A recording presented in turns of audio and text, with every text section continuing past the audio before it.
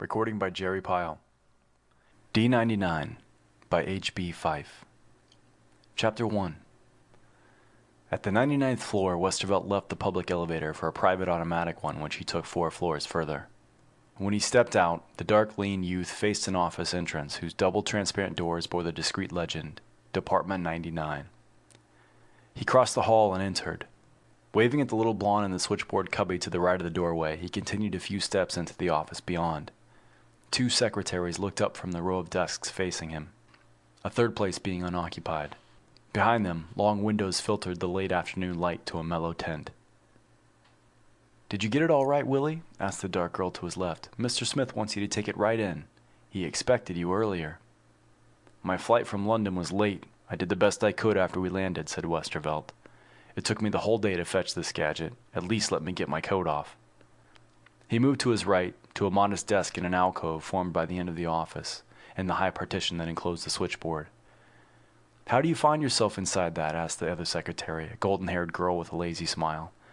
"Talk about women's clothes. The men are wearing topcoats like tents this year." Westervelt felt himself flushing, to his disgust. He struggled out of the coat, removed an oblong package and a large envelope from inner pockets, and tossed the coat on his desk. It had hardly settled before the door at the opposite end of the office, beyond the dark girl, was flung open.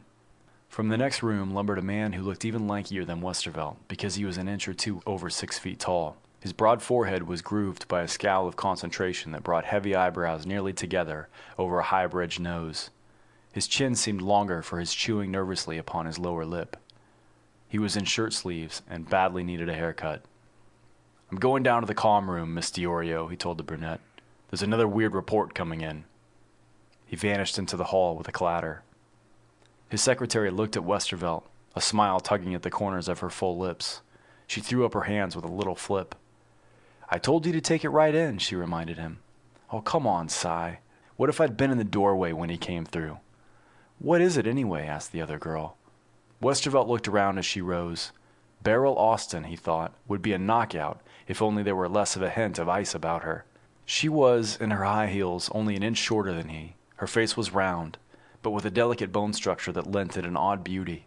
Westervelt was privately of the opinion that she spoiled the effect by wearing her hair in a style too short and too precisely arranged, and too bleached, he told himself. The talk was that, before coming to the department, she had won 2 or 3 minor beauty contests.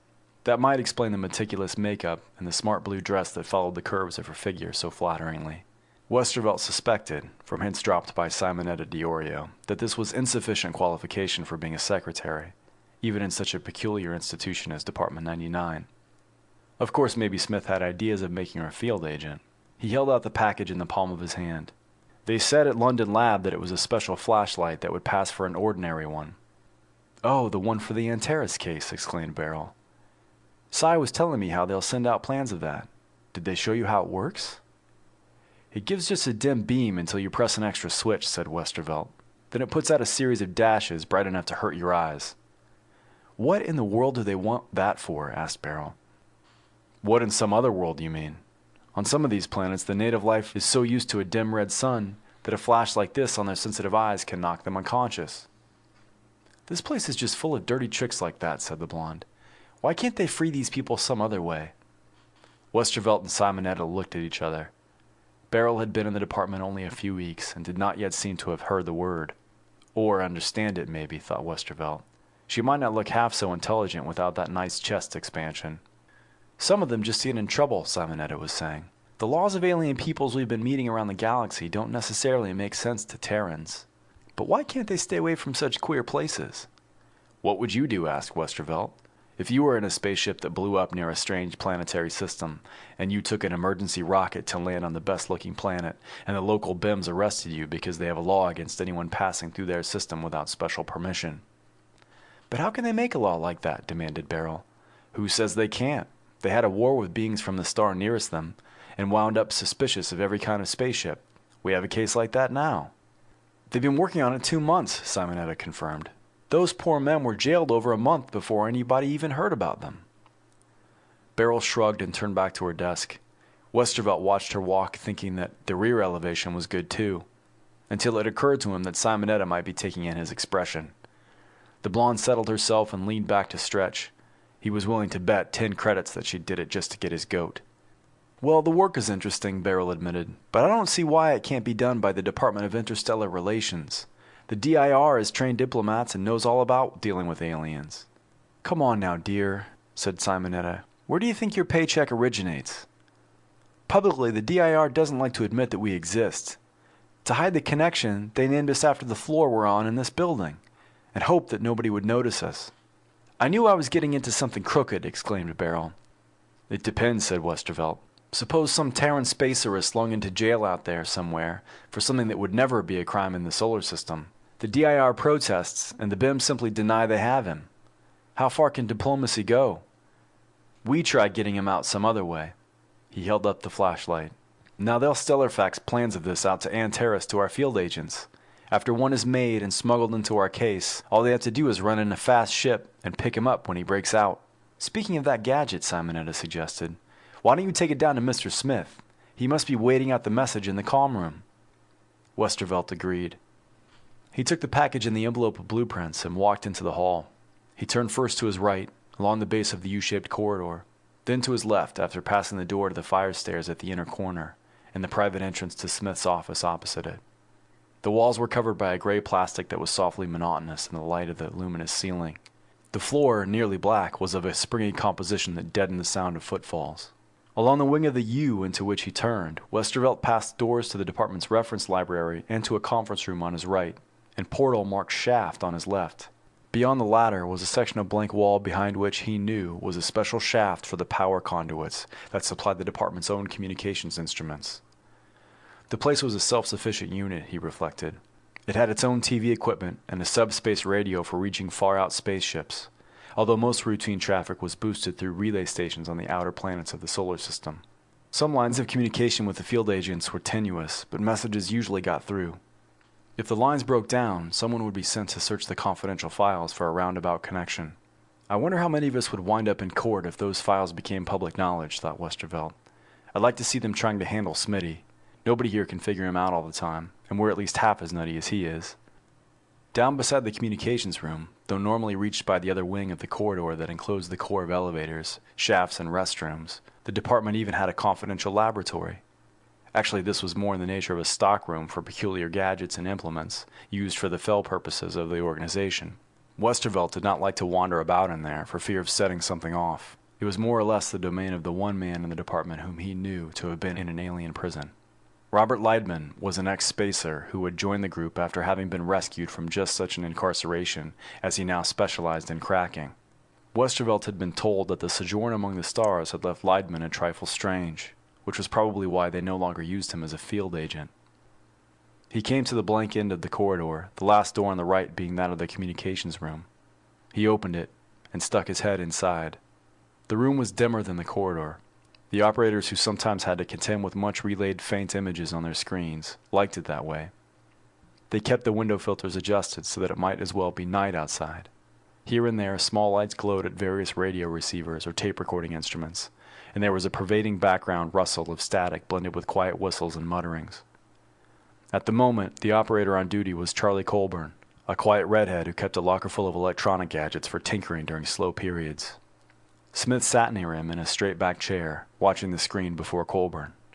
A message was coming in from Pluto Relay. Westervelt recognized the distant operator who spoke briefly to Colburn before putting the message through. The next face, blurry from repeated boosting of the image, was that of a stranger. "This is Johnson, on Trident," the man said. "Capella 4 tells me they gave you the facts about Harris. That right?" Smith hitched himself closer so the transmitter lens could pick him up. Westervelt tiptoed inside and found himself a stool. "We just got the outline," Smith said. "You say this spacer is being held by the natives and they won't let you communicate with them. Have you reported to the DIR?" The distance and the relaying caused a few seconds of lag, even with the ultra-modern subspace equipment. "I am the DIR," said the face on the screen after a bitter pause, "along with several other jobs, commercial and official. There are only a few of us Terrans at this post, you know. The natives won't even admit they have him." "Then how can you be sure they do? And why can't you get to him somehow?" "We know because he managed to get a message out. We think," Johnson frowned doubtfully. "That is, he did if we can believe the, messenger." We made inquiries of the natives, but it is impossible to make much of an investigation because their civilization is an underwater one. Smith noticed Westervelt. Willie, he whispered hastily, get on the phone and have one of the girls stop in the library and fetch me the volume of the Galatlas with Trident in it. Westervelt dropped his package on a table and punched Barrel's number on the nearest phone. Meanwhile, with its weird pauses, the interstellar talk continued. The missing Terran, Harris by name, had insisted against all advice at the outpost on one of the watery planet's few islands, upon conducting submarine exploration in a converted space scout. Since 95% of the surface of Trident was ocean, Johnson had only a vague idea of where Harris had gone. The point was that the explorer had been too long out of touch. The natives, a sea people of crustacean evolution, who were to be found over most of the ocean bottom, and who had a considerable culture with permanent cities and jet-propelled submarine vehicles, admitted to having heard of Harris, but denied knowledge of his whereabouts. So we reported to the DIR sector headquarters, Johnson concluded. They sent an expert to coax the Tridentian officials into visiting the shallows for a conference, but nothing came of it. Then we called in one of your field agents and he referred us to you. Barrel entered the room, quietly, bearing a large book. Westervelt held out his hand for it, but she seemed not to see him until he rose to offer her the stool. When he turned his attention back to the screen, Smith was probing for information which the distant Johnson sounded reluctant to give. But if they deny everything, how do you know he's not dead instead of being held in one of their cities? Why do you think he's being made a sort of exhibit? Johnson hemmed and hawed, but finally confessed. Besides the crustaceans, who were about man-sized and civilized, there was another form of intelligent, or at least semi-intelligent life on Trident. Certain large, fish-like inhabitants of the planet's seas had been contacted more than once to deliver messages to the exploring members of the outpost. This was always promptly accomplished by having one of the fish contact another of the same species, who was in the right location. "What did you say?" demanded Smith. "Telepathic? A telepathic fish?" "Oh no, don't ask us to. Well, what I mean is, well, how do you know they're reliable?" More in the same vein followed.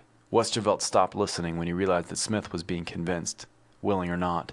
Stranger things were on record on the immensity of the known galaxy, but Smith took the attitude that they were all a plot against Department 99.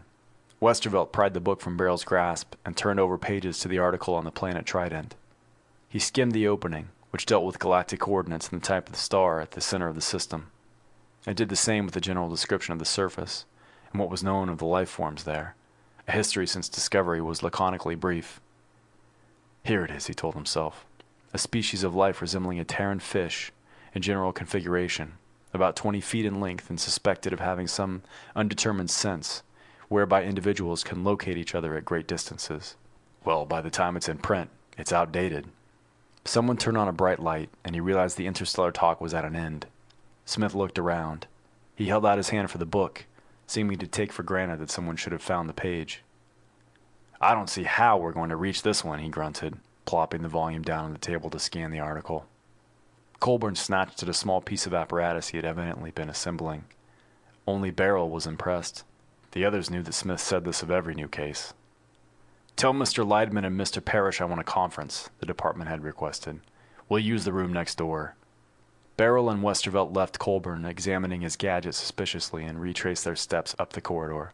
At the door to the main office, the blonde left him, presumably to go through to the corner office occupied by Parrish, whose secretary she was. Westervelt dwelt on the thought of sending her on her way with a small pat, but forced himself to continue up the other wing of the U.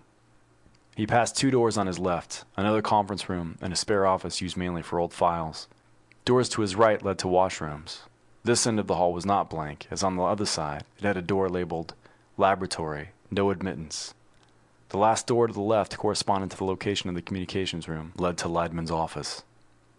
Westervelt knocked, waited for the sound of a voice inside, and walked in.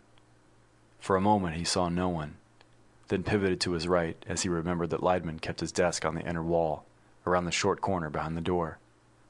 Everyone else who had a corner office sat out by the windows. He found himself facing a heavy man, whose bleached crew cut and tanned features bespoke much time spent outdoors. Very beautiful eyes of a dark gray blue regarded him steadily, until Westervelt felt a panicky urge to run. Instead, he cleared his throat and gave Smith's message. Leidman always had the same effect on him for the first few minutes, although he seemed to like Westervelt better than anyone else in the office, even to the point of inviting him home for weekends of swimming. I always get the feeling that he looks right through me and back again, thought Westervelt. But I can't see an inch into him. End of Chapter 1.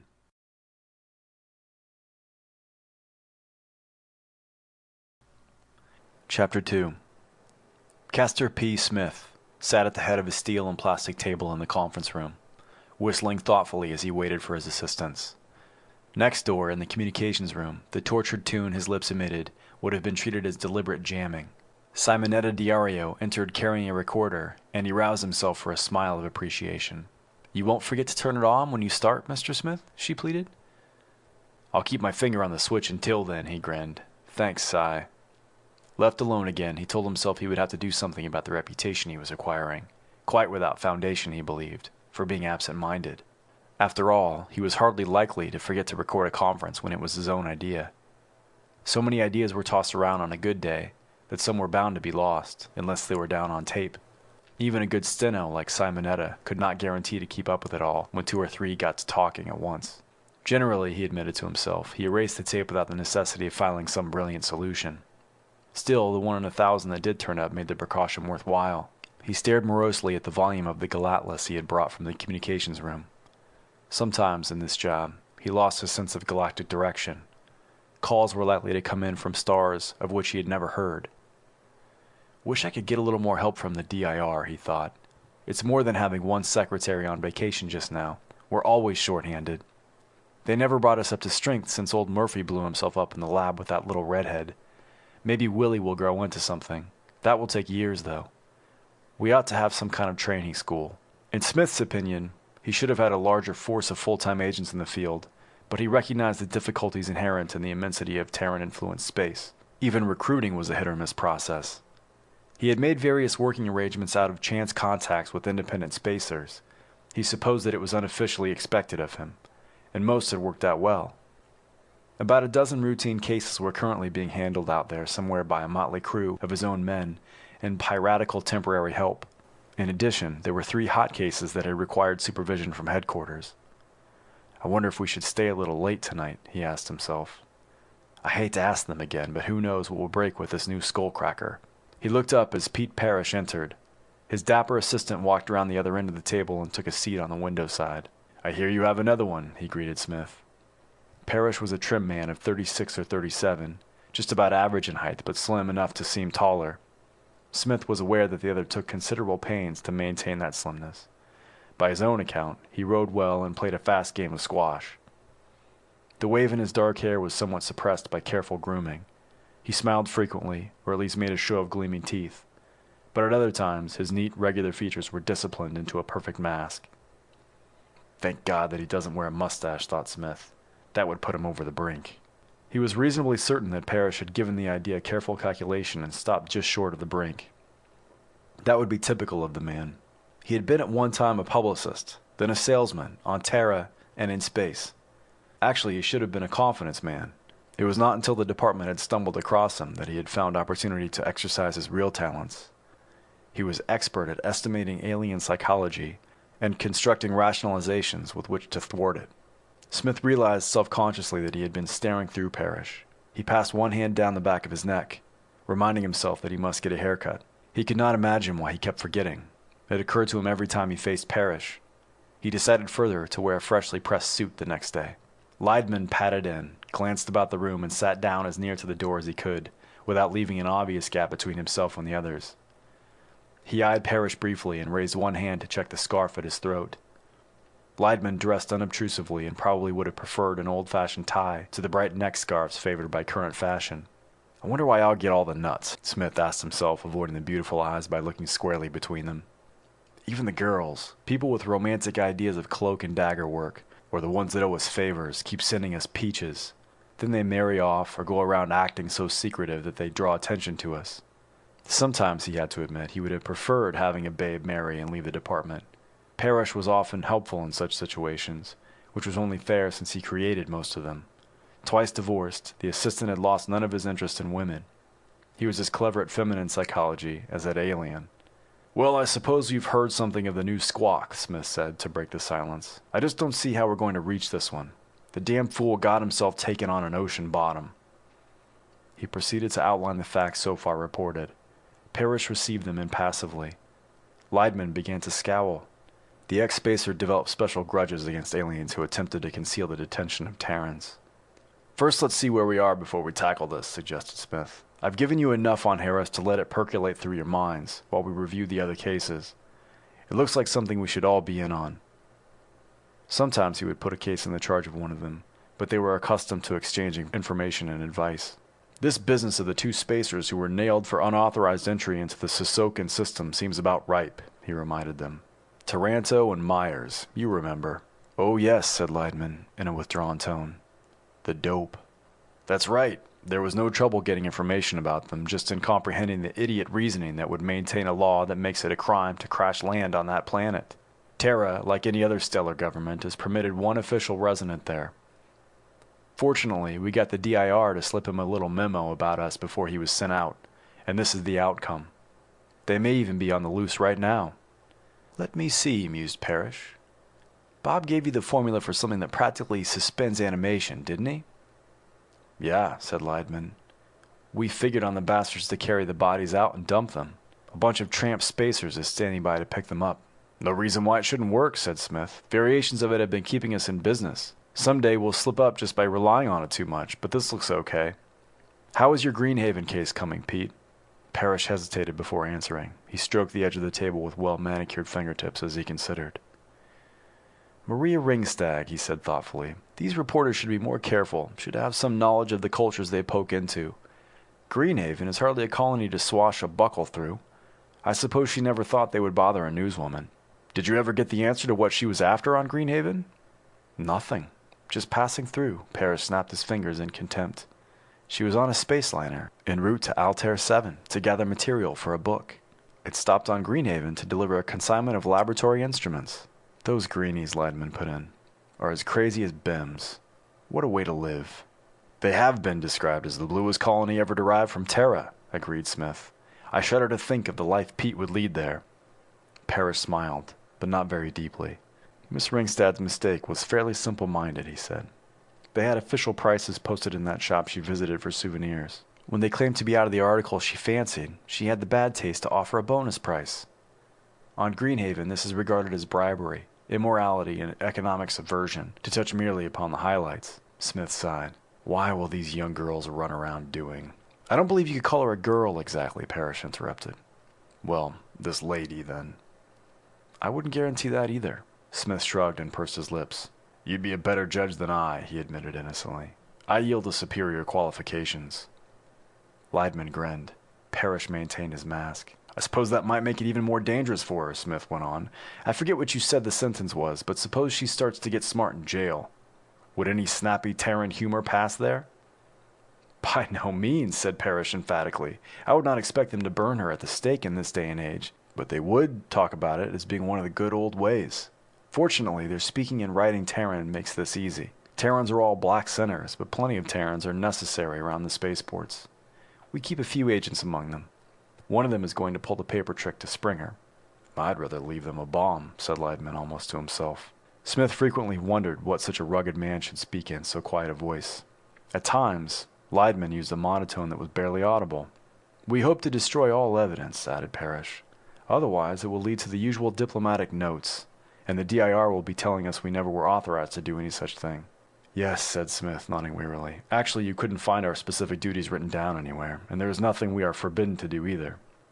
As long as it succeeds, well, none of us will see the day when the DIR will publicly recognize us to the extent of chopping our heads into the basket. They have been yapping at me, though, for drawing complaints in the Gerson case." Leidman had been sitting with his gaze narrowed upon a pencil gripped in his big fists. Now he raised his head, sensing interference in his own project. "How can the Yolanites complain? They claim they don't even have Gerson." "Easy," Smith soothed him. "We have an embassy in Spaceport there, remember, that you've been relying on. You had them make some inquiries, didn't you?" "Had to confirm the report somehow. All we had was the story of a kidnapping from the captain of that freighter. It might not have been true." "I realize that," said Smith. "It would have been the first time a spacer got left behind because he didn't make Countdown, or because they didn't want him around to pay off." "Sure," Parrish agreed smoothly. "You could tell us about that." Leidman turned to look at him, so suddenly that a silence fell among them. Parrish averted his gaze uncomfortably and reached into the breast pocket of his maroon jacket for a box of cigarettes. He busied himself puffing one alight from the chemical lighter set in the bottom of the box. One day I'll have to pull them apart, thought Smith, and I'm not big enough.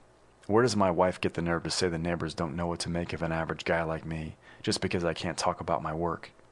At any rate, he said quietly, they took the attitude that even to ask them about the incident was insulting.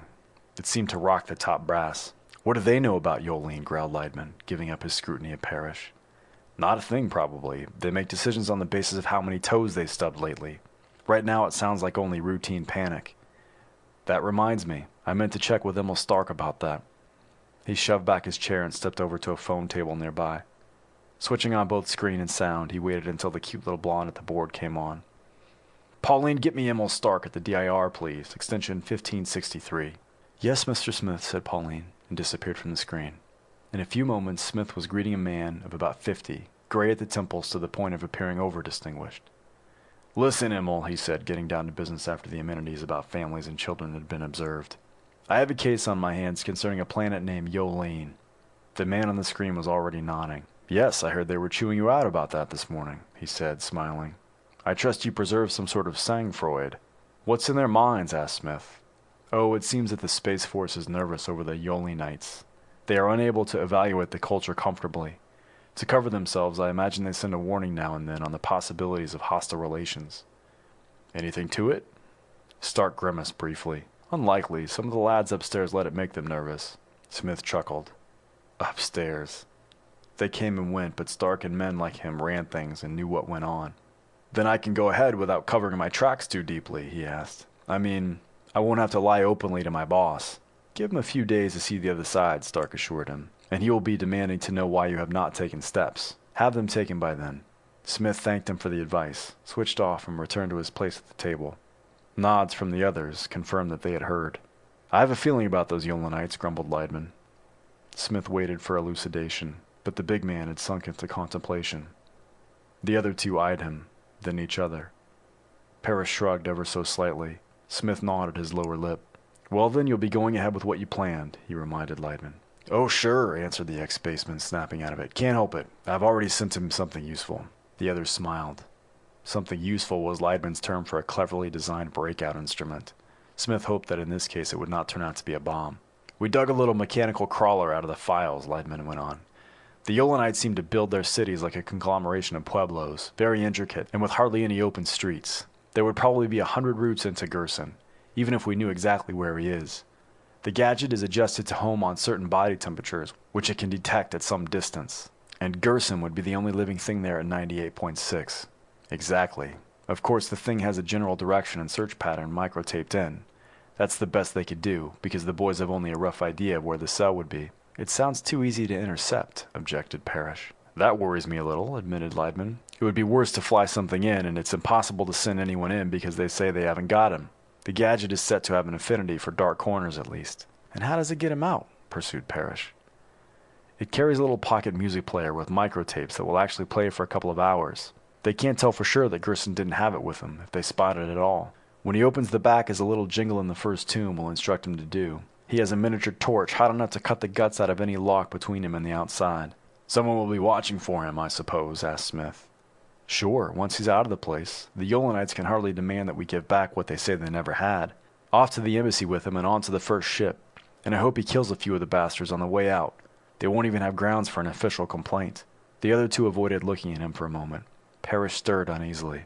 I hope it... What I mean is, these Yolenites give me an uneasy feeling the same as they do you, Bob. Experience tells me that some of those hive-like cultures think along peculiar lines. No wonder the Space Force finds them hard to understand.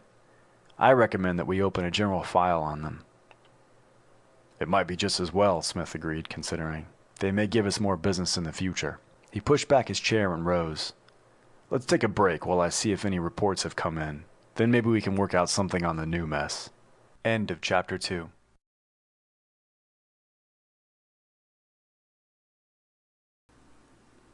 Louis Taranto sat on his heels against the baked clay wall of the cell, watching the sweat run down the face of his companion. Though he privately considered Harvey Myers a very weak link, he had so far restrained himself from hinting as much. They were in this hole together, and he might well need the blubbery loudmouth's help to get out. if there were any way to get out. Myers sat on the single bench with which their jailers had provided them, staring mournfully at the rude table upon which he rested his elbows. He was unusually quiet, as if the heat had drained him of all anxiety. Sloppy bum, thought Taranto. He could at least comb his hair. They were allowed occasional access to toilet articles, which the Sissokans had obtained from the one Terran officially in residence on the planet. Taranto had shaved the day before, but the other had not bothered for more than a week. Myers was perhaps an inch short of 6 feet and must weigh 200 pounds Terran. He had a loose mouth between pudgy cheeks.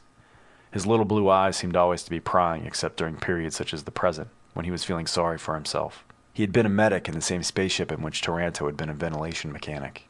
"Glad I was never sick," Taranto muttered to himself. Myers looked up. "Huh?" "I said I'm glad I was never sick," repeated Taranto deliberately, thinking let him figure that out if he can.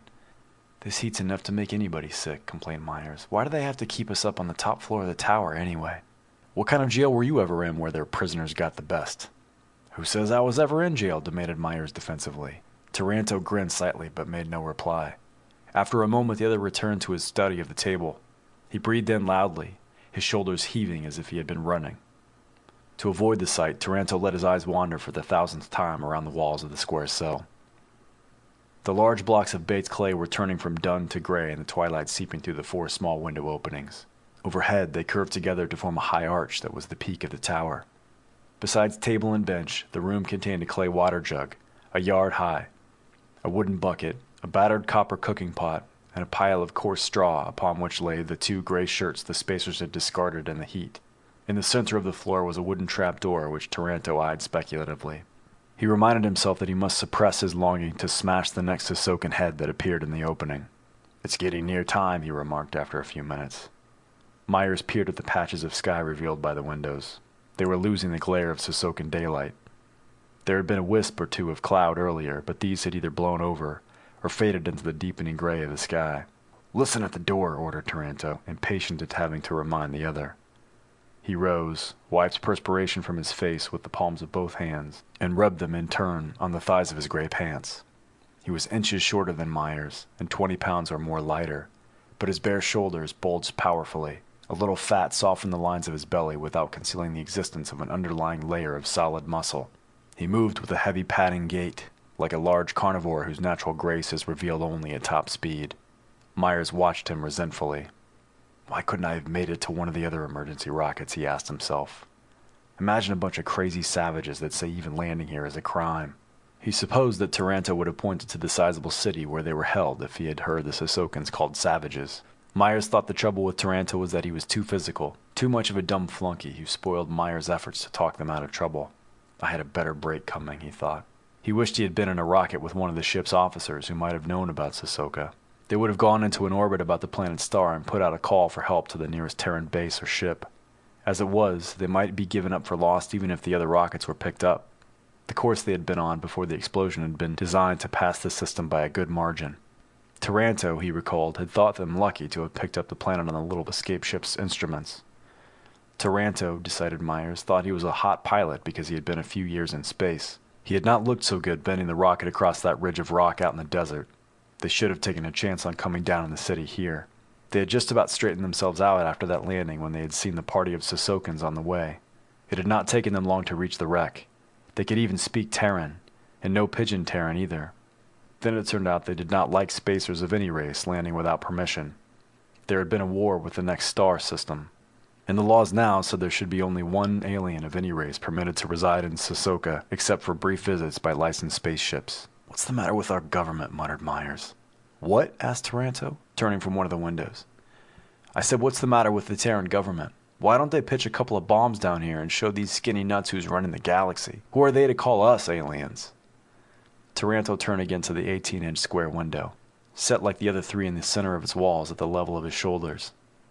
"They're posting their sentries on the city wall for the night," he told Myers. "The thing should be flying in here any time now." "If it comes," said Myers grumpily. "Something will go wrong with that, too." The other spat out the window that faced the main part of the Sissokan city, then padded to the one opposite. Strange patterns of stars gleamed already in the sky over the desert. The air that blew against his damp face was a trifle cooler. Should I tell the slop about that, he wondered? Nah, he'd try to breathe it all. Let him sweat, as long as he listens for the Sissokans. Myers had left his bench to crouch over the trapdoor. There was no reason to expect their jailers, but the Sissokans had a habit of popping up at odd times. The evening meal was usually brought well after dark, however. "Do you think it will really get here again?" asked Myers. "What if they spot it?"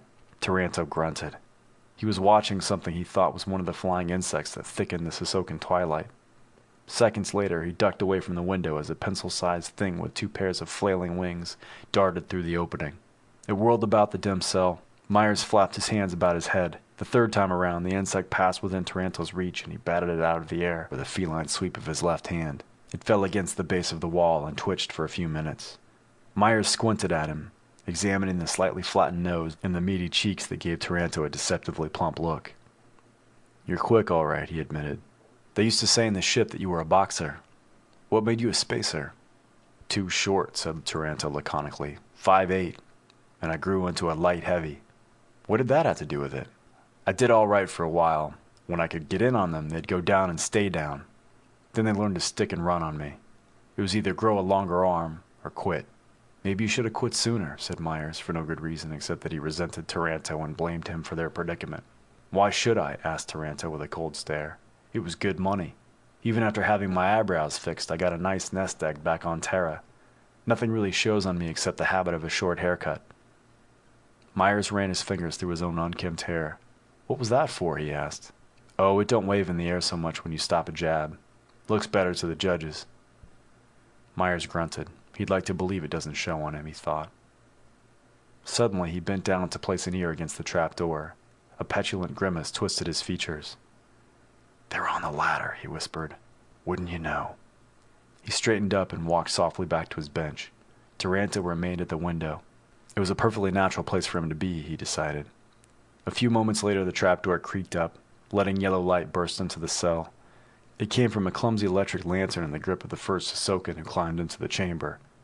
2 others followed, suggestively fingering pistols that would have been considered crude on Terra 2 centuries earlier. The individual with the light was typical of his race, a tall, cadaverous humanoid with pale greenish-gray skin made up of tiny scales. His nose was flatter than that of a Terran ape, and his chin consisted mostly of a hanging fold of scaly skin.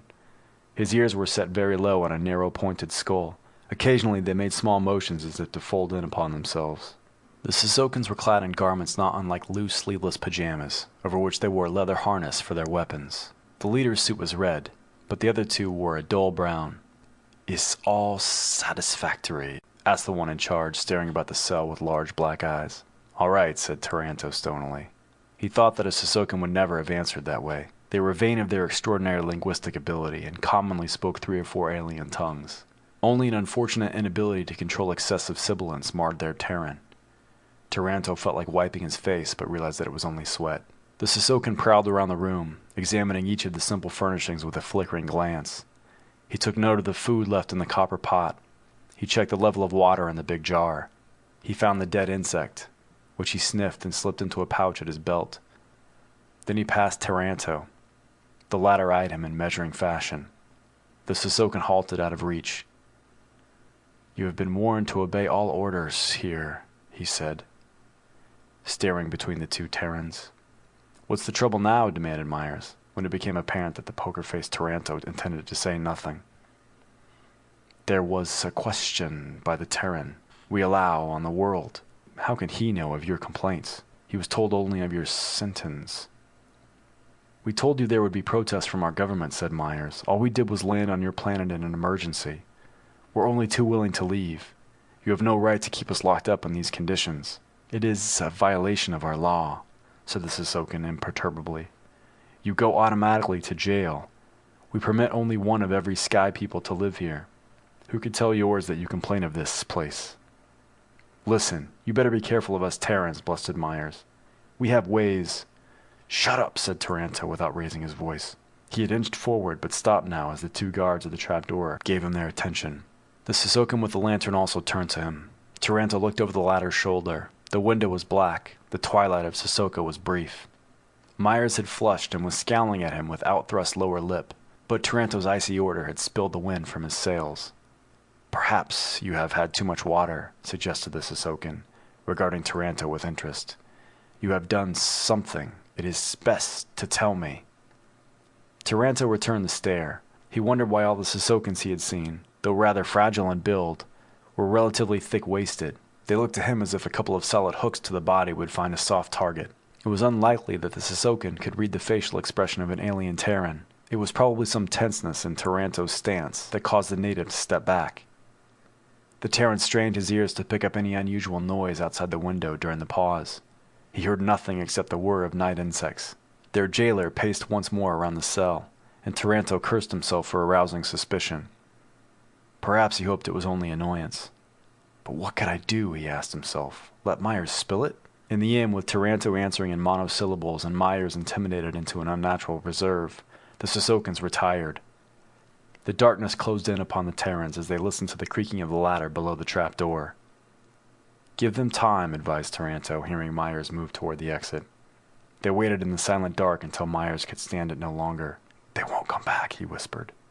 We'll make sure, said Taranto shortly. Get your ear to the wood. He felt his way to the window that faced away from the city. After the heat of the day, the air blowing in was almost cold, and he considered putting on his shirt. The realization that he would have to scrabble around the pile of straw for it gave him pause. His next thought was that he might come up with the wrong shirt, and that discouraged him completely. It was nearly half an hour later when he suspected Myers of dozing on the trap door, that Taranto heard something more than an insect zip past the window. He backed away and hissed to attract Myers' attention. Did it come? Whispered the other. I think so, answered Taranto. A tiny hum drifted through the window. Into the opening timidly edged a small hovering shape. Okay, said Taranto in a low voice, even though he knew the room was being scanned by an infrared detector. The shape blossomed out with a midget light. Enough of the glow was reflected from the adobe walls to reveal that a miniature flying mechanism the size of a man's hand had landed on the window ledge. After a moment, its rotors ceased their whirring. Taranto jabbed backward with an elbow as he heard Myers creep up behind him. Listen at the door, damn it, he snarled. All we need is to get caught at this, and we'll be here till they turn out the sun. Taranto, piped a tiny voice from the machine. Are you ready, Taranto? Go ahead. 2 pills coming out of the hold. The voice was clear enough in the stillness of the Sissokan night. A hatch in the belly of the little flyer slid back. 2 capsules spilled out on the window ledge. Taranto scooped them up. You each take one with water, instructed the voice. Better wait till just before dawn.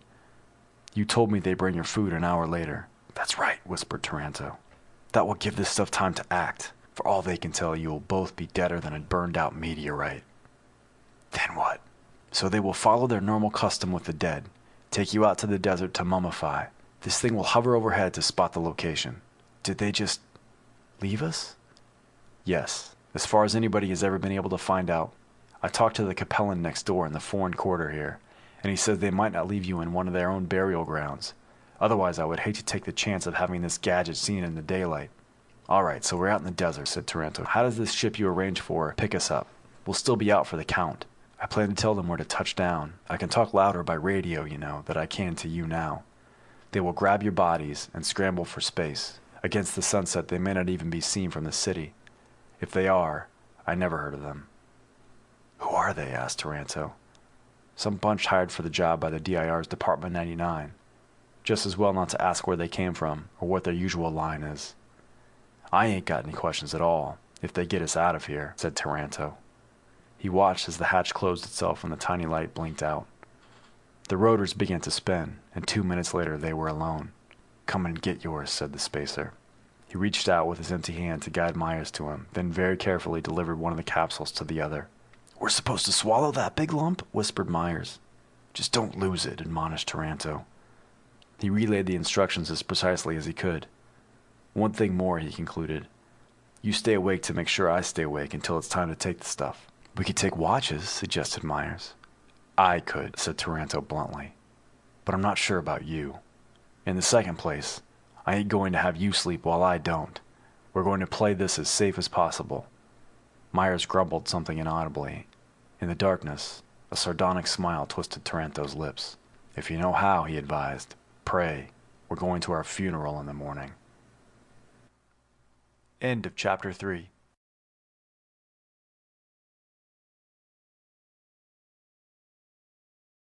Westervelt sat at his little desk in the corner. doodling out possible ways and means of breaking out of his cell 30 fathoms or so underwater. From time to time, Beryl or Simonetta offered a suggestion. He knew that everyone in the office was probably engaged in the same puzzle. Smith believed in general brainstorming and getting a project started, since no one could tell where a good idea might not originate. "If I ever get into space," Willie muttered, "it will never be to a planet as wet as Trident. Whatever made this Harris think he was a pearl diver?" "Is that what he was after?" asked Beryl. "No, I just made that up." He glanced over at Simonetta, who winked and continued with a letter she was transcribing. An earphone reproduced Smith's dictation from his tape. As she listened, she edited mentally and spoke into the microphone of her typing machine, which transcribed her words as type. Westervelt realized that it was more difficult than it seemed to do the job so smoothly. He had noticed Beryl rewriting letters 2 or 3 times, and Parrish was more likely than the boss to set down his thoughts in a logical order. "I've heard so many wild ideas in this office," said Beryl, "that I simply don't know where to start. How do they decide on a good way?" "They guess, just the way we've been doing. They're better guessers than we are, from experience." "It's just a matter of judgment, I suppose," Beryl admitted. "They make their share of mistakes," Simonetta put in. "Yeah, I read an old report on a great one," said Westervelt. "Ever hear of the time they were shipping oxygen tanks to 3 spacers jailed out around Mazar?" Simonetta stopped talking her letter, and the girls gave Willie their attention. "It seems," he continued, "that an exploring ship landed on a planet of that star and found a kind of civilization they hadn't bargained for. The natives breed the air with a high chlorine content, so when they grabbed 3 of the crew for hostages, the ship had to keep supplying fresh tanks of oxygen." "How long could they keep that up?" asked Beryl. "Not indefinitely, anyway. They weren't recovering any carbon dioxide for processing, the way they would in the ship. The captain figured he'd better lift in orbit while he tried to negotiate.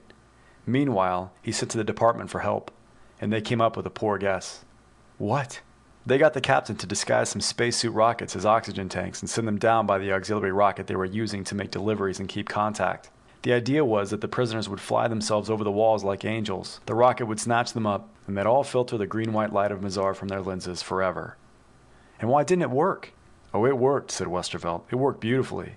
The only trouble was that when they got these 3 guys aboard and were picking up stellar speed, they found that the Mazarians had pulled a sleight of hand. They'd stuck 3 of their own into the Terran spacesuits, pretty cramped but able to move, and sent them to spy out the ship. Well, the captain took one look and realized it was all over. He couldn't supply the Mazarians with enough chlorine to keep them alive until they could be sent back. He just kept going." "But the men they left behind," exclaimed Beryl. "What happened to them?" Westervelt shrugged. "They never exactly found out." Beryl, horrified, turned to Simonetta, who stared reflectively at the wall. "For all we know," said the dark girl, "they were dead already." "It was about even," said Westervelt. "The Mazarians never heard exactly what happened to theirs either." There was a period of silence while they considered that angle. Simonetta finally said, "Why don't you tell her about the time they gave that spacer the hormone treatment for a disguise?" "Oh, you tell it," said Westervelt, trapped. "You know it better than I do." "That one," began Simonetta, "happened on a world where there's a colony from Terra that isn't much talked about. It's a sort of Amazon culture, and they don't allow men. They were set to execute this fellow who smuggled himself in for a lark, when the department started shipping him drugs that changed his appearance." Westervelt admired Beryl's wide-eyed intentness. "Finally," Simonetta continued, "his appearance changed so much that he could dress up and pass for a woman anywhere. He just walked out when the next scheduled spaceship landed, and was halfway back to Terra before they finished searching the woods for him. It made trouble, though." "What happened?" breathed Beryl. "They never quite succeeded in changing him back. His wife wound up divorcing him for infidelity when he gave birth to twins." Beryl straightened up abruptly. "Oh, you come on now." Westervelt reminded himself that the blush must have resulted less from the joke than from having been taken in. They were still laughing when a buzzer sounded at Beryl's desk phone. She flipped the switch, listened for a moment, then rose with a toss of her blonde head at Westervelt. "Mr. Parrish wants me to help him research in the dead files," she said. "I bet he won't try that kind of gag on me." "No," muttered Westervelt as she strode out. "He has some all his own." He looked up to find Simonetta watching him with a grin. She shook her head ruefully as Westervelt grew a flush to match Beryl's. Willie," she said sadly, "you aren't letting that bottle blonde bother you. I didn't think you were that kind of boy." Westervelt grinned back at some cost. "Is there another kind?" he asked. "After all, she's only been around a few weeks. It's the novelty. I'll get used to her." "Sure you will," said Simonetta. She returned to her letters, and Westervelt hunched over his desk to brood. He wondered what Parrish and Beryl were up to in the file room. He could think of no innocent reason to wander in on business of his own. Perhaps, he reflected, he did not really want to. He might overhear something he would regret. He passed some time without directing a single thought to the problems of the department. Then the door beyond Simonetta opened, and Smith strolled out. He carried a pad as if he too had been doodling. "Well, Willie," he said cheerfully, "what are we going to do about this Harris fellow?" "All I can think of, Mr. Smith, is to offer to trade them a few people we could do without," said Westervelt. Smith grinned. He seemed to be willing to make up a little list. "Some who never would be missed, eh? And let's head the page with people who take messages from thinking fish." He pottered about for a few moments before winding up seated on a corner of the unoccupied secretarial desk. "I was actually thinking of skin divers," he confided. "Then I realized that if it takes a 20-foot monster to wander the undersea wilds of Trident without being intimidated, maybe those waters wouldn't be too safe for a Terran swimmer." "Unless I could get one of the monsters for a guide," suggested Westervelt. The three of them pondered that possibility. "I can see it now," said Simonetta. "My name's Swishy. Me good guide. You want find pearl? Not allowed here. We no steal from other fish." They laughed, and Smith demanded to know how one thought in pigeon talk. They discussed the probability of fraud in the reports that Smith had received, and concluded reluctantly that, whether or not some trick might be involved, there was bound to be some truth in the story. "I suppose we'll have to use this fishing network to locate him," sighed Smith at last. "It would take too long to ship out parts of a small sub to be assembled on Trident. The whole thing makes me wonder if I'll ever eat another seafood dinner." "Maybe somebody else will think of something," said Westervelt, partly to conceal the fact that he himself had come up with nothing. "Tell you what," said Smith, nodding. "Suppose you go along and see how Bob Leibman is making out, while I sign these letters. You might check at the comm room sometime, too, in case anything else on the case comes in." Westervelt agreed, made sure he had something in his pocket to write upon should the need arise, and left. A few minutes later he reached the end of the corridor, having cocked an ear at the door of the old file office as he passed, and heard Beryl giggling at some remark by Parrish. He unclenched his teeth and knocked on Leidman's door. He waited a minute and tried again, but there was still no answer. He hesitated, wondering what would happen should he walk in and find that Leidman was physically present, but not in a mood to recognize anyone else's existence. Slowly, he walked back to the washroom on the opposite side of the hall. Washing his hands with deliberation, Westervelt decided that it might be best to get Leidman on the phone. He could not, in fact, understand why inside phone calls were not more popular in the office. He supposed that the face-to-face habit had grown up among the staff, probably reflecting Smith's preference for getting everyone personally involved in everything. There might even be a deeper cause. They were so often in contact with distant places by the tenuous beaming of interstellar signals that there must be a certain reassurance and a sense of security in having within physical reach the person to whom one was speaking. "I'll have to watch for that if I stay here long enough," Westervelt told himself. "You don't have to be a prize fighter to get punchy, I guess." He examined himself critically in the mirror over the sink, thinking that he could do with a neater appearance. A coin in the slot of a dispenser on the wall bought him a disposable paper comb with which he smoothed down his dark hair. "I need a haircut almost as bad as Castor P," he thought. "I wonder if that really stands for Pollux. What a thing for parents to do. On the other hand, from people that came up with one like him, you'd expect almost anything." No one came in while he was in the washroom, much as he would have welcomed an excuse for conversation. He dawdled his way through the door into the corridor, not liking the thought of inflicting his presence upon Beryl and Parrish. That meant he would have to walk back as far as the spare conference room to find a phone. "Of course, there's the lab," he muttered. That was only a few steps away, and he could hardly do much damage between the door and the phone. Reaching the end of the corridor once more, he decided to make one last try at Leidman's door. Again there was no reply to his knock, so he turned away to the laboratory door and entered. He was faced by a vista of tables, workbenches with power tools, and diverse assemblies of testing apparatus, most of the latter dusty and presenting the appearance of Goldbergs, knocked together for temporary use, and then shoved aside until someone might need a part from one of them. By far the greater space, however, was occupied by shelves and crates and stacks of small cartons, or loosely wrapped packages in which various gadgets seemed to be stored, after plans of them had been transmitted to the field. Half a dozen large files for drawings and blueprints reached nearly to the ceiling. Racks of instruments in relatively recent use or consideration stood here and there among the tables and workbenches. To Westervelt's right, near the far wall behind which lay the communications room, he caught sight of a prowling figure. He recognized Leidman's broad shoulders and hesitated. The ex-spacer had paused to examine a gadget lying on one of the tables. From Westervelt's position, it appeared to be a wristwatch, or something similar. Leidman picked it up and turned toward a part of the wall where a thick steel plate had been fastened to an insulated partition of brick. He raised the watch to eye level, as if aiming. A thin pencil of white flame leaped from the instrument to spatter sparks against the already scarred and stained steel. Sucked up by the air conditioning, the small puff of smoke disappeared so quickly that Westervelt realized that the scorched odor was entirely in his imagination. Leidman replaced the instrument casually before strolling over to another table. He inspected an open pack of cigarettes with a grim smile, but let them lie there in plain sight. Westervelt reminded himself never to grub one of those, just on general principles. Leidman went on to a small cylinder, somewhat larger than an old-fashioned battery flashlight. Something clicked under his finger, and from one end of the cylinder emerged the folding blades of a portable fan. The X-Spacer pressed a second switch position to start them spinning. He turned the fan to blow across his face as if to check its cooling power, then held the thing at arm's length as he thumbed the switch to a third position. A low humming sound reached Westervelt. It rose rapidly in pitch until it passed beyond his hearing range. He shook his head slightly. For some reason, he found it difficult to concentrate.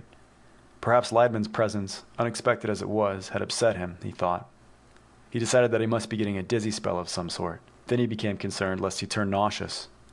The final stage, hardly a minute after Leidman had last moved the switch, found Westervelt tensing as a wave of sheer panic swept over him. He stepped back toward the door, noticing dizzily that Leidman wore a strange expression too.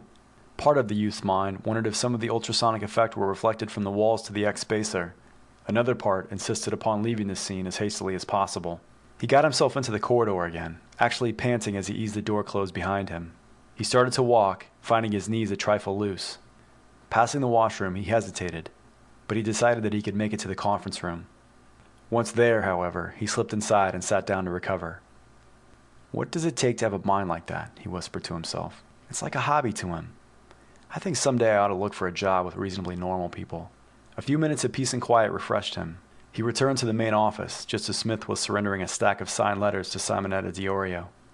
They looked around as he entered. Well, Willie, did he have anything going? Asked Smith. He was kind of busy, said Westervelt. What did he seem to have in mind? Smith started to reach for Simonetta's phone switch.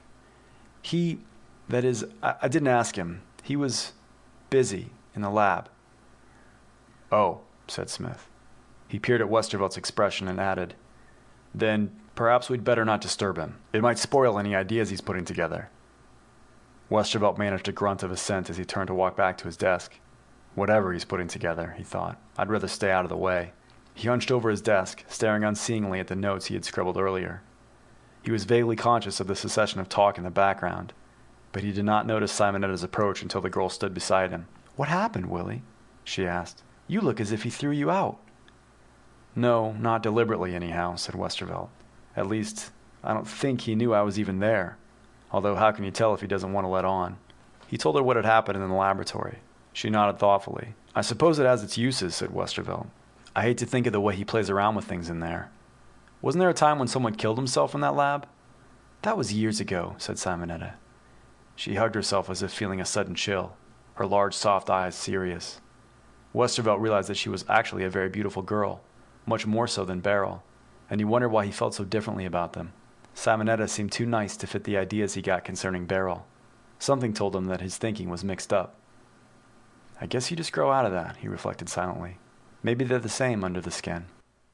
End of chapter 4.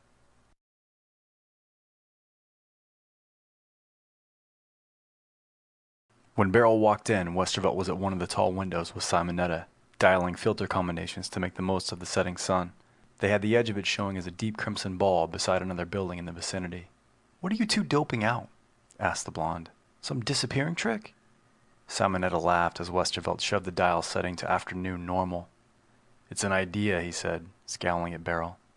For underwater? She demanded mockingly. Ever hear of a squid? Retorted Westervelt. They hide themselves underwater. Maybe a cloud of dye would be as good as a filter. Willie, that is an idea, said Simonetta. You ought to tell Mr. Smith. Westervelt looked at her sourly. Now Beryl knew that they'd really been wasting time, and had a point to score against him in their next exchange. Oh well, I can't hold a thing like that against Cy, he thought. I can think of people who'd be on the way to Smitty already, calling it their own idea. Beryl had done a ladylike collapse into her chair and crossed her legs. She dug into her purse for cigarettes and requested a light. Why don't you buy a brand with a lighter in the box? Asked Westervelt.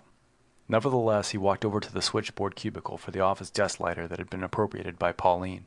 Returning with it after a moment, he lit Beryl's cigarette and inquired, Well, what did you and Parrish dig up? I don't know, she sighed, leaning back. But boy, did we dig. Yeah, I thought I heard the shovel clink once, said Westervelt, thinking of the laughter he had heard through the door of the dead file office. Beryl, concerned with her own complaints, ignored him. We must have looked up 30 or 40 cases, she went on. I never even heard of most of those places on the newscasts. Did he find anything that gave him an idea? Asked Simonetta. Not a thing. There seemed to be some real crazy spots in the records, but nobody ever got in jail at the bottom of an ocean. You'd think it would have happened sometime, said Simonetta thoughtfully. I suppose, suggested Westervelt, that on any planet where Terrans were taken underwater, they didn't live long enough to be one of our cases. On a place like Trident, they usually wouldn't have any trouble. They'd stay on land, and any local life would stay on the sea. It took a nut like Harris to go poking around where he wasn't wanted. That's what Mr. Parrish hinted, said Beryl. All I know is that it sounds like a story out of a laughing academy. They shouldn't allow them to get into places like that. Then we'd all be looking for work, said Westervelt. Don't complain, Beryl. Maybe it will happen to you someday. The blonde shivered and turned to face her desk. Not me, she declared. I'm staying on Terra, even if they do offer me a field trip as a sort of vacation. Ah, he's already started that line on her, thought Westervelt. I wonder if there's anything in the files on how to spring a secretary from a penthouse. Leidman and Parrish walked in, the latter pausing to exchange remarks with Pauline, the switchboard operator. A moment later, Smith opened his door as if expecting someone. He must have phoned them for a change, Westervelt realized. Oh, there you are, Willie, said the chief. I suppose you might as well sit in on this, too. We might need something, and meanwhile, you can be picking up a tip or two. Westervelt rose and followed the others into Smith's office, where he took a chair by the window. The others clustered around the chief's desk, a vast plateau of silvery plastic strewn with a hodgepodge of paper and tapes. The office itself was like a small museum. The walls were lined with photographs, mostly of poor quality, but showing interesting devices that had been used in various department cases. The ones in which the color was better usually showed Smith in company with 2 or 3 men wearing space uniforms and self-conscious looks. Sometimes a more assured individual was shown in the act of presenting some sort of memento or letter of appreciation to Smith. Leidman and Parrish also appeared in several of the pictures. The record of our best cases, thought Westervelt. The bad ones are buried in the files. Standing along the walls or on little tables and bases of their own were a good many models of spaceships, planetary systems, and non-humanoid beings. A few of the latter statues were enough to have made Beryl declare she was perfectly happy to stay out of Smith's office and be someone else's secretary. One model, which Westervelt secretly longed to examine at leisure, showed an entire city with its surrounding landscape on a distant planet. Westervelt tore his attention from the mementos and turned toward the group as Smith settled himself behind the desk. This is no longer even approximately funny, said the department head. I've had a few calls put through. Do you know how little we're going to have to work with? I gather that it is not very much, said Parrish calmly. There are less than 50 Terrans on that whole planet, declared Smith, running the fingers of one hand through his already untidy hair. The nearest colony or friendly spaceport from which we could have equipment sent in is 20-odd light years away. Well, that could be done, said Leidman mildly. Oh, of course it could be done, admitted Smith. But how long do we have to fool around? We don't know under what conditions Harris is being held. Parrish leaned forward to rest his elbows on Smith's desk. We can deduce some of them pretty well, he suggested. In the first place, if he got out several messages, which we'll have to assume he did, they must have found some means of providing him with air. He could have lived a while on the air in this submarine he built, said Leidman. Yes, but in that case he would have used its radio for communication. We have to assume that they pried him out somehow, no? The others nodded. He wouldn't last too long in a spacesuit even if they pumped in air under pressure, said Leidman judiciously. So they must have built some kind of structure to house him. If only a big tank, said Parrish. Westervelt stirred, then closed his mouth rather than interrupt. Smith, however, had seen the motion and looked up. Speak up, Willie, he invited. It won't sound any sillier than anything else that's been said in this room. I was wondering about these Tridentians, said Westervelt. Does anybody know how they live? Do they have cities built on the sea bottom? If they have water jet vehicles, they certainly have the technical... Smith stopped, as he saw Parrish lean back and roll his eyes toward the ceiling. What now, Pete? He demanded apprehensively. I don't know why that didn't occur to me sooner, groaned Parrish. 100 to 1 they have a nomadic setup. It would be typical with an environment like that. This is worse than we thought. You mean, muttered Smith after a few moments of silence. How can we get a direction fix on a thought? Something like that, said Parrish. I suppose they have bases where they keep permanent manufacturing facilities, probably set up at points where they have access to minerals, unless they know how to extract what they need from the water itself. Nothing hard about that, agreed Smith. I'll have to send out a few more questions. Of course, they'll take the attitude that I should be doing something instead of asking about irrelevant subjects. We're used to that, smiled Parrish, showing his beautiful teeth. Westervelt wondered how broadly he would smile if it were his own responsibility. He had an idea that Parrish might be rather less than half as charming if he were running the operation and not getting much help from the others in solving the problem. He had to admit, however, that the man had a knack for spotting alien culture patterns. When he had asked his question about the cities, it was merely because he had half-pictured some Terran-style dome underwater and knew that that image was unlikely. Anyway, Parrish was going on, we should probably think of them as being free as birds to go where they like. Even before they developed machines, they probably migrated about their world by swimming. I gather that these other... fish, I suppose we'll have to call them. Thinking fish, murmured Smith sadly. He ran his hand through his hair again. I suppose those things still do, besides other types we still haven't heard of, which would fill the place of Terran animals. So then, we'll have to look for temporary locations, and think in terms of a fast raid rather than a careful penetration. If we could find them, there must be some way we could armor a few spacesuits against pressure and drop down on them, said Leidman. I think I can dig up a weapon or two that will work underwater in a way these clams never thought of. Maybe we could do better to have Swishy, the thinking fish, hypnotize them into bringing Harris back, said Westervelt. They looked at him thoughtfully, and he was horrified to see his joke being taken seriously. He squirmed in his chair by the window, wishing he had kept his mouth shut. I wonder, mused Smith, if they can actually exchange thoughts.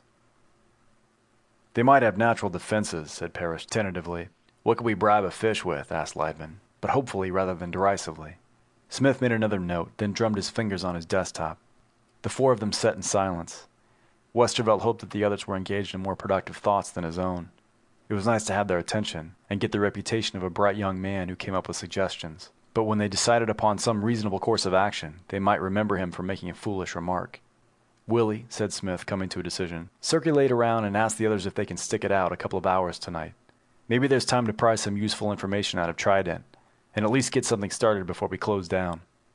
If I know some guy out in space is working on it, I can sleep anyway. Westervelt left his place by the window and went into the outer office. He told Simonetta and Beryl. The latter acted less than thrilled. Westervelt wondered jealously what kind of date she had scheduled for the evening. He stopped at the window of the switchboard cubbyhole. Oh, it's you, Willie, exclaimed Pauline. Yeah, you can turn on the projector again, he grinned. What is it, a love movie? Pauline edged a small tape projector out from under the side of her board. It's homework, if you have to know, she told him. That's right, you still go to college, Westervelt recalled.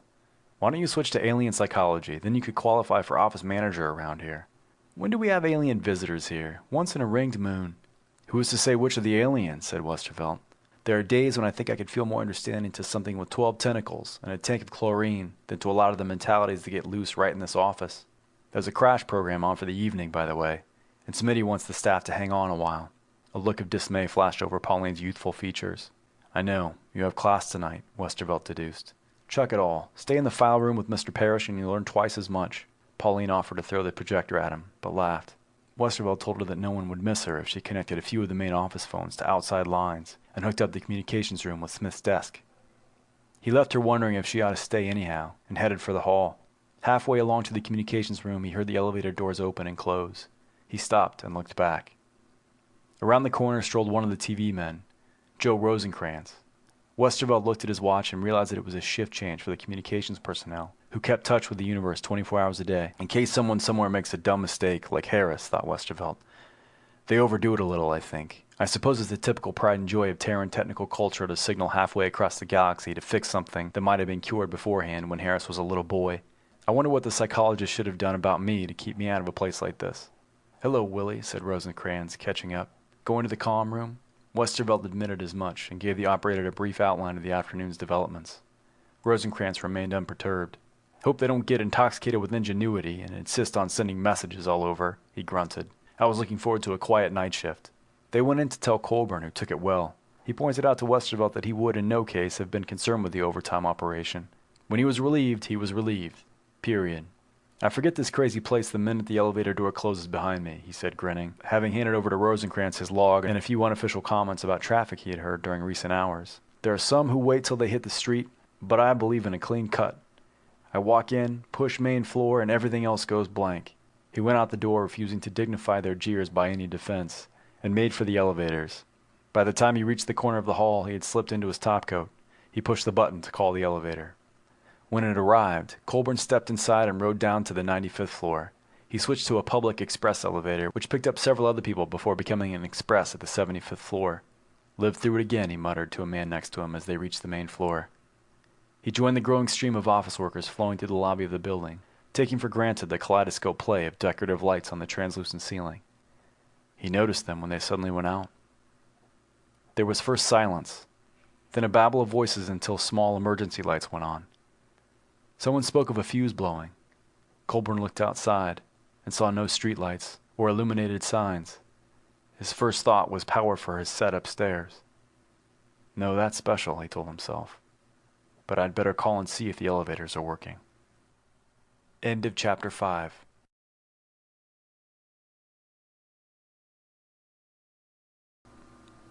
For a jail cell, the chamber was quite commodious. The walls were of bare stone, like most of the buildings in Greenhaven which Maria Ringstad had visited during her short period of sightseeing. She thought that it must have entailed a great deal of extra labor to provide such large rooms in a stone building, especially when the materials had to be quarried by relatively primitive means. On Greenhaven, everything had evidently been done the hard way. She had heard about that facet of the Greenie character before leaving the ship, and she now wished that she had listened more carefully. It was difficult to picture in her mind just how far away that spaceship was by this time. That had been the worst, the feeling of having been abandoned.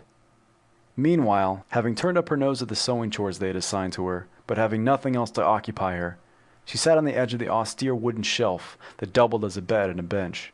The Greenie guard standing in the doorway looked as if he had expected to find the sewing done. "Can't you understand, honey?" said Maria lightly. "You can cart that basket of rags away. I have no intention of sticking my fingers with those crude needles you people use." The Greenie was a short, sturdy young man, uniformed in the drabbest of dun-colored clothing. A shirt with a high, tight collar, starched like cardboard, held his chin at a dignified elevation. It also seemed to keep his eyes wide open, Maria thought, unless that was his naturally naive expression.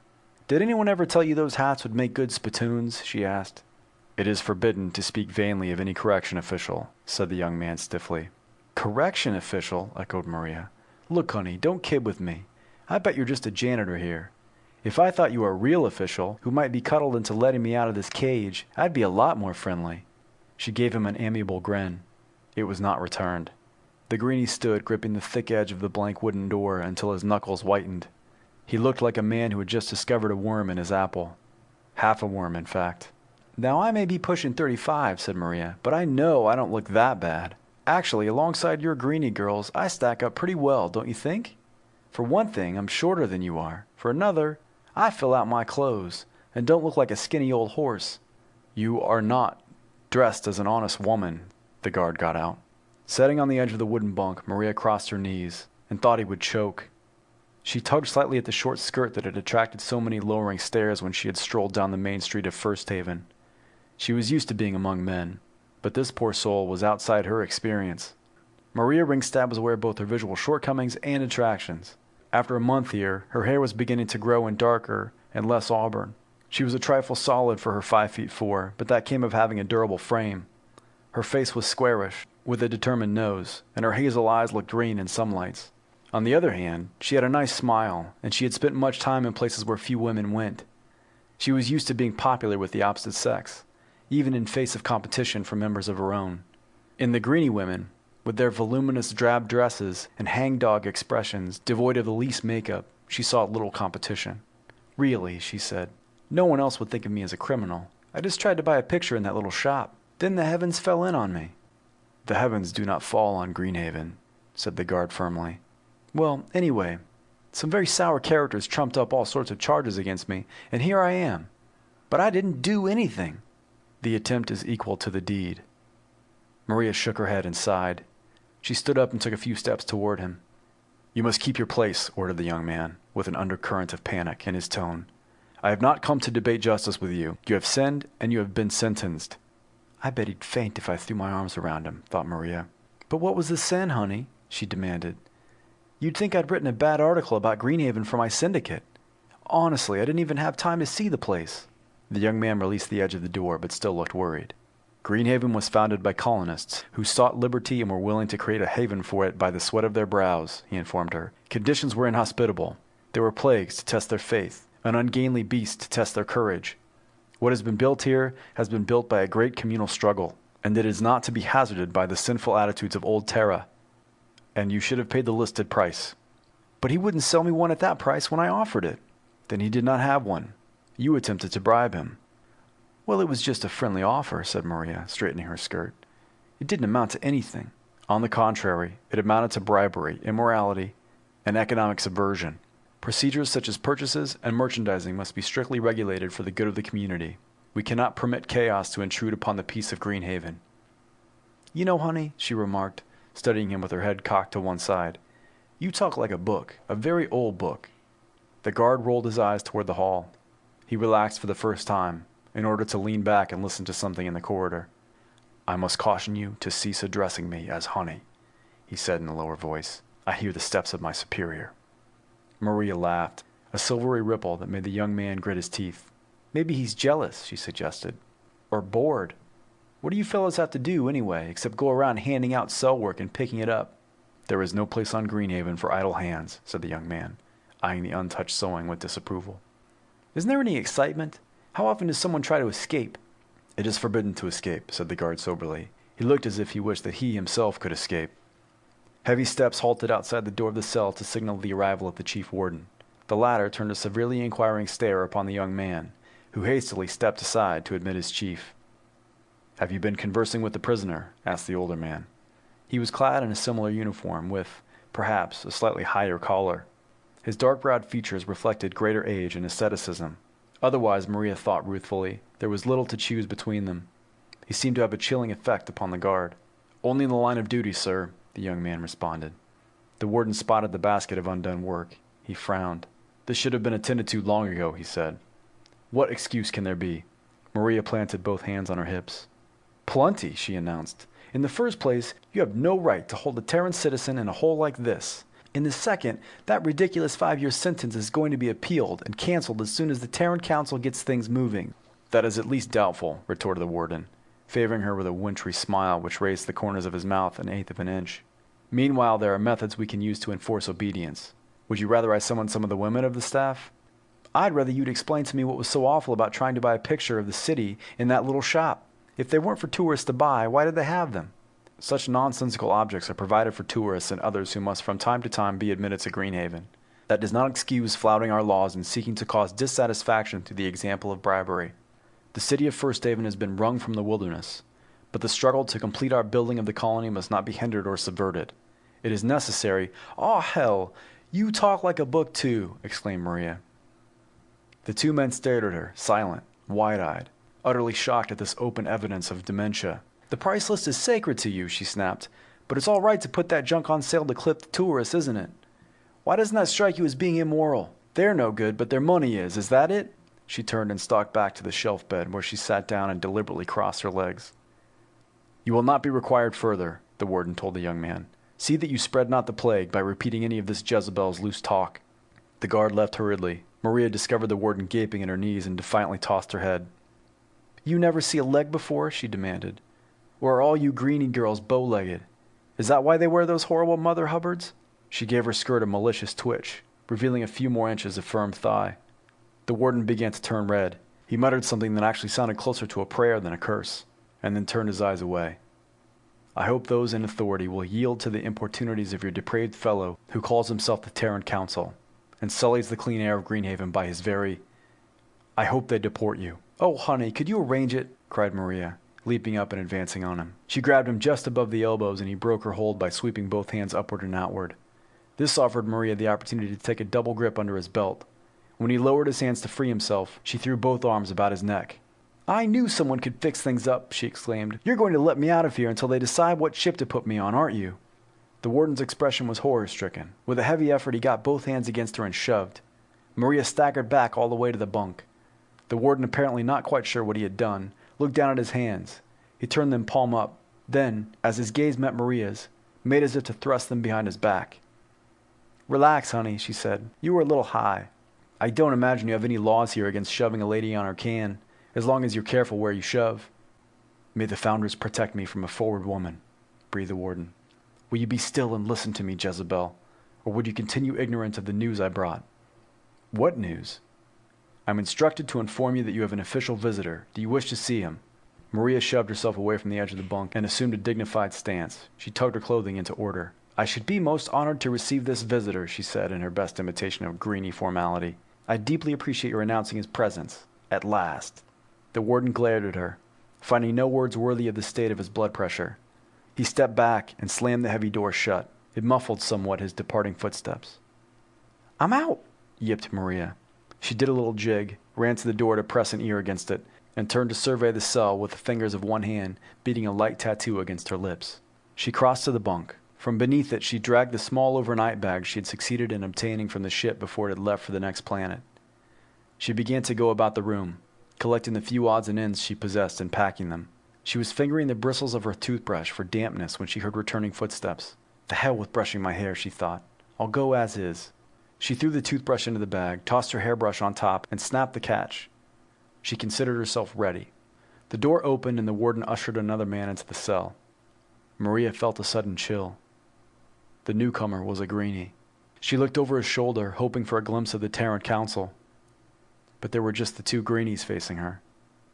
The stranger was nearer in age to the young guard than to the warden.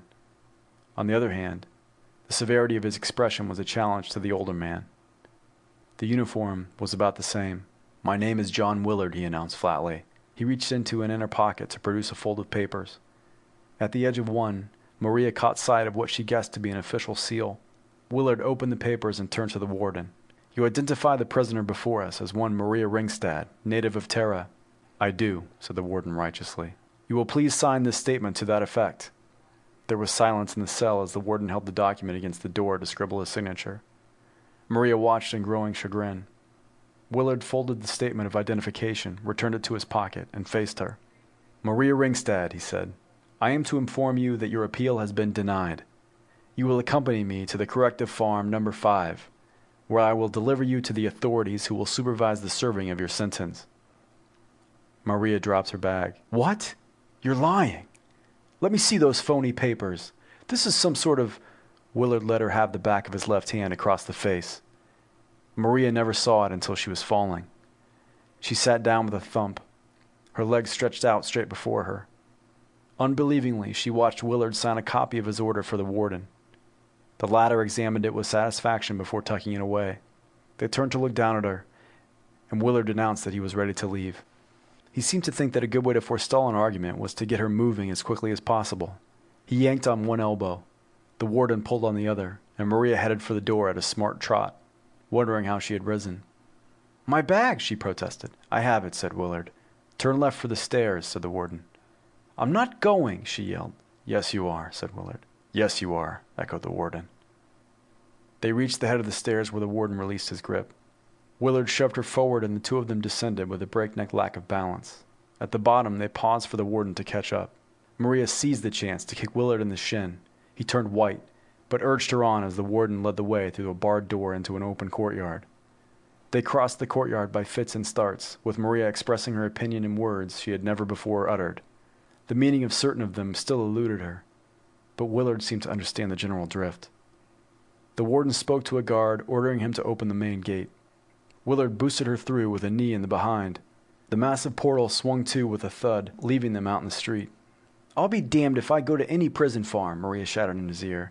"I demand to see the Terran Council. This is an outrage." Willard glared at a passing greenie who seemed disposed to look on. He tightened his grip on Maria's arm, the better to tow her 20 feet down the street away from the gate. There, he backed her roughly against the blank granite wall. "If you don't shut your face," he growled between set teeth, "I'll really belt you one." Maria gasped in a breath and looked at him. It was easy, since he had thrust his face within a few inches of hers. Little droplets of perspiration stood out on his forehead. He looked scared. End of chapter 6.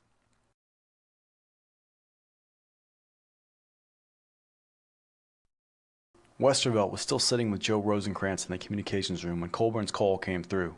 He looked over Joe's shoulder as the operator swiveled to face his telephone viewer.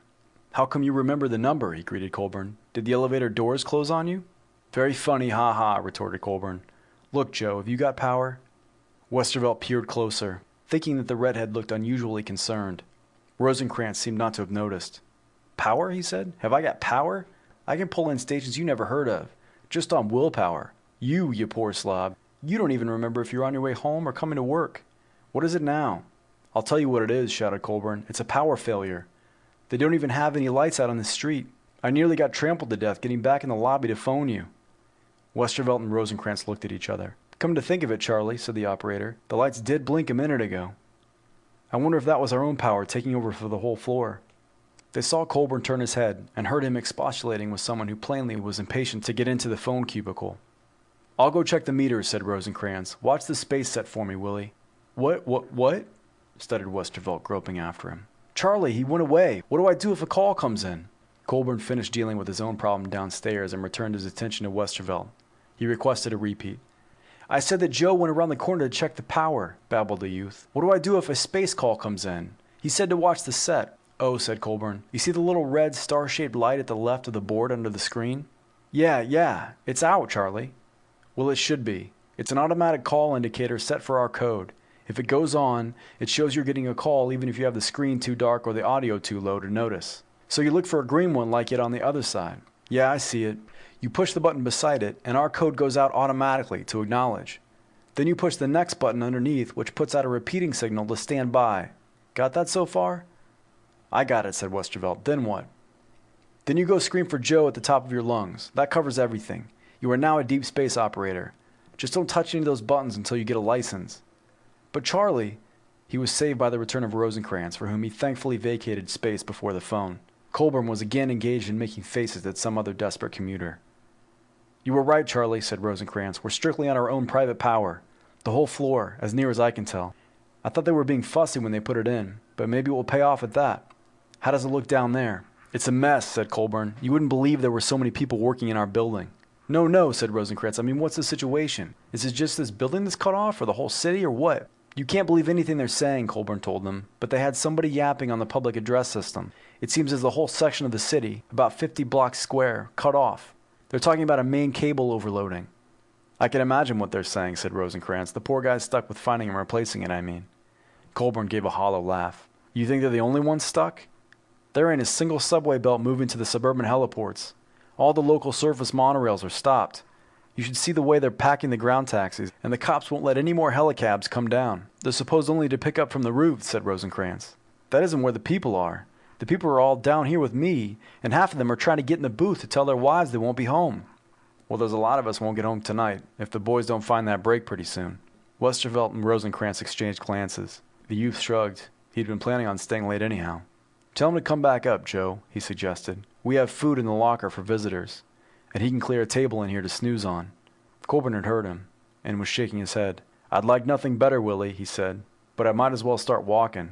It's better on the level than on the stairs. What do you mean, stairs? I don't know about the other buildings around here, but they regretfully announced that there will be no elevators running above the 70-50 floor in this one.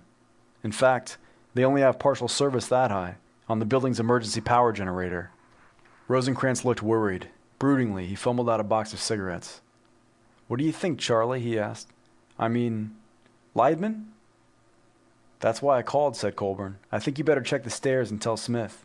If he starts our boy down them, the 99 floors will give him something to keep his mind busy. The pressure from outside finally intimidated him into switching off. The last I saw of him on the fading phone screen, he was striving desperately to ease himself out of the booth in the face of a bellowing rush of harried commuters for the phone.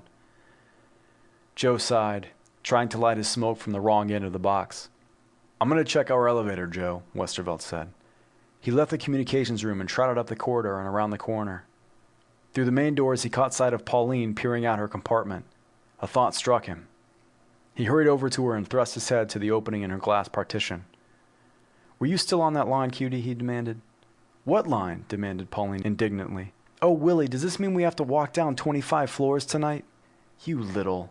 Listen, don't let out a peep about this until we know more. Why not, Willie? Do you want to get everybody upset? How can they dream up brilliant ideas while they're worrying about ordering sandwiches sent up? Promise. Pauline reluctantly gave her word not to say anything without consulting him. Westervelt returned to the hall where he pressed the button for the elevator. He waited about 3 times as long as it usually took to get a car, then tried again with the same lack of results. Looking up, he discovered that even the red light over the entrance to the stairs was out. That, apparently, had not been part of the 99th floor system now powered by their own generator. Westervelt took the few steps to the doorway concealing the stairs.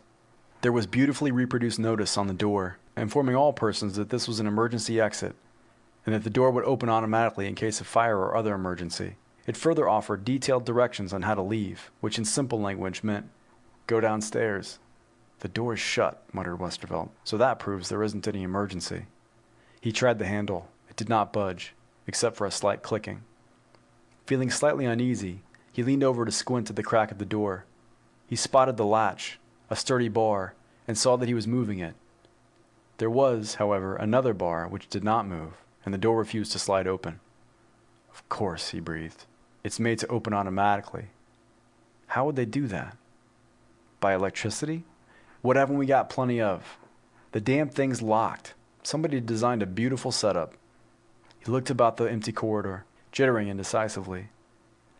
"I could call downstairs before I tell Smitty," he reminded himself.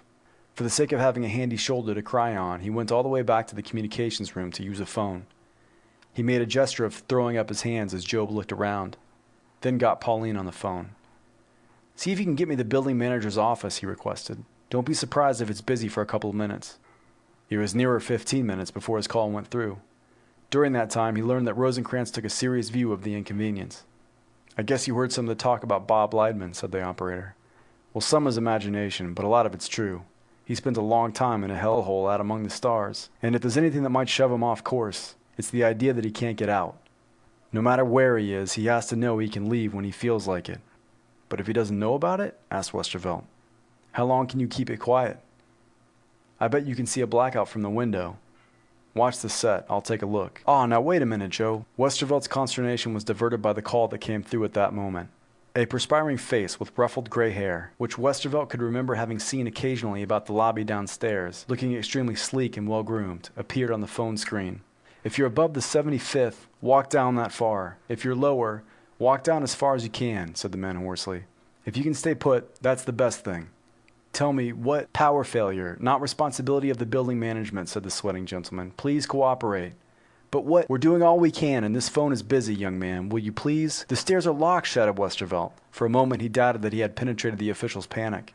Then he saw a new outrage in the man's eyes. "What did you say?" Westervelt explained about the door to the stairs. The gentleman downstairs clapped both hands to his moist cheeks. He had begun to look numb. After a long pause, he pulled himself together enough to promise that he would look into the matter. As he switched off, Westervelt heard him muttering that it was just too much. "You hear that, Joe?" he asked.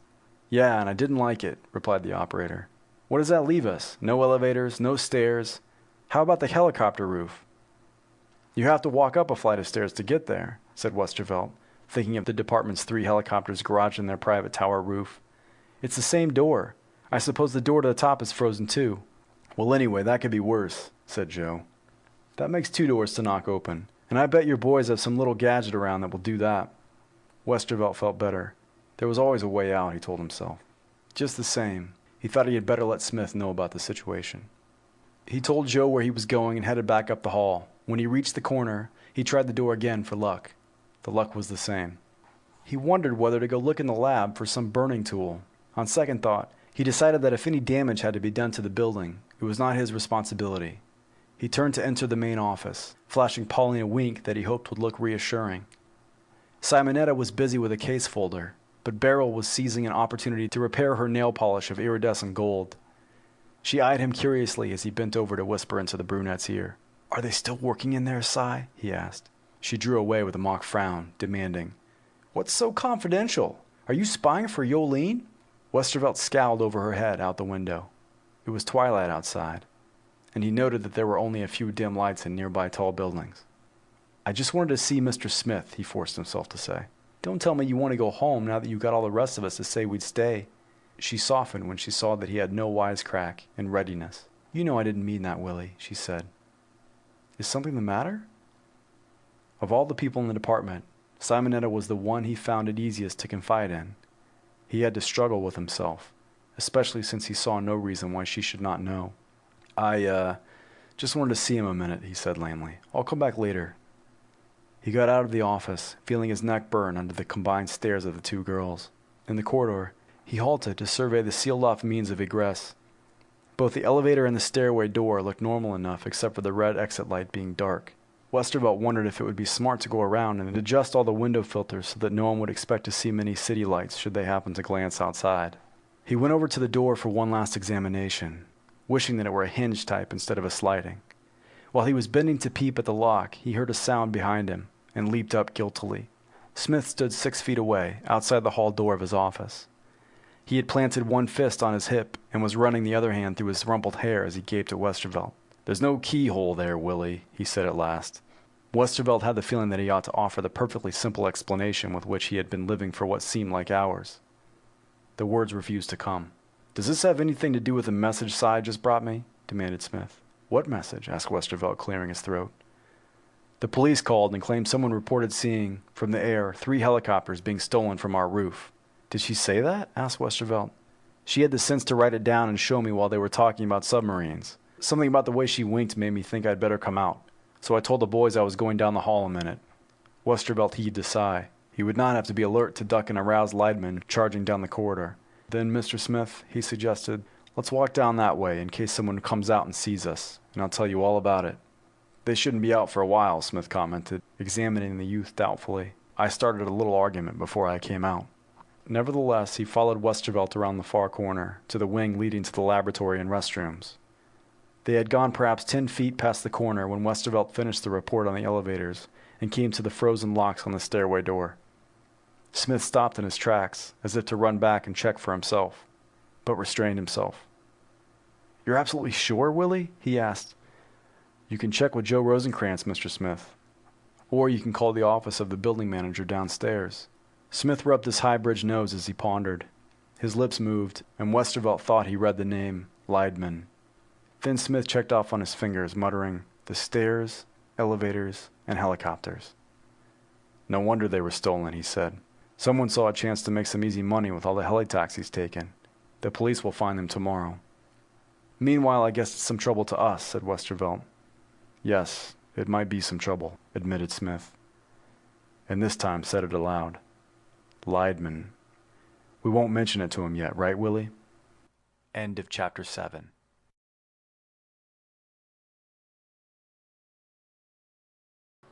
The room would have been nearly a cube except for the fact that hardly any parallel lines appeared in its design. The corners were rounded and the ceiling slightly arched. The floor, though much of it was obscured by a plentiful supply of cushions, was obviously several inches higher in the center than where it curved up to meet the walls. All surfaces were the color of old ivory, but seemed to be of a more porous material. The cushions could have been cut from slabs of some foamy, resilient substance that had been manufactured in several other dull colors. On 2 of the larger cushions placed end to end lay a blond man, long and lean. He wore a dark gray coverall that was loose as if he had lost weight. His features had a poor color, a golden tan with something unhealthy underlying it. He was, however, clean and recently shaven, and his hair was cut short, if somewhat raggedly. He stirred, then blinked into the soft light of an elliptical fixture recessed into the ceiling. With a smothered groan, he came completely awake, very carefully, as if from long habit of avoiding painful movement. He rolled to his left side and braced one hand against the floor. The effort of sitting up made him bare his clenched teeth. The grimace was fleeting. He seemed to have some purpose that drove him on to roll completely off the makeshift bed until he knelt with both knees and his left hand on smooth floor. As he paused to rest, he held his right hand close to his body. After a moment, he brought his right foot up opposite his left knee. Another rest period on hand, knee, and foot. It was required before he shoved himself away from the floor and slowly stood upright. The ceiling suddenly looked too low. He was tall, perhaps 2 inches over 6 feet. His features were regular, without being especially handsome. A man sizing him up might have expected him to weigh about 190 pounds, but slight hollows in his cheeks suggested this would not be true at the moment. His eyes were blue, but the lids drooped, and he seemed to focus only vaguely upon his surroundings.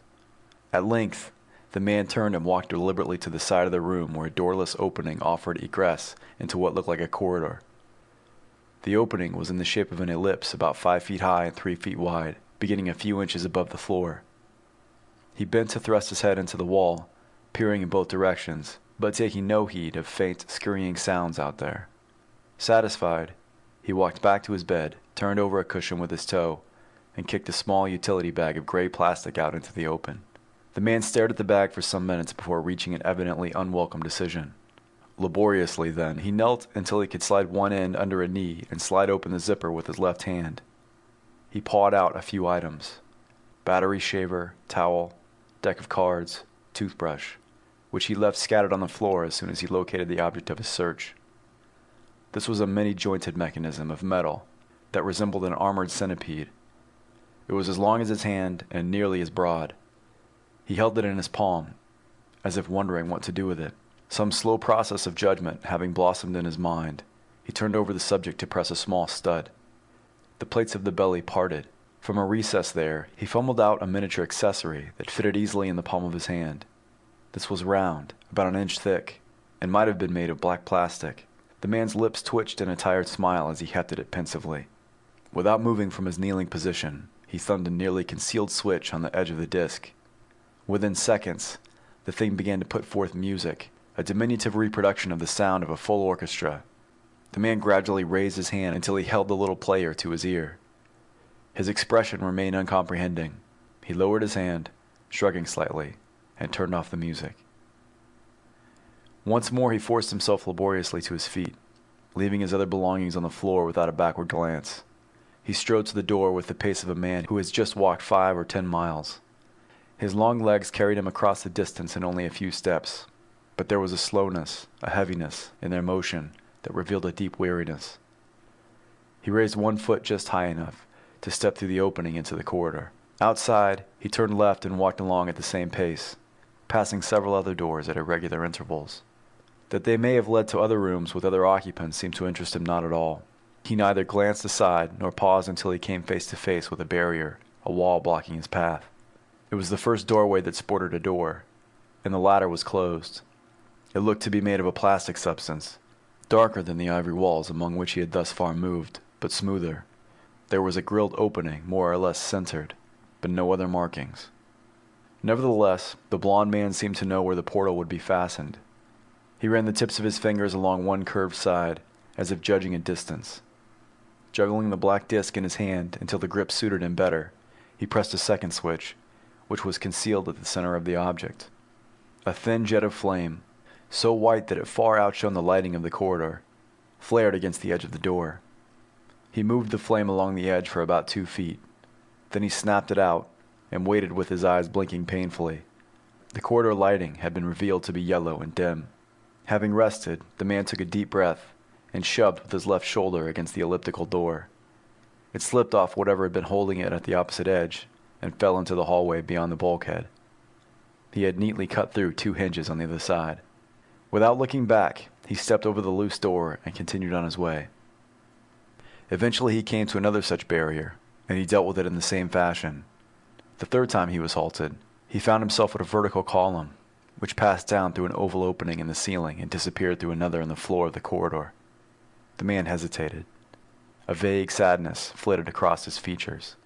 Then, as if driven by some deep purpose, he approached the column, in the most regular shape he had encountered anywhere. The surface of it was ringed by horizontal grooves nearly an inch deep, and looked as if it would be easy to climb. From the hole below, there rose slightly warmer air, bearing a blend of pungent and musty odors. The man's nostrils wrinkled. He stepped to the edge of the opening, then sidled around until he had the greatest possible space on his side of the column. The instrument in his hand finally came to his attention as he reached out to touch the grooved surface. He considered it for a long moment. Apparently he was pleased at the brilliance of the thought that eventually moved him to thrust the thing into a pocket of his pants. He faced the column again, and again hesitated. His right hand lifted an inch, indecisively, following which a snarl of pain twisted his lips. Sidling around the opening once more until he found himself having completed a circuit, he let the fingers of his left hand explore the grooves. It did not seem to occur to him to look either down or up, although faint distant sounds were borne to him on the current of odoriferous air. In the end, he leaned forward until his left shoulder came against the slim column. He wrapped his left arm about it. A little scrambling, and he had gripped it between his legs. Then a slight relaxation of his hold permitted him to slide gradually downward until he slipped past the floor line. There were only a few inches to spare between his shoulders and the edge of the opening, as if the latter had not been designed for such as he. The next level into which he descended was dark. He continued to slide cautiously downward. At the second level below his starting point, there was light. The corridor resembled that in which he had begun his journey. He put out one foot to catch the edge of the opening while he rested. This hallway curved not far from the man in one direction, although the other side ran straight for about 20 feet before being closed off by a door similar to the one he had removed. Around the bend floated faint noises, suggesting high-pitched conversation, although they came from too far away to reveal the nature of their origin. The tall man kept one eye cocked warily in that direction. After a few minutes, certain sounds seemed to draw nearer. The chittering talk faded, but he could hear more plainly a hushed scuffling that could have been caused by many feet, taking short, hurried steps. The man released his foothold and slid smoothly below the floor level, just as moving shadows appeared at the bend of the corridor. He dropped down the column through 4 more unlighted levels, reaching an atmosphere that held a blend of machine oil, along with its other odors. Light filtered upward with the air currents. Somewhere below was a very bright level, whence came the rhythmic throb of heavy machinery. This did not resemble the sounds of a spaceship, nor yet a Terran factory, but some considerable work was being carried on. He was on a level so dim that he touched the edge of the floor opening with his toe to make sure of its location before moving off along the corridor. In the darkness, he went more slowly than before, but made better time than looked possible. Under the circumstances, he reassured himself by stretching out his left hand every few seconds to touch the smooth wall. He walked normally, though not noisily, and his sense of direction was extraordinarily good. About 100 yards along a corridor that seemed not to have a single bend or corner, he slowed his pace doubtfully. A few steps more brought him to another closed door. This one, however, yielded to his shove, swinging back to reveal a stretch of tunnel with a bare minimum of illumination oozing from widely spaced ceiling fixtures. Here he could sense side doorways his fingers had usually missed along the darker stretch. He had gone another 100 yards and finally passed 2 cross corridors, before he was again obliged to stop and rest. He slumped against the side wall, favoring his right arm and gazing dully before him. A few steps further along was one of the typical elliptical doorways. Through this one, some light was reflected to the wall of the corridor. The man stared at it in the way anyone in the dark will turn his eye to light. After several minutes, he moved toward it as if impelled by idle curiosity. Reaching the opening, he hesitated. A strange expression flickered over his face. The decision to look or not to look was causing him great uneasiness. Finally, he stepped forward and entered a small chamber. This was evidently located so as to house another slim column that disappeared upward and downward into unknown levels. Several small oval windows were set just below the ceiling, at a height which presented no particular difficulty to the man when he stepped over to look through them. The scene that met his eye was a wide corridor, so wide that it might be termed a concourse or even a public square. Members of the public that were to be observed frequenting it were very, very far from being human. 2 of them scurried past his window, clearly illuminated by lights far up in the dome ceiling. They were furry, about 5 feet tall, lithe and cat-like in their movements. Compared to a human, they were slim and short-bodied.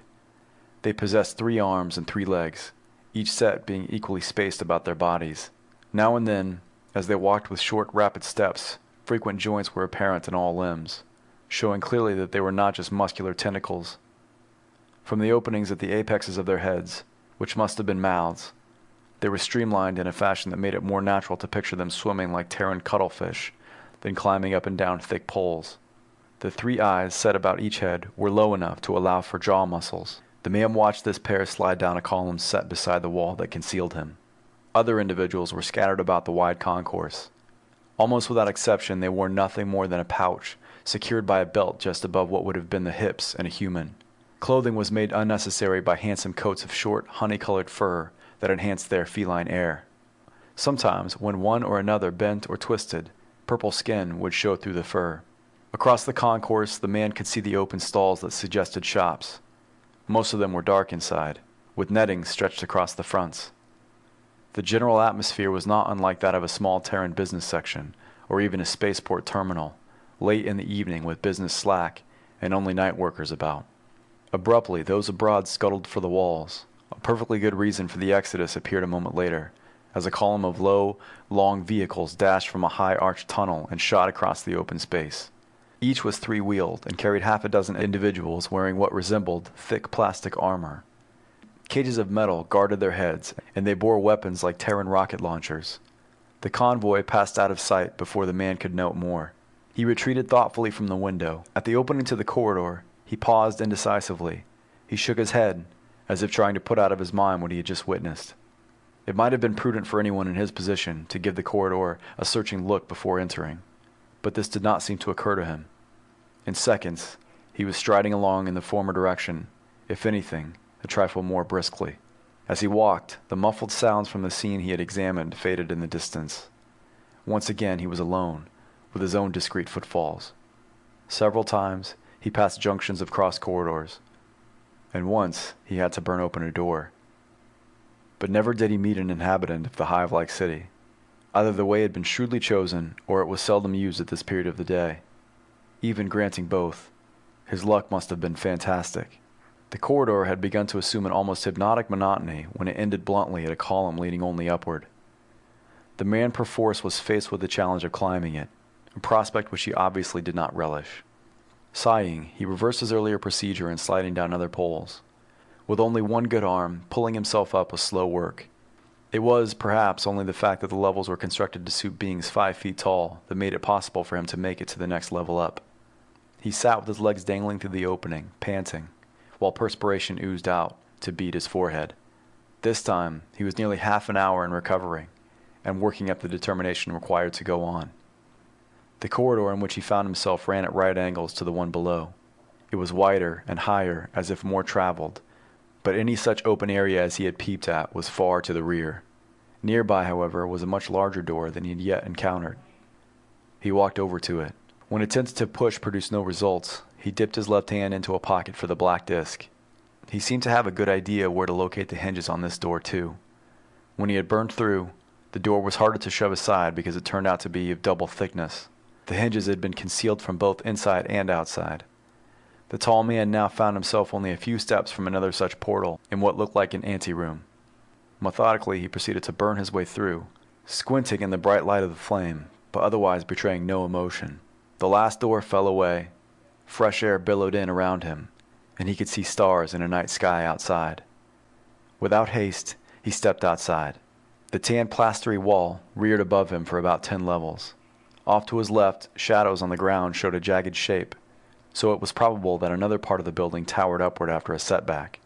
The ground around the exit was perfectly level and bare of any vegetation. The nearest life was a wall of shrub-like trees about 100 feet away, and toward these the man began to walk in the same tired pace. He found, as if by instinct, a broad, well-kept path through the trees. A mild breeze caused the long, hanging leaves to rustle. Without looking back, the man followed the path up a gentle slope and over the curve of the hill. At the bottom of the downgrade, 2 figures shrank suddenly back into the shadows. He kept walking. "That you, Gerson?" came a loud whisper, as the 2 Terrans stepped forward again. "Come on, we have an air car over here. Did anyone follow you?" The tall man turned to go with them through a fringe of trees. It seemed like a poor time to try to talk, with the possibility of pursuit behind them. The 2 bundled him into the black shape of the air car in silence, and moved it cautiously through the trees just above the ground. They raised into the clear air only when they had put half a mile between them and the towering hive city. End of Chapter 8.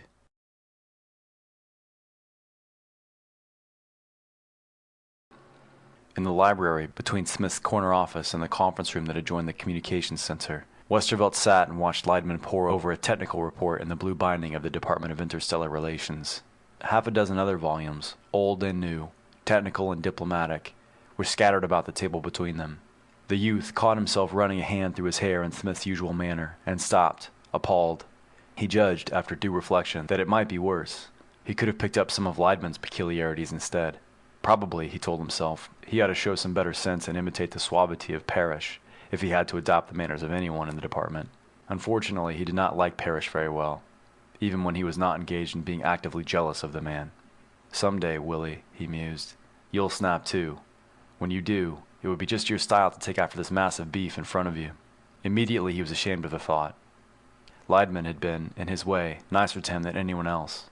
Moreover, he was far from being a massive beef. Westervelt recalled the sight of Leidman on an open beach, where he seemed more at ease than anywhere else. The man kept himself hard-muscled and trim. Despite the gaunt look that sometimes crossed his features, he was probably on the low side of 30. So he's still quick as well as strong, thought Westervelt. If he does go for the door the way Joe predicts, Willie, my boy, you be sure to get out of the way. In theory, he was supposed to be helping Leidman research some problems Smith had thought up. So far, he had read one short article which had bored the ex-spacer and twice gone to the files for case folders. He was very well aware that the real idea was to have someone with Leidman constantly. For this reason, he was prepared further to assume the courtesy of answering any interrupting phone calls. He was determined that any news not censored by Pauline would be a wrong number, no matter if it were the head of the DIR himself. Leidman looked up from his reading.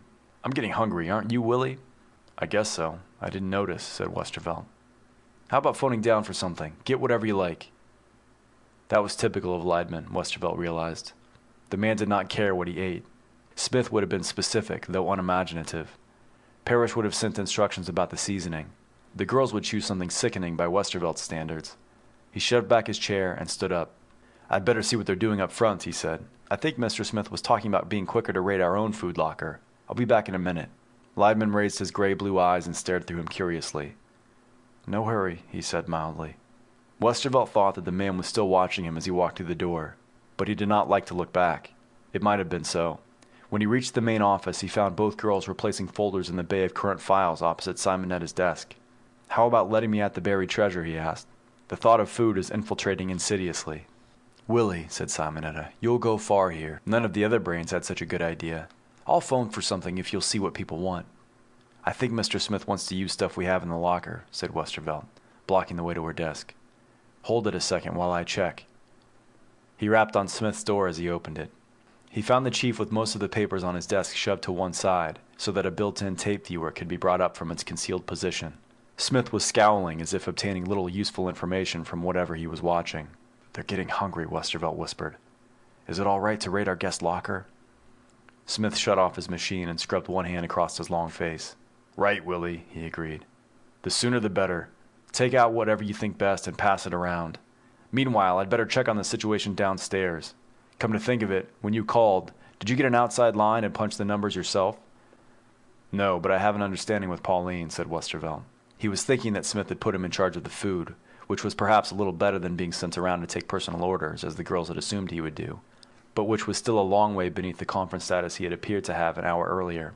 "Good boy," Smith approved. "Then she'll know who I want to talk to and that she shouldn't listen in." Westervelt was far from sanguine about the last condition, but left without trying to cause his chief any unhappiness. Well, so it goes, he reflected. 1 minute a project man, the next an office boy. If I pick out what everybody likes, I'll be a project man again.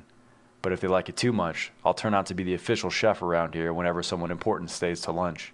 The picture of sitting in on a talk with some potent official of the DIR and expounding on his brilliant solution to a problem, only to be requested to slap together a short-order meal, made him pause outside the door, frowning. "Now what, Willie?" asked Simonetta. He roused himself. "Leave it to me, Si," he answered, working up a grin. "I have everything under control." "I hope you know what you're doing," Beryl commented. "I won't stand for a plate of mashed potatoes and gravy, or anything that fattening." "You'll have your choice," Westervelt promised. "I wouldn't want anything to spoil that figure. Just let me at the locker." He slipped an arm around her waist to move her aside. The flesh of her flank was softly firm under his fingers, and he made himself think better of an impulse to squeeze. Beryl stepped away, neither quickly enough to be skittish, nor slowly enough to imply permissiveness. Westervelt shrugged. He stepped forward to the blank wall at the end of the file cabinets, and slid back a panel to reveal a white enameled food locker. It was divided into an upper and lower section, with transparent doors that rolled around into the side walls. The lower half was refrigerated. Westervelt opened the upper to explore more comfortably. Most of the foiled packages contained sandwiches, many of them self-heating. Somewhat bulkier containers held more substantial delicacies: Welsh rabbit, turkey and baked potato, filet mignon, rattlesnake croquettes, and salmon salad. There were sealed cups of coffee, tea, or bouillon that heated themselves upon being opened, and ice cream and fruits in the freezer section. "Si, let me have a couple of out baskets," said Westervelt, holding out his hand. "Empty?" "All right, you're in, and Beryl's out trays. Do you expect me to go around with everybody's supper stuffed in my pockets?" "Frankly, yes," said Beryl, "but not with mine. Let me see what they have in there." She examined the array while Westervelt experimented with balancing 2 empty desk trays across his forearm. By the time he was ready, the girls had blocked him off, and he had to wait until the possibilities had been debated thoroughly. In the end, Simonetta selected veal scallopini, and Beryl took a crab meat sandwich for herself and a filet mignon for Parrish. Westervelt grinned when he saw that she also chose 4 sealed martinis. Putting aside a budding curiosity about rattlesnake meat, he took a package of fried ham and eggs to see if it could be possible, and a self-heating package of mince pie. For Smith, Leidman, and Rosenkrantz, he He piled a tray with half a dozen roast beef and turkey sandwiches, a selection of pie and ice cream, and all the coffee containers he could fit in. "Si, pick out something nice for Pauline," he requested, noting that Beryl was already on the way across the office to Parrish's door. Simonetta exclaimed at her forgetfulness, pushed aside the container that she had been warming on her desk according to the instructions, and told him to go ahead. "I'll take her a salad and some bouillon," she said. "The kid thinks she has to watch her weight already." As an afterthought, Westervelt topped his load with a martini for Smith, on the theory that the chief was going to need it. He went in there first, let Smith see that nothing but coffee was on the way to Leidman, and made his exit directly into the hall. He made the communications room his next stop, and took what was left into the library to share with Leidman. The latter took a roast beef sandwich, pulled the heating tab, and tore it open after the required 30 seconds with one twist of his powerful fingers. Westervelt had a little more trouble with his package of ham and eggs, but the coffee cups were simpler. They sat there in silence, except for an occasional word and a brief scramble when Westervelt spilled coffee on a list of cases Leidman had thought of for further checking. The ex-spacer chewed methodically on 3 sandwiches and poured down 2 containers of coffee, scanning a copy of the Galatlas all the while. Westervelt found the fried ham and eggs to be a disappointment. "I should have tried steak," he reflected. "Eggs can't be done, not in taste right." There was 1 sandwich left, cold turkey, and Lyman had just begun on his 3rd, so the youth helped himself. The hot mince pie had real flavor, and he was feeling quite comfortable by the time Leidman finished his ice cream. "Shall I get some more coffee?" Westervelt offered. "Not for me," said the other. "If you go back, though, you could pick up those folders." Westervelt took the excuse to leave for a few minutes. He stopped in to see if Joe wanted anything, promised to look for bourbon, and returned to the main office. He found Simonetta sipping a solitary cup of coffee. "Did they leave you all alone?" he demanded. "Oh, no," she said. "The boss came out and had coffee with Pauline and me, but then she had a call for him, and he thought he'd rather take it in his office." Westervelt stepped over to Smith's door and listened. In theory, it should have been soundproof, so he opened it a crack. Hearing Smith's voice, he pushed his luck and put his head inside. The chief was busy enough on the phone not to be aware of the intrusion. "Yes, I appreciate your difficulty," Smith said, obviously having said it many times before. "Still, if there is no way to send us an elevator, I would much rather not have a party climbing the 25 flights to break open the door. If it has to be broken, we can do it." Westervelt recognized the answering voice, hoarser though it now was, as that of the silver-haired manager downstairs. He wondered why the sight of each other did not make both the manager and Smith want to comb their hair. "Naturally, we will make good any damage," Smith said. "Besides, you must have a good many other people on the lower floors of the tower to look after." "Most of them are displaying the good sense to stay in their offices until the emergency is dealt with." Westervelt crept inside and moved around until he could see the face pouting on the screen of Smith's phone. The man now had heavy shadows under his eyes, although he had mopped off the perspiration that had bathed him when Westervelt had spoken with him. "Well, perhaps we have slightly different problems," Smith told the manager. "Problems?" explained the latter. His effort to contain his emotions was clearly visible. "Well, of course, if it is really serious, perhaps we can get the police to send up an emergency rescue squad." "No," Smith interrupted violently. "No rescue squad. We do not in any way need to be rescued. Not at all." The manager eyed him with dark suspicion. "Is someone ill?" he demanded. "We cannot be responsible for any lawsuits due to your refusal to let us call competent authorities." "Aren't you a competent authority?" demanded Smith. "Just get the elevator working, will you? We'll wait until then." "There is no way of knowing when power will be restored," said the manager. "You must have a TV set around the office somewhere so you can hear the news bulletins on the situation as soon as I can." He paused to pop a lozenge into his mouth, sighed, and added, "Sooner, I dare say." Smith had leaned back in his chair, a stricken look on his face. He saw Westervelt and began to wave frantically toward the hall. "I never thought of that," exclaimed the youth. He burst into the hall from Smith's private entrance, realized he would have to pass the library to reach Joe Rosencrantz with an order for censorship, and circled back to the main entrance. He went in, saw Simonetta still at her desk, and opened the door to Pauline's cubicle. When he got inside with the little blonde, her swivel chair, and her switchboard, there was just about room enough to breathe. "Pauline," he panted, "punch the comm room number and lend me your headset." "This is cozy," she giggled, but did as he asked. Joe answered promptly. "Joe, this is Willie. It just so happens that Charlie Colburn was changing transistors in all the personal sets you have down there, so you can't pick up a newscast right now, right?" There was a pregnant pause before one answered. "Right. That's the way it goes. Can you talk? I don't see any image." "I'm with Pauline. It's okay. I mean, it was just a thought, in case—" "Sure," said Rosencrantz. "Should have thought of that myself. Everything else all right?" Westervelt told him that it was, agreed that he hoped it would continue. Then he surrendered the headset to Pauline, who tickled his ribs as he squirmed around to leave the cubicle. "Don't you dare," she giggled when he turned on her. "I'll talk." "Please no, Pauline," he sighed. "Anything but that." He walked loosely past Simonetta, who stared at him unbelievingly, and started to enter Smith's office again. Behind him, he heard the sounds of a door being closed and high heels clicking subduedly on the springy floor. Beryl's voice said something as he began to look around. He stopped. "What did she say?" he asked Simonetta. Beryl had already disappeared toward the hall. "She said Mr. Parrish invited her downstairs for a cocktail. He thinks they should have about 20 minutes to relax before going back to work." "You're kidding," gasped Westervelt. "No, I'm not. Willie, you've been acting awfully strange. Where have you been ducking to every time?" Westervelt was already running for the hall. He skidded and nearly fell going through the entrance. Beryl was standing near the elevator. "Did you ring yet?" asked Westervelt. "No, I'm waiting for Mr. Parrish," said Beryl, in a tone that emphasized unwieldiness of an assembly of 3 persons. "Your lipstick is smeared," said Westervelt. Beryl gave him an even less believing stare than had Simonetta, but glancing hastily at her watch, began to fumble out her compact. "In here, where the light is better," said Westervelt. He grabbed her by an elbow and dragged her into the office before it occurred to her to resist. "Please, Willie, you're handling me," she protested coldly.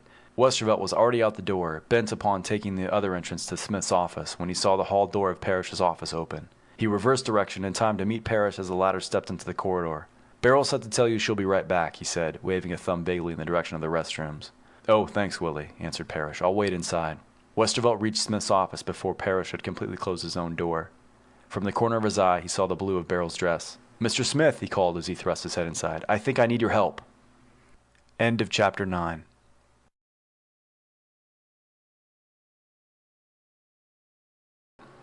First sensation that penetrated, agonizingly, to Taranto's consciousness was that of heat. Heat, and then the damp itch of soaking sweat. The next feeling, as he groggily sought to take up the slack in his hanging jaw, was thirst. It was a raging demand that brought him entirely awake. Before he could control himself, he had emitted a groan. Immediately he was dropped from whatever had been supporting him in a swaying, dipping fashion. He landed with a thud on the ground. A chatter of Sisokan broke out above him. It was answered by other Sisokan voices farther away. Taranto kept his eyes closed and lay limply where he had sprawled, while he tried to figure out what had gone wrong.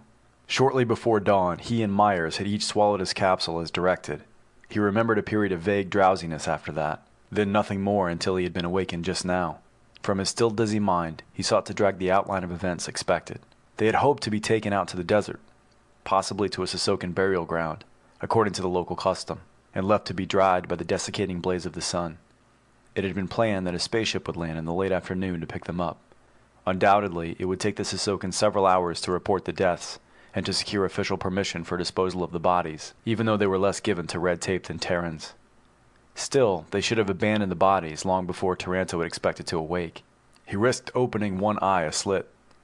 Sisokan legs crowding around blocked his view, but he could tell that it was dusk. The heat he felt must be that of sand and rocks that had baked all day. It must have taken the Sisokans a long time to get this far.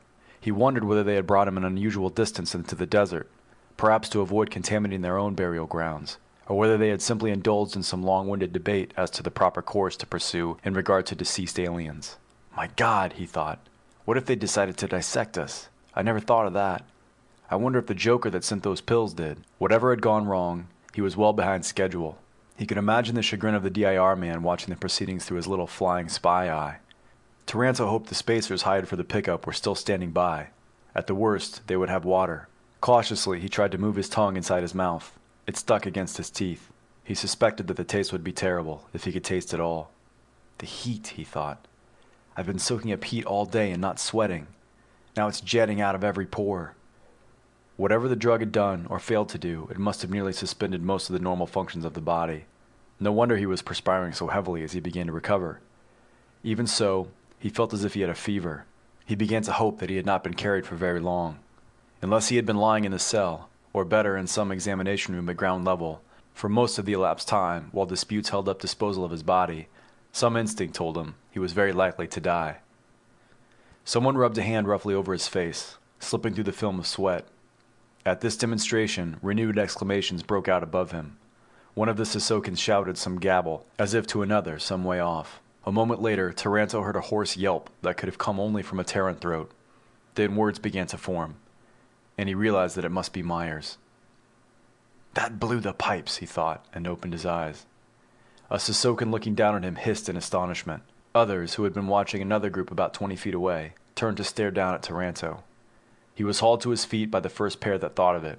One, a minor officer by his red uniform, sputtered a question at the Terran, forgetting in his evident excitement that he was speaking Sisokan.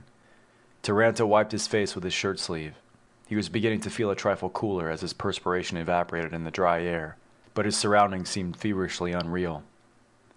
He could not quite understand what Myers was shouting now, but even in the hoarse voice could be detected a note of pleading. Taranto thought it must be something about water. The Sisokan before him gathered his wits and repeated his question in Terran. "What does this mean?" he demanded, glaring angrily at Taranto with his huge black eyes. The Terran tried to answer but could not get the words out. He gestured weakly at a water skin secured to the harness of one of the soldiers. After a brief moment of hesitation, the officer waved permission. The soldier detached the container and handed it suspiciously to Taranto. Fearing the effect of too much liquid in one jolt, the latter forced himself to take only a few small swallows. He wished he could afford to stick his whole head inside the skin and soak up the water like a blotter. "You are dead," declared the officer impatiently. The tiny greenish-gray scales of his facial skin actually seemed ruffled. Taranto dizzily sought for some likely apology to excuse his being alive. He decided that there might be a slim chance of getting away with a whopper. "If it is officially declared, then of course I am dead," he croaked. "What do you expect? Look how weak I am." The Sisokan swiveled their narrow-pointed skulls about at each other. "I'm in the last minutes," said Taranto sadly. "What last minutes?" asked the officer. "It's the way Terrans pass on," asserted the spacer. "Didn't you ever see a Terran die?" The officer silently avoided admitting so much, running a hand reflectively over his thick waist, but his hesitation provided an opening. "That's the way it goes," said Taranto. "First a blackout, we sleep that is, then the last minutes, the sweat of death, and bluey." He raised the water skin and sneaked a long swallow, risking it because he feared he might not be allowed another. He was right. The officer snatched away the skin and thrust it into the long fingers of its indignant owner. "If you are so dead," he demanded, not illogically, "why do you drink up our water?" "Sorry," apologized Taranto. "Where are we?" "What difference is it to you? I don't want to make hard feelings or bad luck by dying in one of your burial grounds." "It will not happen," said the officer grimly. "We have been sent in another place to guard against that. Look back, you can see the city over that way." Taranto turned. The outline of the city walls, with lights showing here and there on the watchtowers, loomed up about 5 miles away. A small rise in the rolling ground of the desert hid the base of the walls and the greater part of the rough trail that it evidently followed. It would have been a fine spot for a spaceship to drop briefly to the surface. "Do you wish to lie down here?" asked the officer politely. "We will wait until it is over." "Don't be so damn helpful," thought Taranto. He looked desperately about, striving to give the impression of seeking a comfortable spot. He felt the situation turning more and more sour by the minute. It would be very difficult to feign death successfully again now that the Sisokan suspicions were so aroused. They might well make sure of him in their own way. Near him stood a half a dozen brown-clad soldiers. 4 of them, spears slung on their shoulders by braided straps, had apparently been carrying him while 2 others acted as relief bearers. Besides the officer, there was a sub-officer, also in brown, but wearing a red harness. In the background, a similar group clustered about Myers. Taranto saw that he had been tumbled from a sort of flat stretcher of wickerwork. It was of careless craftsmanship, as if meant to be abandoned with the body it served on the last journey. He wondered if it could be assumed to be his property. "Don't put yourselves out," he said. "I can't hardly take a step even to sit down. It'll be just a couple of minutes now. Goodbye." The Sisokan officer made no move to depart. Taranto had not really dared to hope that he would. He was trying to think of some further excuse when Myers saved him the troubles. "Help! Taranto!" shrieked the other spacer, bursting suddenly from the group about him. "I told them we're alive and they want to kill us." He ran staggeringly toward Taranto, picking up spurts of sand. His shirt front was dark with sweat and dribbled water. He looked wild with fright. "Ah, they do live!" exclaimed the officer. "Seize them!" He seemed to realize only after about 10 seconds that he had, this time, spoken Terran. Evidently feeling that not all his men might have learned that particular language, he began to repeat the order in Sisokan. Taranto interfered by swinging his fist at the center of the greenish-gray features. The Sisokan, arms flung wide, sailed backward and landed on the nape of his neck in a patch of gravel. Myers screamed hoarsely as his own bearers caught up to him and dragged him down. Taranto sprang forward to snatch up the wicker stretcher from the ground. A long-fingered hand clutched at his shoulder, but let go when he kicked backward without looking around. He raised the stretcher and swung it around in a wide arc at the 3 Sisokans reaching for him. Two, having left their heads unprotected, went down, but the stretcher frame crumpled. Taranto tripped the other Sisokan, glancing hopefully at the sky. There was no sign of the fire trail of a descending spaceship in the deepening twilight. Then he had to duck, as the other three bearers were upon him. "Get up, Myers," he yelled. He met the rush with a hard left that dumped the leading Sisokan on his back. The next hesitated and was brushed aside by the sixth, who had had the wits to unsling his spear. Taranto sidestepped the crude but large point that thrust straight at his belly. The shaft of the spear slid along his left ribs, and he punched over the outstretched arms of the soldier at the Sisokan's head. He clamped the spear between his elbow and body, retaining it as his attacker staggered back. Two or three were now advancing from where a knot of figures seemed to be sitting upon Myers in the gloom. They did not especially hurry. Taranto had begun to reverse the spear to jab at the Sisokan left facing him, when he heard a scrabbling behind him. He whirled away to his right, ducking instinctively as a body hurtled past him. When he faced about, he found that most of those whom he had knocked down were again on their feet and advancing. The officer, the lower part of his face smeared with purplish blood, ran at Taranto full tilt. He screamed an order in his own language. The spacer cracked the butt of the spear smartly against the Sisokan's head, sending him down on his face. One of the others, however, managed to get a grip on the weapon. Instinct told Taranto that any attempt at a tug-of-war on his part would lead to a fatal entanglement. He dodged away and sprinted toward the group pinning Myers. A Sisokan voice yelled mushily behind him as he concentrated upon driving with the greatest possible force into the writhing group before him. He struck with a crunch that tumbled bodies in all directions. Taranto himself felt sand scrape raspingly against the side of his face as he half-rolled, half-skidded along the ground. His pursuers now caught up to the new location of hostilities. The first thing Taranto saw as he managed to drag one knee under him was the butt end of a spear plunging at his midsection. The Sisokan behind it had his center of gravity well ahead of his turning feet, obviously intent upon doing great bodily harm. The spacer wondered for a split second why the native did not use his point. Then he twisted hips and torso to his right, drawing back his left shoulder. As the spear passed him, he slipped down hard on the shaft with his left hand. The butt dug into the sand, and the Sisokan hissed in consternation as he vaulted head over heels before he could release the weapon. The one immediately behind was caught in the center of his harness by a flying foot, whereupon he collapsed with a groan across the prone figure of his comrade. Two more who had dropped their spears reached out toward Taranto, urged on by the officer on their heels. Taranto saw Myers stagger to his feet. Then the two Sisokans were all over him. He skipped away to his left over a pair of limp legs, parried a groping hand, and brought around the long, low left hook that had made him respected in past years. In the ring, he had floored men with that punch. At the least, he expected a fine loud whoosh from the Sisokan, but the latter disappointed him. He folded in limp silence. For a second or two, everything stopped. Taranto stared down at the soldier slumped on the ground like a loose sack of potatoes. Even the Sisokans who were not at the moment engaged in pulling themselves to their feet also gaped. Light dawned for the spacer. Those among whom he had gone headhunting kept getting to their feet as fast as he knocked them down. "Hit him in the gut," he yelled to Myers. "That's where their brains are." He charged at the nearest Sisokan lips, drawn back in an unconscious snarl. The soldier made a reflexive motion to cross his arms before his thick abdomen. Taranto, unopposed, hit him alongside the head with a light right, then whipped the left hook in again as the arms began to lift. The Sisokan went out like a light. "Come on," Taranto shouted at Myers when he saw that the other had not moved. "Two of us could do it. Those heads are too little to hold a brain. Kick 'em, if you can't do anything else." "Are you crazy?" retorted Myers, his voice hoarse as much with fear as with thirst. "They'll kill us. Give up and they'll only take us back." Taranto sensed someone behind him. He started to run, but two or three recovered Sisokans headed him off. He tried to cut back to his right. He slipped in a patch of sand and saved himself from going flat only by catching his weight on both outstretched hands. One of the Sisokans landed across his back, feeling blindly for a hold. Taranto surged up, trying to butt with the back of his head. He was promptly wrapped in the long arms of another soldier facing him, as the grip from the rear slid down to his waist.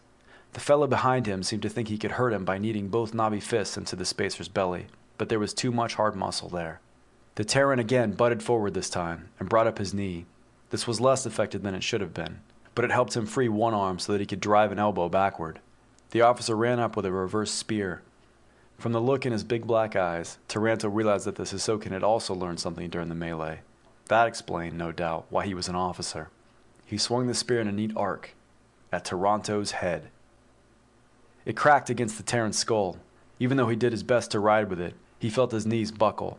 He struck out with his right fist, but the punch was smothered by the soldier whom he had kneed. The spear came down again. The world of Taranto's existence was reduced to a narrow view of a straining greenish-gray calf showing through a torn leg of a Sisokan uniform. Vaguely, he realized that he was on his hands and knees. A great number of hands seemed to be grabbing at him, and his own were very heavy as he groped out for the leg. He got some sort of fumbling grip and started to haul himself up. The slowness of his motions alarmed him in a foggy way. He tried to tuck his chin behind his left shoulder because he knew that there was something coming. It came. The Sisokan officer's big foot took him behind the ear with a brutal thump. Taranto, however, sinking into a gray nothingness, did not really feel it. End of Chapter 10.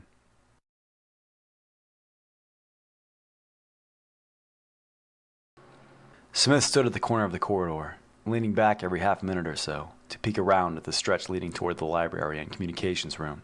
Westervelt had propped himself with folded arms against the opposite wall, facing the door to the stairs. Beryl hovered around Parrish, who faced Smith impatiently between darting glares at Westervelt. "All right, I guess I have to tell you, Pete," said Smith in a low tone. "You might say we are temporarily inconvenienced." "By him?" asked Parrish, jerking a thumb in Westervelt's direction. "That I can understand. The kid's beginning to think he's a comedian. He started out just now playing Charlie's aunt." "Shh," said Smith softly. Westervelt turned his head toward the main entrance, wondering how far Parrish's voice had carried. Smith's dapper assistant looked from one to the other. Seeking some evidence of sanity, he turned with raised eyebrows to Beryl. The blonde rounded her blue eyes at him and shrugged. "Pete, this is no joke," insisted Smith. "I wish it hadn't gotten around so fast, but there it is." "There what is?" demanded Parrish, in a tone bordering on the querulous. "Well, there's been some kind of power failure throughout the business district. There aren't any elevators running, and we don't know how long it will be until the power company copes with the trouble." "No elevators?" repeated Parrish. He stared at the sliding doors of the elevator shaft as if unable to comprehend the lack of such service. "No elevators? And 99 stories up?" "Shh," said Smith, glancing down the corridor. "What's the matter with you, Castor?" asked Parrish. "Are you watching for someone?" "Someone... Oh... See what I'm thinking?" asked Smith. They faced each other for a moment in silence. "Well, it ought to be all right, as long as he can get down the stairs if he wants to," said Parrish. "I'm sorry, Beryl. We'll have to make it some other time." "But how are we going to get home?" asked the blonde. "Oh, they'll probably have it fixed by the time we're finished here," said Parrish. "Then what's all the trouble about? Why is Willie looking so sour?" Westervelt braced himself against the impact of 3 glances and tried not to sneer. The other 2 men cleared their throats and looked back at Beryl. "I'm going to have to ask your cooperation, Beryl," said Smith. "First, Pete, I'd like to point out to you a little gem of modern design. This door here is powered to slide open automatically for a fire or other emergency." "Of course," said Parrish curiously. "But there isn't any power," Smith pointed out. Parrish reached out impatiently and tried the door. He wrenched at it 2 or 3 times, then bent to peer for the latch. "No use, Pete," said Smith, glancing down the hall again. "Willie already went through that whole routine. I've been on the phone to the building manager, and there isn't anything he can do except send a party up from the 75th floor to burn open the door from the stair side." "Is he doing it?" "Well, frankly, I told him it wasn't necessary," said Smith, getting a stubborn look on his long face. "But you know, Bob," expostulated Parrish, "if he gets the idea that he's pinned in here—" I know," said Smith. "On the other hand, we can always get something from the lab and break out from this side, provided we take care not to let him know what is going on until later." Westervelt eyed Beryl sardonically. He had seldom seen an expression so blended of impatience and vague worry. He wondered if anyone would explain to her. Parrish shook his head. "I think it might be better to call downstairs again and have them come up," he said. "I don't want to do that," said Smith. "Why not?" "It would get around. Pretty soon the story would be all over the DIR." Parrish actually leaned forward slightly to study his chief's face. He found no words, but his very expression was plaintive. Smith sighed. "We're in the business of springing spacers from jails all over the explored galaxy," he said.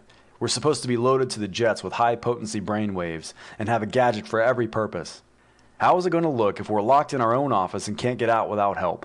Parrish threw up his hands. Pivoting, he walked loosely a few feet along the corridor and back, squeezing his chin in the palm of one hand. He clasped his hands behind his back then and peered around Smith at the empty wing of the corridor. "Maybe we could dope him," he suggested without much feeling. "I should have thought of that," admitted Smith, "but he's finished eating." "Can't we find something in the lab to shoot a dart?" As Smith tried to remember, Westervelt interrupted. If you decide on that, I'm not volunteering, thank you. Did you ever see Mr. Leidman move in a hurry? Whoever tries it had better not miss with the first dart. Smith said, harumph, and Parrish looked uncomfortable. The assistant glanced momentarily at Beryl, but shook his head immediately. Westervelt followed his thinking. For one thing, Leidman was known to be devoted to his wife and 2 children. For another, who knew how badly Beryl might miss? Now, if everyone will just keep calm, said Smith, and we can keep Bob busy, we'll probably get along fine until they restore power. They can't waste any time with a large part of a modern city like this cut off. It's unthinkable. I suppose you're right, said Parrish. Smith turned to Beryl. What I meant by asking your cooperation, he said, is that we'll need to have someone with Mr. Leidman most of the time. Willie has been doing it until now, but we don't want it to look like deliberate surveillance. But why? Asked Beryl. I mean, I see that it worries all of you that he might find out, but what if he does? Possibly nothing, answered Smith. On the other hand, Mr. Leidman was once imprisoned in his space-traveling days. He was held for a very long time under very trying conditions, and the experience has left him with a problem. It is not exactly claustrophobia. He paused as if to let Beryl recall other remarks about Leidman. Their general air of gravity seemed to impress her. I'll be glad to help, she said reluctantly. Fine, said Smith. Probably nothing will be necessary. Now I think we'd better go in and tell Cy so that everyone will be alerted to the situation. Westervelt caught the glance that passed between Parrish and Beryl. He was almost certain that each of them was mentally counting the people who had known before they had been told. That's what you get for being so busy in the dead files, he thought. They trooped in behind Smith. Simonetta watched as if they had been a parade. Smith, with an occasional comment from Parrish, told her the story. So that is the partial reason for staying late, he concluded, although of course the case of Harris comes first. Westervelt had wandered over to a window. He adjusted the filter dial for maximum clarity and looked out. From where he was, he could see a great black carpet across part of the city, spreading out from somewhere beneath his position, until it was cut by a sharp line of streetlights many blocks away. Beyond that, the city looked normal. To the near side of the invisible boundary and, he supposed, for a light distance in the opposite direction behind his viewpoint, there were only sparse and faint glows of emergency lights. Some were doubtless powered by buildings with the equipment for the purpose. Others were the lights of police and emergency vehicles on the ground or cruising low between the taller buildings. I wonder what they actually do when something like this happens, he thought. What if they think they have it fixed, turn on the juice again, and it blows a second time? His reverie was interrupted by the sound of Simonetta's phone. From where he was, he could see Joe Rosencrantz's features as the operator asked for Smith. Oh, there you are, Mr. Smith, said Joe. Pauline has been trying all over. Trident is transmitting, and I thought you would want to be here. They say they have a relay set up right to Harris. Smith let out a whoop and made for the door.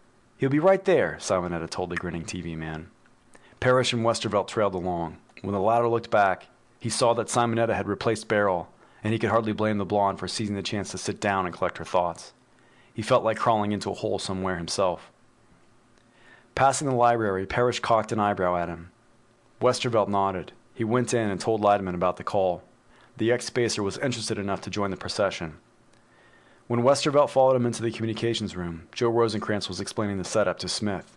Like before, we go through Pluto, Capella 7, and an automatic relay on an outer planet of the Trident system. But you won't see anything of that. It's after we get Johnson that the fun begins. He leaned back in his swivel chair before the screen and surveyed the group. Johnson is going to think to a fish near his island. This fish thinks to one swimming near Harris. They claim Harris answers. Smith ran both hands through his hair. We try anything, he said. Let's go. Joe got in contact with Johnson, the Terran DIR man, among other things, on Trident. The latter was not quite successful in hiding an I-told-you-so attitude. Harris himself confirms that he is being held on the ocean floor, he said. He seems to be a sort of a pet, or curiosity. Can you make any sense out of the messages? Asked Smith. I mean, is there any difficulty because of a language barrier? We don't want to make some silly assumption and find out it was based on a misunderstanding. After the weird pause caused by the mind-numbing distance, Johnson replied, There isn't any language barrier in a thought, but you might say there's sometimes an attitude barrier. Usually we can pick up an equivalent meaning if we assume, for instance, that our time sense is similar to that of one of these fish. Well, try asking Harris how deep he is, suggested Smith. They watched Johnson look away, although the man did not seem to be going through any marked effort of concentration. Hardly 30 seconds of this had elapsed when they saw him scowl. This fish off my beach can't get it through his massive intellect that he can't think directly to another fish at your position. He thinks you must be pretty queer not to have someone to do your thinking for you. Smith turned a little red. Westervelt admired Joe Rosencrantz's poker face. Johnson appeared to be insisting. Harris says he is 2 minutes swim under the surface, he reported. Well, how far from your position then? Asked Smith. The distance turned out to be a 1.5-day swim. Does he need anything? Are they keeping him under livable conditions? The pause, and Johnson relayed. They pump him air and feed him. He needs someone to get him out. How can we find him? Asked Smith. Can he work up any way of signaling us? You are signaling him now, he says. He wants you to get him out. Smith looked around him for questions. Leidman suggested asking how Harris was confined. Smith put it to Johnson, and after the maddening pause, got an answer. He says he's in a big glass box like a freight trailer. It's like a cage. Inside, he is free to move around, and he wants to get out. Then have him tell us where it is, snapped Smith. He doesn't know, came the reply. They move about every so often. What did I say? Whispered Parrish. Nomadic. No one took the time to congratulate him because Smith was asking what the Tridentians were like. Johnson's mental connection seemed to develop static. They saw him shake his head as if to clear it. He turned a puzzled expression to the screen. I didn't get that very plainly, he admitted. A sort of combination of thoughts. They feed him and they don't taste good. Well, tell your fishy friend to keep his own opinions out of it, said Smith, surprising Westervelt, who had not quite caught up to the situation. Johnson, a moment later, grimaced. His expression became apologetic. Don't say things like that, he told Smith, turning against the screen. It slipped through my mind as I heard you and you didn't like it. Who, Harris? No, the fish at his end. I apologized for you. There was a general restless shifting of feet in the Terran office. Smith seemed, in the dim lighting of the communications room, to flush a deeper shade. And what does Harris say? Johnson inquired. Harris requested that they get him out. God damn it, muttered Smith. He must be punchy. It happens, Leidman reminded him softly. Yes, said Smith after a startled look. But some were like that to begin with, and his record suggested all the way. He asked Johnson to get a description of the place where Harris found himself. The answer was, in a fashion, conclusive. Like any other part of the sea bottom, reported Johnson. And furthermore, he's tired of thinking and wants to rest. Who does? Demanded Smith. They won't tell me, said Johnson sadly. Smith choked off a curse, noticing Simonetta standing there. He combed his hair furiously with both hands. No one suggested any other questions, so he thanked Johnson and told Joe to break off. At least we know it's all real, he said. He was actually taken, and he's still alive. You put a lot of faith in a couple of fish, said Leidman. Smith hesitated. Well, now, they aren't really fish, he said. Let's not build up a mental misconception just because we've been kidding about Swishy the thinking fishy. Actually, they probably wouldn't even suggest fish to an ichthyologist, and they may be a pretty high form of life. They may be as high as this Harris, commented Parrish, and earned a cold stare from Leidman. I think I'll look around the lab, said the latter, as the others made motions toward breaking up the gathering. Westervelt promptly headed for the door. He saw that Leidman was walking around the corner of the wire mesh partition that enclosed the special apparatus of the communications room, doubtless bent upon taking a shortcut into the lab. I want to go sit down a while before they pin me on him again, thought the youth. I need 15 minutes, then I'll relieve whoever has him, if Smitty wants me to. End of chapter 11.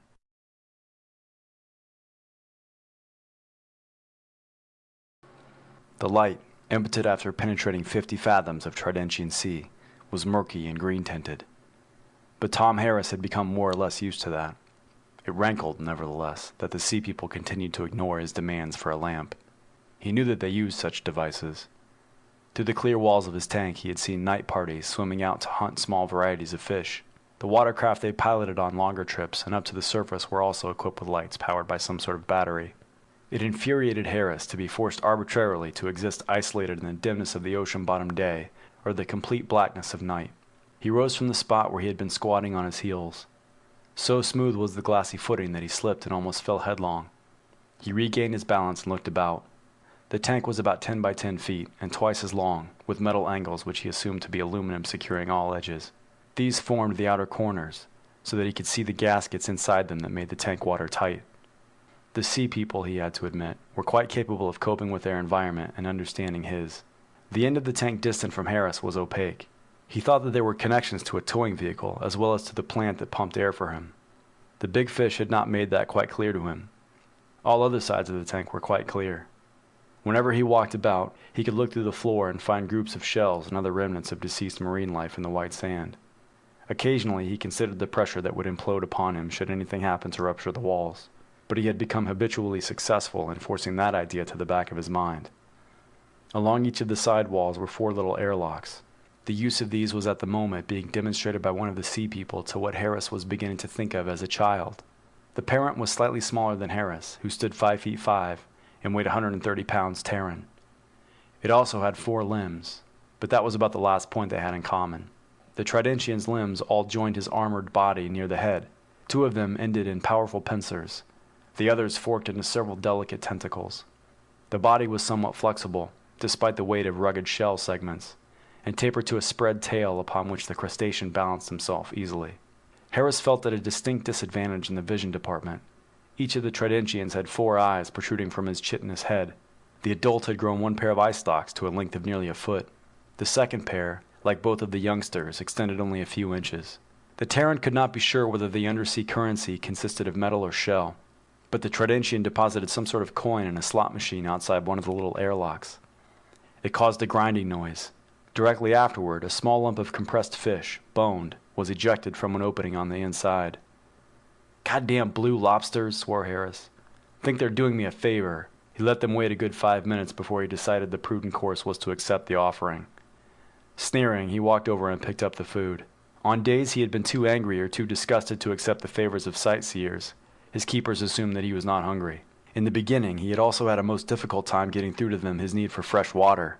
That was when he had come to believe in the large, fish-like swimmer who had transmitted his thoughts to the sea people. The fact that the latter could and did produce fresh water for him aroused his grudging respect, even though the taste was nothing to take lightly. He juggled a lump of fish in one hand, causing the little Tridentian to twirl his eye stalks in glee and swim up off the ocean bottom to look down through the top of the tank. The parent also wiggled his eye stalks more sedately. Harris suspected them of laughing and turned his back. Looking through the other side of his tank, he could see, to such distance as the murky light permitted, the parked vehicles of the Tridentians. Like a collection of small boats, they were of sundry sizes and shapes, depending perhaps upon each owner's fancy, perhaps on his skill. Harris did not know whether the Tridentians' craftsmanship extended to the level of having professional builders. At any rate, they were spread out like a small city. Among them were tent-like arrangements of nets to keep out swimming vermin. Other than that, the sea people used no shelters. They were smart enough to build a cage for me, he thought bitterly. What the hell is the matter with the Terran government anyway? That Department of Interstellar Relations, or whatever they call it. Why can't they get me out of here? Where did Big Fish go now? He saw several of the crustacean people approaching from the camping area. Shortly, no doubt, he would again be a center of mass attention, with cubes of compressed and stinking fish shooting at him from all the little airlocks. He snarled wordlessly. The group seemed to come at certain periods, which he had been unable to define. He could only guess that they had choice times for hunting, besides other work that had to be done to maintain the campsite and their jet-propelled craft. "I'd like to get one of them in here and boil him," thought Harris. "Big Fish claims they don't taste good. I wonder. Anyway, it would shake them up." He had long since given up thinking about what the sea people could do to him if they chose. Their flushing the tank 18 inches deep with seawater twice a day had soon given him an idea, especially as he had nowhere to go during the process. He no longer permitted himself to fall asleep anywhere near the inlet pipe. He noticed that the dozen or so sightseers were edging around the end of the tank to join the first individual and his offspring. Looking up, Harris saw the reason. A long dark shadow was curving down in an insolently deliberate dive. It was streamlined as a Terran shark and as long as the tank in which Harris lived. The flat line of its leading edge split into something very like a yawn, displaying astonishing upper and lower carpets of conical teeth. This was possible because the eyes, about 8, Harris thought, were spaced in a ring about the head end of the long body. "They know I don't like to eat them, but I like to scare them a little," Big Fish thought to Harris. "Look at them trying to smile at me." Harris watched the Tridentians wiggling and waving their eye stalks as the monster passed lazily over them and turned to come slowly back. "I'd like to scare them a lot," said Harris, who had learned some time ago that he got through better just by forgetting telepathy and verbalizing. "Is the DIR man still there?" "Which? What you thought?" inquired Big Fish. "The other Terran, the one on the island." "The other air-breathing one is gone. The other Big Fish is feeding, as I have done just now. And it is not clear about the far Terran, who lacks a big fish." "All the bastards on both worlds are out to lunch," growled Harris, "and here I sit." "You are in to lunch," agreed the monster. The 3 eyes that bore upon the imprisoned man as the thinker swept past the tank had an intelligent alertness. Harris had come to imagine that he could detect expressions on Big Fish's limited features. "You're the only friend I've got," he exclaimed, slipping suddenly into self-pity. "I wish I could go with you. Once you could, when you had your own tank." "It was what we call a submarine," said Harris. "I was looking to see what was on the ocean floor. Tell me, is it all like this?" "Is it all like what, with blue lobsters?"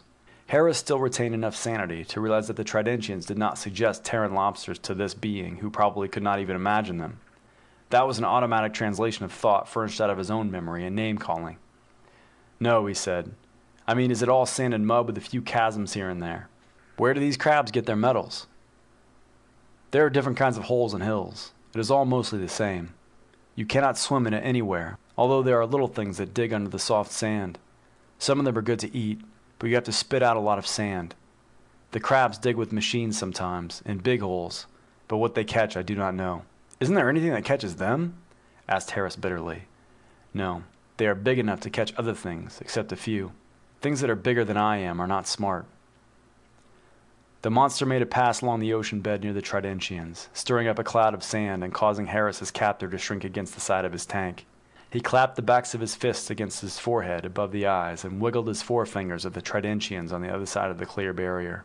Even after the sand had settled, he ran back and forth along the side of his tank, making sure that every sightseer had opportunity to note his gesture. He had an idea that they did not like it much. "They do not like it at all," thought Big Fish. "Some of them are asking for the man who lets the sea into your tank." "Don't call it a man," objected Harris, giving up his posturing. "I am a man." "What else can I call these men except men?" asked the other. "I do not understand why you want to be called a man. You are different." "Forget it," said Harris. It was just a figure of thought. He felt like sitting down again, but decided against it in case the onlookers should succeed in obtaining the services of the tank attendant. He walked to the end of the tank, where he could stare into the greenish distance without looking at the Tridentian camp. "I wish I were dead," he muttered. "They'll never get me out of here." Behind him, he heard the plop-plop of food tidbits landing on the floor of the tank as the onlooker sought to regain his attention. They must have come out of their moment of pique if they were trying to coax him to amuse them further. "If I could find a bone in those hunks of fish, I'd kill myself," said Harris. The dark shape of Big Fish settled over the tank, cutting off what little light there was like a cloud. Harris looked up resentfully. "I do not understand you," thought the monster. "That would be very foolish." "What, trying to commit suicide with a fish bone?" "No matter how, it would be extremely foolish, for then you would be dead." Harris could not think of anything to say. He could not even think of anything to think, obviously, since none of his chaotic, half-formed thoughts brought a response. "It would be as if you had been eaten," insisted his friend. All right, I won't do it then, if that'll make you happy," exclaimed Harris. "It has no effect on how well I feed," Big Fish informed him. It took Harris a minute, but he figured it out. "So that's your philosophy," he muttered to himself. "Now I know what it takes to make you happy. Something to eat." "Where?" inquired the monster. "I do not see anyone I want to eat." "Never mind," said Harris. "Tell me more about the ocean bottom. Where there are big holes or cliffs, can you see stripes on the sides, layers of rock?" "Sometimes, where it is deep enough. Other places there are things growing to the bottom. Only little fish that are not even good to eat do their feeding there. Sometimes the sea people take away the growing things or dig holes. I'll bet there are plenty of things to get out of this ocean," mused Harris. "Who knows how the climate may have changed in thousands of years? Maybe if there was an ice age, the seas would have shrunk. Maybe there was a volcanic age. Maybe you could drill underwater and find oil, if you knew where to look. Maybe there are deposits of diamonds under the ooze." He stopped when he sensed a vague irritation. He realized that his thoughts had been going out and scoring the cleanest of misses. "It doesn't matter," he said. "Just tell me what you do know about the sea." "I can tell you where to find tribes of the sea people. I can tell you where to find all sorts of good-eating fish. I know where to think to other big fish, but that I cannot tell you, for you cannot feel it." The monster rose slowly through the water. He had seen something up there that interested him, Harris knew, and would return when it occurred to him. He considered the possibilities. Perhaps there was something in the idea of building up a food industry. If you had inside tips on where the fish were, how could you miss? Then the Tridentians must have some knowledge of where to find metals, since they used them. He suspected they had factories somewhere. Come to think of it, he asked himself, how do I know it isn't some savage tribe that picked me up? One of these days I may wind up with a more advanced bunch. I'll have to ask Big Fish when he comes back. He began to plan what he would do if he reached some higher civilization under the sea. Anyone with the knowledge to mine metals, or maybe to extract them from seawater, would be interested in contacting Terrans from another world. There would be a little trouble, probably, in getting them to comprehend space, but some of them could be sent up to the surface in tanks. Then there would be a need for some Terran who knew both worlds. I could wind up an ambassador, Harris told himself. I wonder, maybe I could even work it with this bunch. If I could only get out of here. Come back in another submarine, maybe. He began to pace the length of his tank and back, stopping once to gather up the fish that had been bought for him by some of the crowd outside. He noted that the latter was constantly changing without varying much in total number. He took to walking around the sides of the tank, staring into each set of eyes. In the end, this had such a hypnotic effect that he imagined himself swimming through dim, greenish light. The sea people outside began to appear as individuals. He grew into the feeling that he could recognize one from the other. He found himself running for the corner where he had collected his fish. The sound that had triggered their reaction originated at the opaque end of the tank. It was followed within seconds by several jets of water, white and forceful, which entered near the floor of the structure. Harris snatched up his supply of food to keep it from being washed away. With one hand, he tried to roll up the legs of his pants.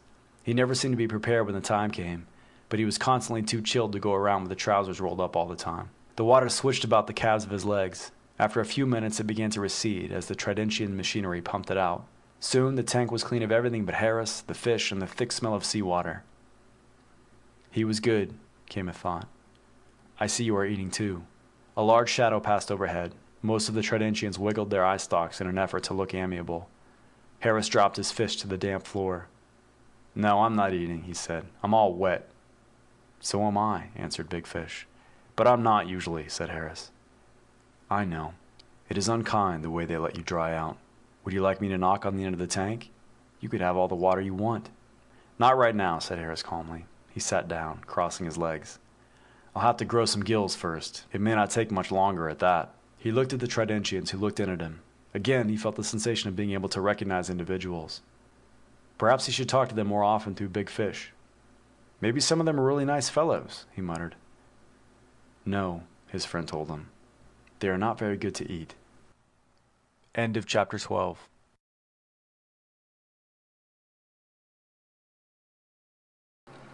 Time had dragged its slow way past 6:30. The excuse of a flying start on the Harris case had worn thin to the point of delicacy, to all but one man. The rest of them hoped sincerely that he was keeping himself interested. Westervelt sat at his desk, perusing an article in Spaceman's World about the exploration of a newly discovered planetary system. It might come up in a conference someday, he reflected, and it might be as well to know a few facts on the subject. No life had been discovered on any of the dozen planets, but that did not necessarily preclude the establishment of a Terran colony in the future. He put down the magazine for a moment to review the personnel situation. Parrish, he remembered, had expressed his intention of retreating to his office and putting in an hour or two of desk healing. Under the circumstances, he had declared, there was little point in digging further into the files for an idea, since that was not at all the primary purpose in staying late. Rosencrantz, of course, was on watch in the communications room. Smith wandered in and out. Simonetta had taken a portable taper down to Leidman's office to help organize a preliminary report the chief had requested from him. After she had returned and fallen to low-voiced gossip through the window with Pauline, Beryl had been sent back with a number of scribbled objections for Leidman to answer. Smith had spent all of 5 minutes thinking them up before Simonetta brought the original report. Westervelt wondered how soon Beryl would return with the answers, because it would then probably be his turn to ride herd. He did not regard the idea with relish. Smith strolled out of his office. He halted to survey the nearly empty office with an air of vague surprise, then saw Simonetta outside Pauline's cubicle. He went over to join the conversation. I should have walked out somewhere, thought Westervelt. Now the door is completely blockaded. The magazine article turned dull immediately.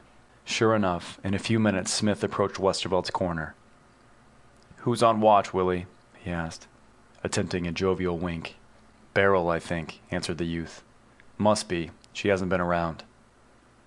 She's been there quite a while, commented Smith. I have a feeling that it's time for a shift. How about wandering down there and edging in? What would I say? Objected Westervelt. He's probably dictating his remarks and wouldn't like me hanging around. Smith chewed on his lower lip. For the questions I sent him, he muttered thoughtfully, 5 minutes should have been enough. Goldilocks has been with him for over half an hour. But he must be tired of my face, said Westervelt.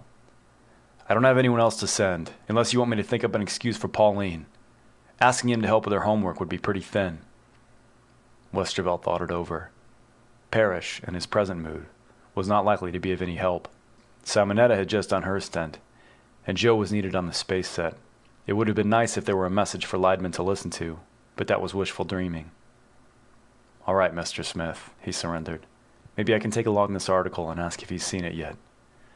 If he's taking an inventory or trying out something in the lab, I'll take my life in my hands and volunteer to help." Smith laughed. "Can't be that bad, Willie," he said, slapping the other on the shoulder. Westervelt was not so sure, but he folded the magazine open to the beginning of his article and went out. Pauline peered at him as he passed. "Don't look like that," he said. "You'll see me again, I hope." "You might try looking a little more confident of that yourself," Simonetta called after him. Westervelt turned the corner and walked slowly down the hall, trying out more confident expressions as he went. None of them felt exactly right. Passing the spare office where the dead files were kept, he heard a sound. They must have come up here for something, he thought. That's why it seemed so long to Smitty. He had opened the door and taken one step inside before he realized that the room was dark. Without thinking, he reached out to flip the light switch.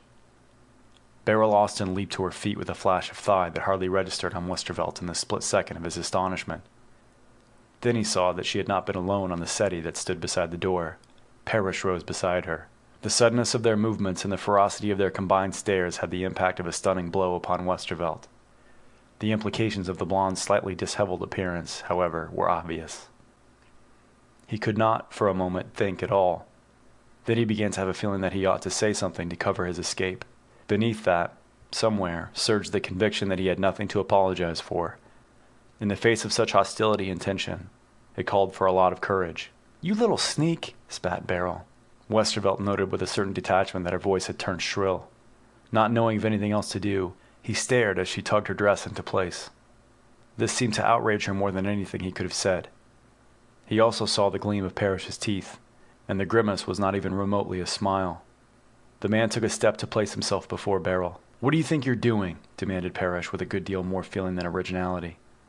Westervelt had been wondering what to say to that when it came, as was inevitable. A dozen half-expressed answers flitted through his mind. "How do you get out of a thing like this?" he asked himself desperately. "You'd think it was me that did it." Before he could explore the implications of his choosing the words, "did it," Beryl found her voice again. "Get out of here," she shrilled. "Who told you to come poking in?" "I heard a noise," said Westervelt, conscious that his voice sounded odd. "I thought it was Mr. Leidman." "Do I look like Leidman?" demanded Parrish, not raising his voice as much as Beryl had. "There wasn't any light, was there? Did you think he'd be sitting here in the dark?" The possibility charged the atmosphere like static electricity. Actually, mere mention of it made Westervelt feel better, because it sounded so much like what he might have found. "How did I know?" he retorted. "I thought Beryl was with him. Why should I expect you? You said you weren't going to dig any further in here." Beryl had been smoothing her still perfect coiffure. Now she stiffened as much as Parrish. Westervelt sensed that his choice of words might have been unfortunate. "Well, who is with him?" he demanded before they could say anything. The question galvanized Parrish into action. He stepped forward to meet Westervelt face to face. "If you're so worried about that, why don't you go find him?" he sneered. "For my money, you two make a good match." "Maybe I will," said Westervelt hotly. "You two don't seem to care about what's going on. If you'll just excuse me, I'll turn out the light and—" "Oh, cut out the speech-making," requested Beryl. "Get out of the door, Willie, and let me out of here. I'm tired of the whole incident." "Now wait a minute, Beryl," protested Parrish. "Yeah," said Westervelt, "you'd better check. Your lipstick is really smudged this time." "Shut up, you," Parrish snapped. He took Beryl by the shoulders and pulled her back. She pulled herself free peevishly. Westervelt leaned against the wall and curled a lip. "Enough is enough," she said. "Let me out of here." "You forgot to smile," Westervelt told Parrish. The man turned on him and reached out to seize a handful of his shirt front. Westervelt straightened up, alarmed but willing to consider changing the smooth mask of Parrish's face. Beryl was shrilling something about not being damn fools when she stopped in the middle of a word. Parrish also grew still. The forearm Westervelt had crossed over the hand grabbing at his shirt fell as Parrish let him go. The man was staring over Westervelt's shoulder. He looked almost frightened. Westervelt looked around, and a thrill shot through him, like the shock of diving into icy water. Leidman was standing there, staring through him. When he looked again, as he shrank instinctively away from the doorway, he realized that the ex-spacer was staring through all of them. After a moment, he seemed to focus on Beryl. "They'll let you out, I think," he said in his quiet voice. Parrish stepped back nervously, and Westervelt edged further inside the doorway to make room. Beryl did not seem to have heard. She gaped, hypnotized by the beautiful eyes set in the strong, tanned face. Leidman put the palm of one hand against Westervelt's chest and shoved slowly. It was as well that the file cabinet behind the youth was nearly empty, because it slid a foot along the floor as his back flattened against it. Leidman reached out his other hand and took Beryl gently by the elbow. She stepped forward, turning her head from side to side as if to seek reassurance from either Parrish or Westervelt, but without completely meeting their eyes. Leidman led her into the hall and released her elbow. She started uncertainly up the corridor toward the main office. Leidman fell in a pace or two behind her. Westervelt heard a gasp. He looked at Parrish and realized that he had been holding his breath too. Then, by mutual consent, they followed the others out into the hall. "Listen, Willie," whispered Parrish, watching the 20-foot gap between them and Leidman's broad shoulders. "We have to see that she doesn't forget and try to leave. If he won't let me talk to her, you'll have to get her attention." "Okay, I'll try," murmured Westervelt. "Look, I was really looking for him. I never meant to either," said Parrish. "Forget it." "It was none of my business. I should have shut up and left. Tell her I'm sorry when you get a chance. She'll probably never speak to me again." He wondered if he could get Smith's permission to move his desk. On second thought, he wondered if he would come out of this with a desk to move. "Sure she will," said Parrish. "She's really just a good-natured kid. It wasn't anything serious. You startled us, that was all." Beryl and Leidman turned the corner, leaving the two followers free to increase their pace. They rounded the corner themselves in time to see Leidman going through the double doors. "It was too bad he came along when she was yelling to be let out," said Parrish. "He didn't understand." "You mean he actually thought we were trying to keep her there against her will?" asked Westervelt. "Well, we were, I suppose, or at least I was. He doesn't seem to think any further than that in such situations. If someone is being held against his will, that's enough for Bob. Did you know Smitty had to post a bond for him?" "A bond?" repeated Westervelt. "What for?" "They caught him a couple of times, trying out his new gadgets around the city jail. I'll tell you about it sometime." Parrish fell silent as they reached the entrance to the main office. Beryl had gratefully stopped to speak to the first person in sight, which happened to be Pauline. As Parrish and Westervelt arrived, she was offering to take over the switchboard for 20 minutes or so. "Oh, I didn't mean you had to drop everything," Pauline was protesting. "I just meant, when you get the chance." She eyed Leidman curiously, then looked to the late arrivals. The silly thought that Joe Rosencrantz must feel awfully lonely crossed Westervelt's mind, and he had to fight down a giggle. "You really should get out of there for a while," advised Leidman, studying the size of Pauline's cubbyhole. "Sit outside a quarter of an hour at least and let your mind spread out." "Well, if it's really all right with you, Beryl." "I'm only too glad to help," said Beryl rapidly. She wasted no time in rounding the corner to get at the door. Westervelt closed his eyes. He found it easy to envision Pauline tangling with her on the way out and causing Leidman to start all over again. The girls managed without any such catastrophe. Pauline headed for the swivel chair behind the unused secretarial desk. "You ought to leave that door open," Leidman called to Beryl. "If it should stick, there's hardly any air in there. You'd feel awfully cramped in no time." "Thank you," said Beryl politely. She left the door open, sat down, and picked up Pauline's headset. From the set of her shoulders, it did not seem that much light conversation would be forthcoming from that quarter. Westervelt stepped further into the office and saw that Smith was standing in his own doorway, rubbing his large nose thoughtfully. The youth guessed that Simonetta had signaled him. Parrish cleared his throat with a little cough. "Well," he said, "I'll be in my office if anyone wants me." Rather than pass too close to Leidman, he retreated into the hall to use the outside entrance to his office. The ex-spacer paid no attention. Westervelt decided that he would be damned if he would go through Parrish's office and back into this one to get at his desk. He walked around the projection of the switchboard cubicle and sat down with a sigh at his own place.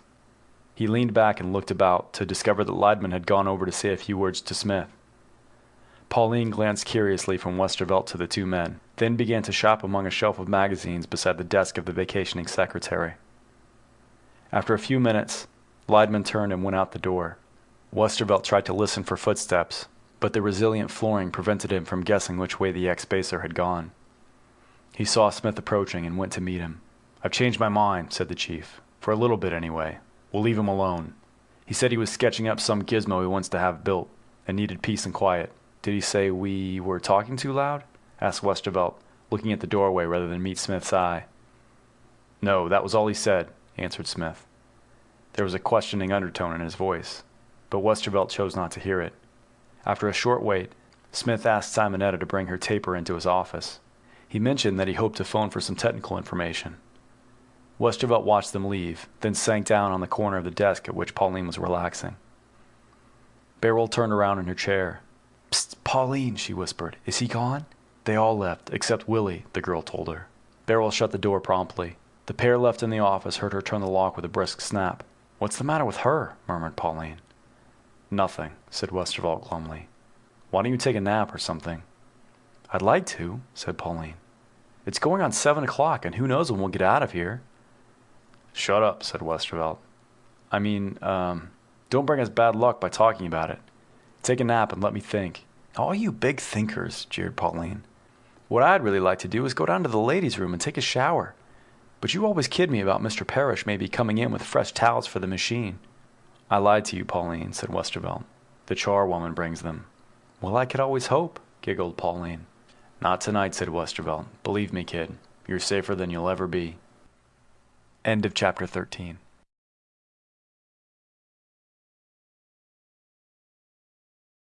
Pauline came back in a quarter of an hour, her youthfully translucent skin glowing and her ash-blonde curls rearranged. She glanced through the window at Beryl, who was nervously punching a number for an outside call. "What's going on?" she asked Westervelt, who sat with his heels on the center desk. "Mr. Smith is calling a couple of engineers he knows," Simonetta told her. Westervelt had just heard it, when Simonetta had emerged with a tape to transcribe. He had started to mention that it might be better to phone a psychiatrist, but had bitten back the remark. "For all I know," he reflected, "they might take me away. Everything I remember about today can't really have happened. If it did, I wish it hadn't." He recalled that he had been phoned at home to hop a jet for London that morning. He had found the laboratory which had made the model of the light Smith was interested in, and been on his way back without time for lunch. Now that the jets were so fast, meals were no longer served on them, and he had had to grab a sandwich upon returning. Then there had been those poor fried eggs. That was all. No wonder he was feeling hungry again. "I should have missed the return jet," he thought bitterly. "I didn't know where I was well off. Why did I have to walk in there? I might have had the sense to go look in Bob's office first." He decided that Pauline, now chatting with Simonetta, looked refreshed and relaxed. Perhaps he ought to do the same. The idea, upon reflection, continued to appear attractive. Westervelt rose and walked out past the switchboard. Beryl was too busy to see him. He made his way quietly to the restroom, which he found empty. He was rather relieved to have avoided everyone. At one side of the room was a door leading to a shower. The appointments of Department 99 were at least as complete as those of any modern business office of the day. Westervelt stepped into a tiny anteroom, furnished with a skimpy stool, several hooks on the wall, and a built-in towel supplier. Prudently, he set the temperature for a hot shower on the dial outside the shower compartment and punched the button that turned on the water. Just in case all the trouble has affected the hot water supply, he thought. As he undressed, he was reassured by the sight of steam inside the stall. Another thought struck him. He locked the outer door. He did not care for the possibility of having Leidman imagine that he was trapped in here. It would be just his luck to be assisted out into the corridor, naked and dripping, at the precise moment it was full of staff members on their way to the laboratory. He slid back the partly opaque plastic doors and stepped with a sigh of pleasure under the hot stream. 10 minutes of it relaxed him to the point of feeling almost at peace with the world once more. "I ought to finish with a minute or two of cold," he told himself, "but to hell with it. I'll set the air on cool later." He pushed the waterproof button on the inside of the stall to turn off the water, opened the narrow doors, and reached out to the towel dispenser. The towel he got was fluffy and large, though made of paper. He blotted himself off well before turning on the air jets in the stall to complete the drying process. Having dressed and disposed of the towel through a slot in the wall, he glanced about to see if he had forgotten anything. The shower stall had automatically aired itself, sucking all moisture into the air conditioning system, and looked as untouched as it had at his entrance. Westervelt strolled out into the restroom proper, thankful that the lock in the anteroom door had not chosen that moment to stick. He stretched and yawned comfortably. Then he caught sight of his tousled, air-blown hair in a mirror. He fished in his pocket for coins and bought another hard paper comb and a small vial of hairdressing from dispensers mounted on the wall. He took his time spraying the vaguely perfumed mist over his dark hair and combing it neatly. That task attended to, he stole a few seconds to study the reflection of his face. It was rather more square about the jaw than Smith's, he thought, but he had to admit that the nose was prominent enough to challenge the chief's. No one had thought to equip the washroom with adjustable mirrors, so he gave up twisting his neck in an effort to see his profile. "Well, that's a lot better," he said, with considerable satisfaction. Now if I can hook another coffee out of the locker, it will be like starting a new day. Gosh, I hope it's a better one, too. He walked lightly along the corridor to the main office, exaggerating the slight resilience of the floor to a definite bounce in his step. Outside the office, he met Beryl coming out. He felt himself coming down on his heels immediately. Beryl eyed him enigmatically, glanced over his shoulder to check that he was alone, and swung away toward the opposite wing. Westervelt hurried after her. "Look, Beryl," he called. "I wanted to say that is about before." Beryl turned the corner and kept walking. "Wait just a second," said Westervelt. He tried to get beside her, to speak to something besides the back of her blonde head, but she was a tall girl and had a long stride. He hesitated to take her by the elbow. Beryl stopped at the door to the library. "Please take note, Willie," she said coldly, "that the light is on inside, and I am all alone." At least she spoke, thought Westervelt. "I have come down here for a little peace and quiet," she informed him. "I hope you didn't intend to learn how to read at this hour of the night." "Oh, come on," protested Westervelt. "It was an accident. Could I help it?" "Being the way you are, I suppose not," admitted Beryl judiciously. "Why don't you go elsewhere and be an accident again?" "I'm trying to say I'm sorry," said Westervelt, feeling a flush spreading over his features.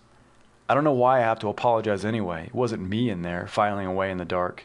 Beryl looked down her nose at him, as if he were a Missourian, asking where he could have his chlorine tank refilled. "Is that the story you're telling around?" she demanded icily. "I'm not telling—" Westervelt realized he was beginning to yell and lowered his voice. "I'm not telling any story around. Nobody knows anything about it, except you and I and Pete. Bob couldn't have seen anything." Beryl shrugged, a small, disdainful gesture.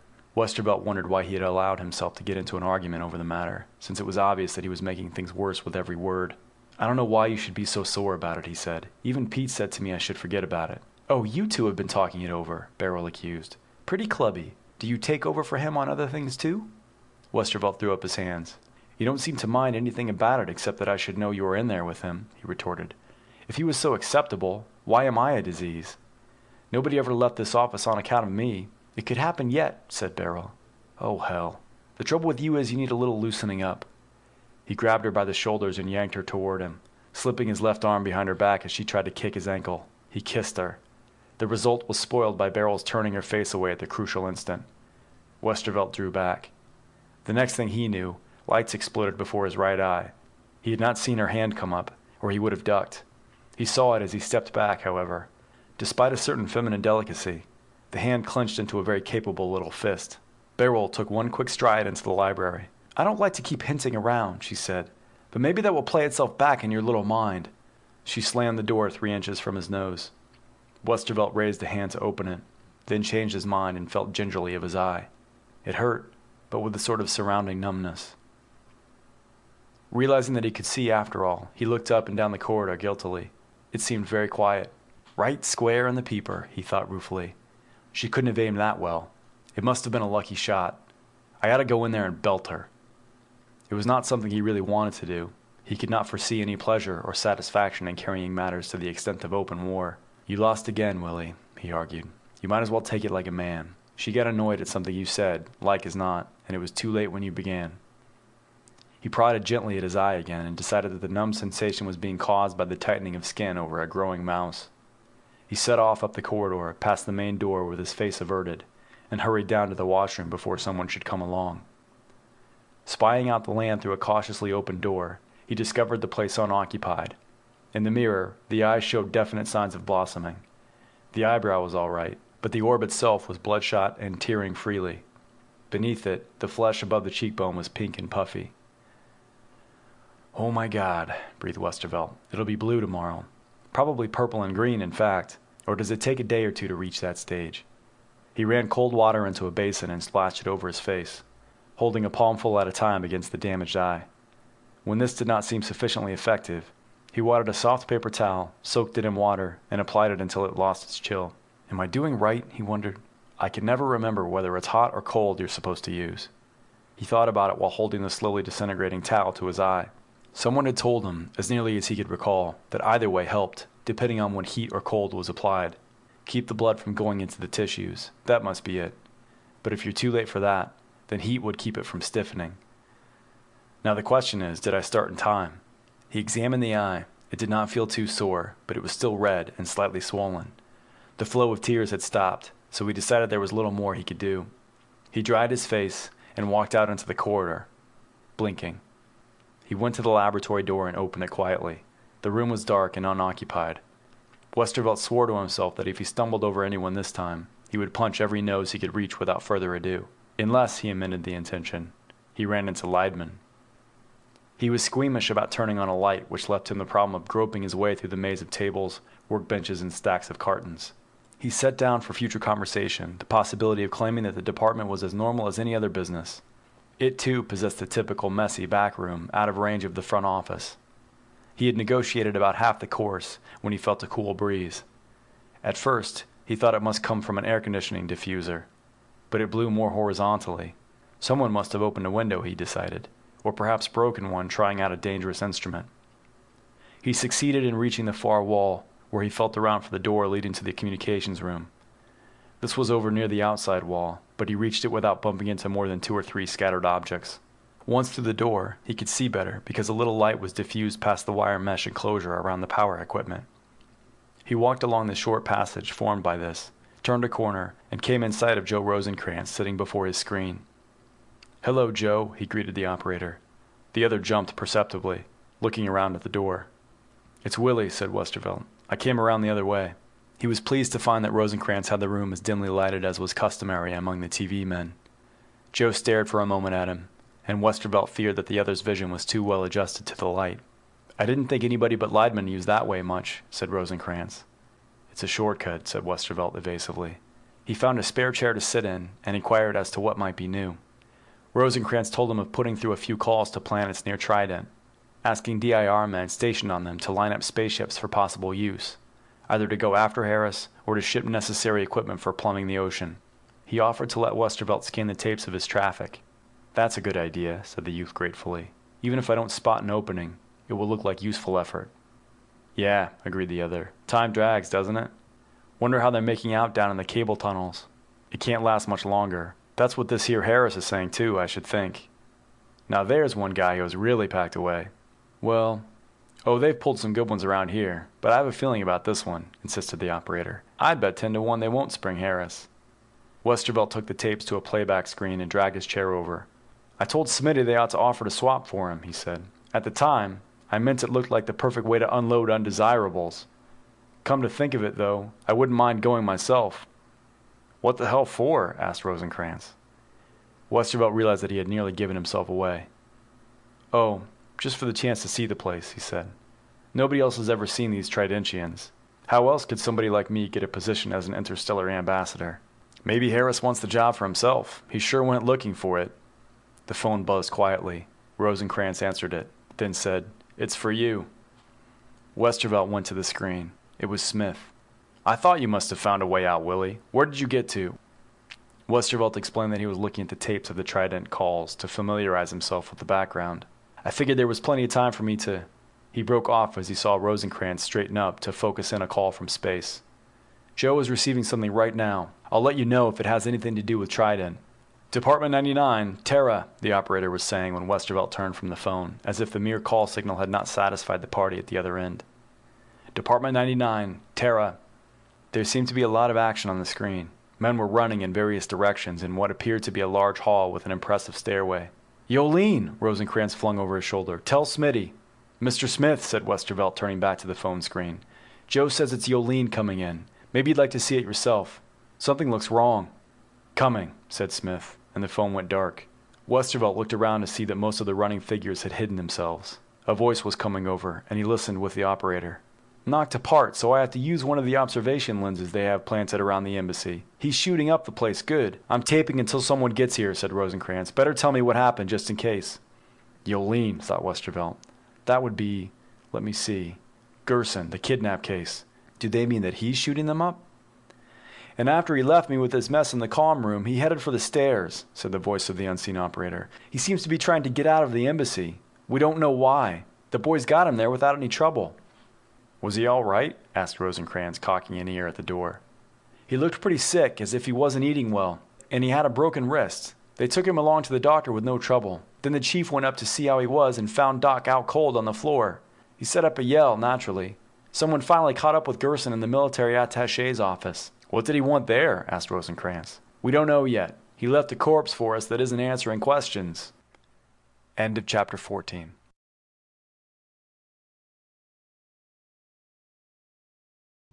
Chapter 15.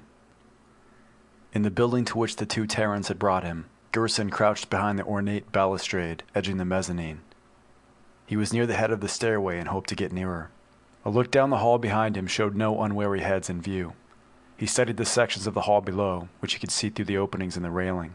There had been great scrambling about down there a moment earlier, so he was uneasy about showing himself.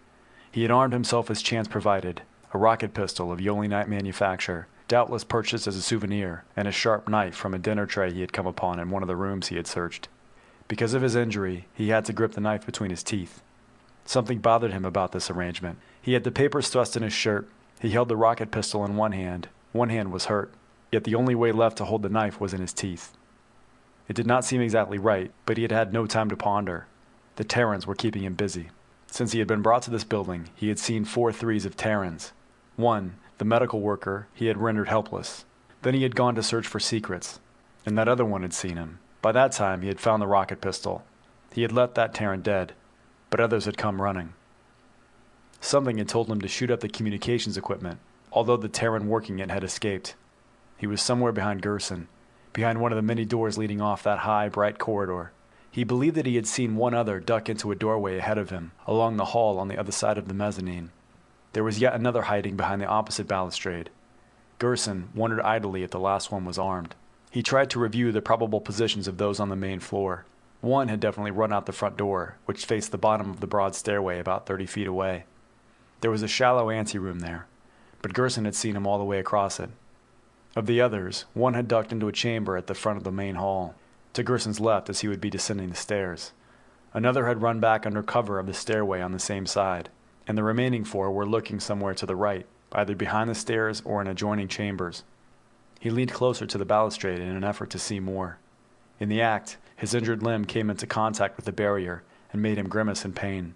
The drug the Terran medical worker had shot into it was wearing off. Since he had made a slight noise already, Gerson crawled along about 10 feet until he was just beside the head of the stairs. He made himself quiet to listen. Somewhere below, 2 of the embassy staff were talking cautiously. It might be a good time to catch them unawares. He rose and took a step toward the stairs. A voice that sounded artificially loud spoke in one or another of the lower chambers. It had a slight echo, making it nearly impossible for Gerson to determine the direction. The Terran who had ducked into the room on the left appeared, raising a weapon of some kind. Gerson blazed a rocket in his direction. The slim missile, the length and thickness of the 2 top joints of his thumb, left a smoky trail just above the stairway railing and blew a large hole in the wall beside the doorway where the staff man had been standing. Somehow the fellow had leaped back in time to avoid the flying speck of metal and plaster. Gerson knelt behind the balustrade again, shaken by the sense of new pain, and wondering at its source. He concentrated. After a moment he felt the wetness trickling down his left side. Some small object had grazed the flesh, and he realized that it must have been a solid pellet projected by the weapon of the Terran at whom he had shot. He knew that the Terrans had more dangerous weapons than that, but had been confident that they would dare nothing over-violent here within their own building. The pistol used against him must be an old-fashioned one, or a keepsake. Possibly it was a mock weapon built for practicing at a target. He seemed to remember vaguely having handled such a thing in the past. He strained after the fleeting memory, clenching his teeth with the effort, but it was gone. So many memories seemed to be gone. All he was sure of was that he must get out of here with those papers. He checked the upper hall again, before and behind. He looked across the open space for the Terran hiding like himself behind the balustrade, but could not find him. It might or might not be worthwhile to send a shot over there at random. If he missed, he might at least scare the fellow. The loud voice with a mechanical sound to it blared out from below. "Gerson," it called. "Gerson, throw down your weapon and stand up. We can see where you are. We want to help you."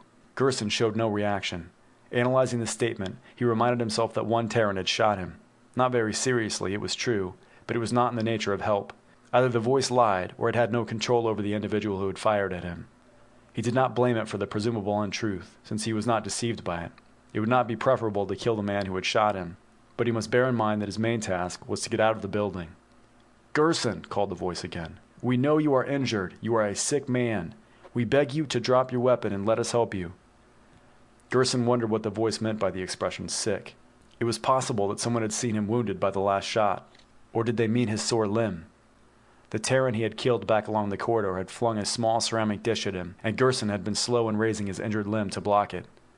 The whole side of his face was sore, but the skin of his cheek no longer bled, so it was a matter of opinion whether he was sick on that account.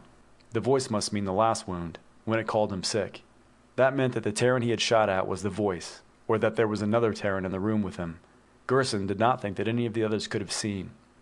Some doubt at the back of his mind struggled to suggest an oversight, but he knew of none. He peered once more between the balusters, and this time he saw a motion, a mere shadow across the way. Instantly he stood up and launched a rocket at the spot. It streaked on its way and exploded immediately against one of the uprights. Gerson regretted fleetingly that it had not gone through and struck against the wall beyond, which would have accounted for the skulking Terran with a good deal of certainty. As the baluster disintegrated, leaving stubs at top and bottom, Gerson started down the stairs. Yells sounded from below. He threw one leg up to mount the stair railing, leaned back along it, and let himself slide. The rocket pistol waving wildly at arm's length in his left hand helped him balance. He reached the landing at the middle of the stairs in one swoop. The human at whom he had shot reappeared in the same doorway. Gerson rolled to his left, felt both feet hit upon the landing, and let go another missile. It was too late. The Terran had not even lingered to fire back. It seemed almost like a feint to distract. "Gerson!" blared the mechanical voice. "Gerson! Gerson!" shouted other voices. They came from many directions, and he was unable to comprehend them all. He reached a point near the bottom of the stairway, running 3 steps at a time, when a louder yell directed his attention to the doorway on his right.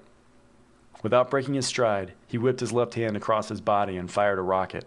He had a glimpse of the figure dodging aside before the smoke and dust of the explosion told him he had nicked the edge of the doorway. It seemed to him that he must have shot the Terran as well, and he let his eye linger there an instant as he reached the floor of the hall. Thus he saw the figure reappear and was in position to fling 2 more shots with animal quickness. The figure was blown straight backwards this time, but Gerson had time to realize that there had been no head on it when it had been thrust out. His first shot must have done that. All told, he had wasted 3 missiles on a dummy. Then the loop of rope fell about him, and he knew why he had been lured into facing this direction. He tried to bring the rocket pistol to bear on the 3 Terrans running at him from behind the stairway.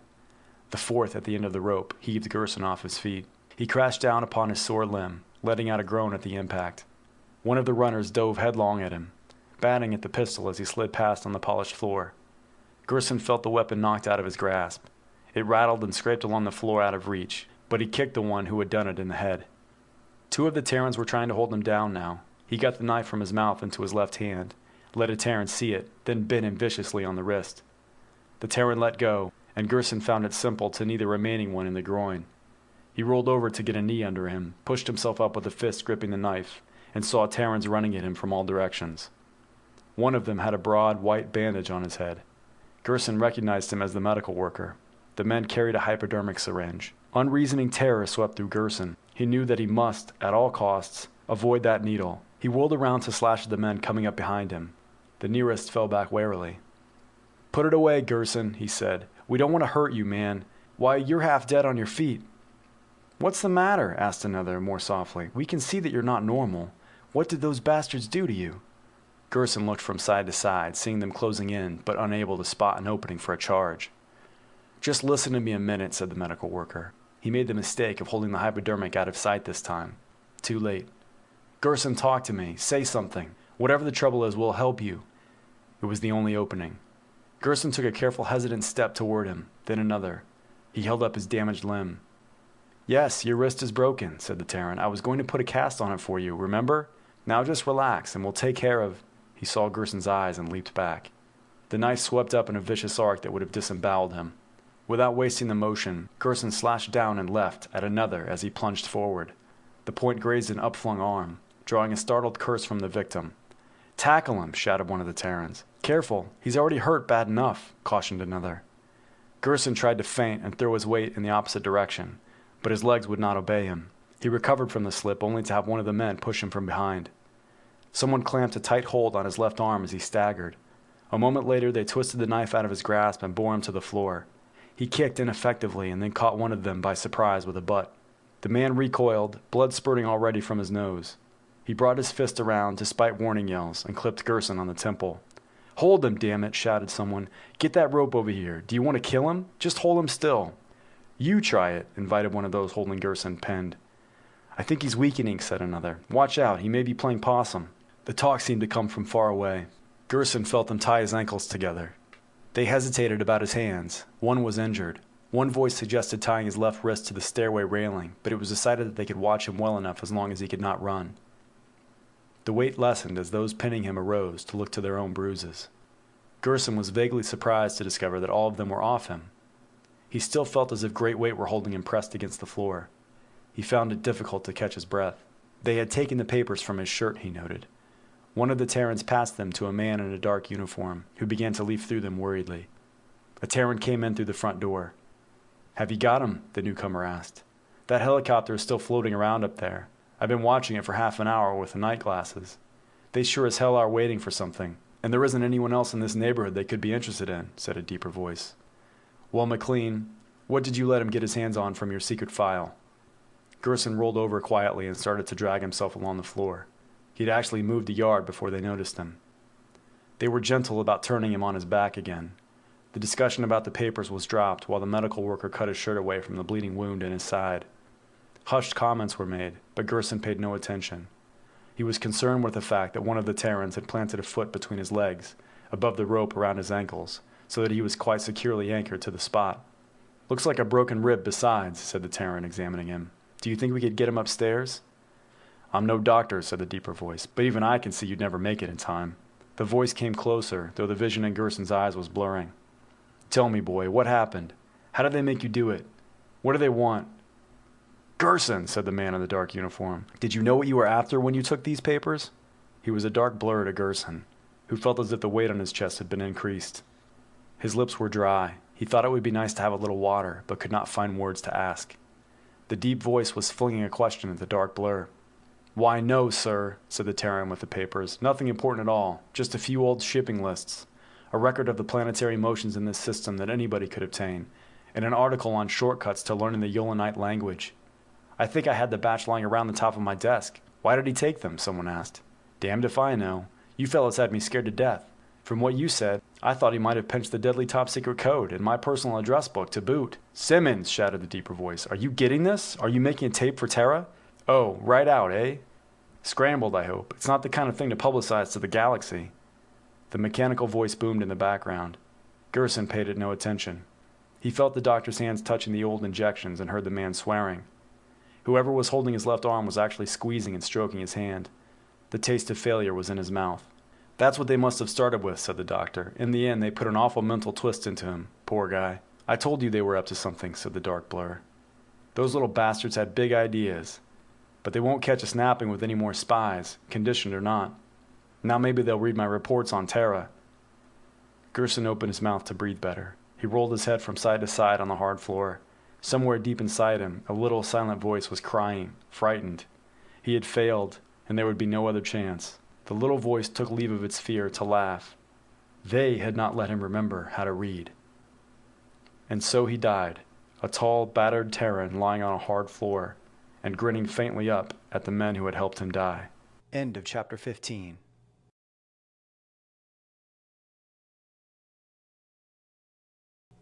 Chapter 16. In the communications room of Department 99, Westervelt could actually hear people around him breathing, so hushed was the gathering. Someone was leaning on his shoulder, but he was reluctant to attract attention by moving. Static sounds and the clicking and humming of various mechanisms about the room suddenly became unnaturally noticeable. Glancing this way and that, he discovered that the entire staff had drifted in during the transmission from Yolene. There were at least 2 people behind him, to judge by the breathing and the weight on his shoulder. So intense had been the excitement that he did not remember anyone but Smith arriving. He saw better to the left than to the right and became conscious of his eye again.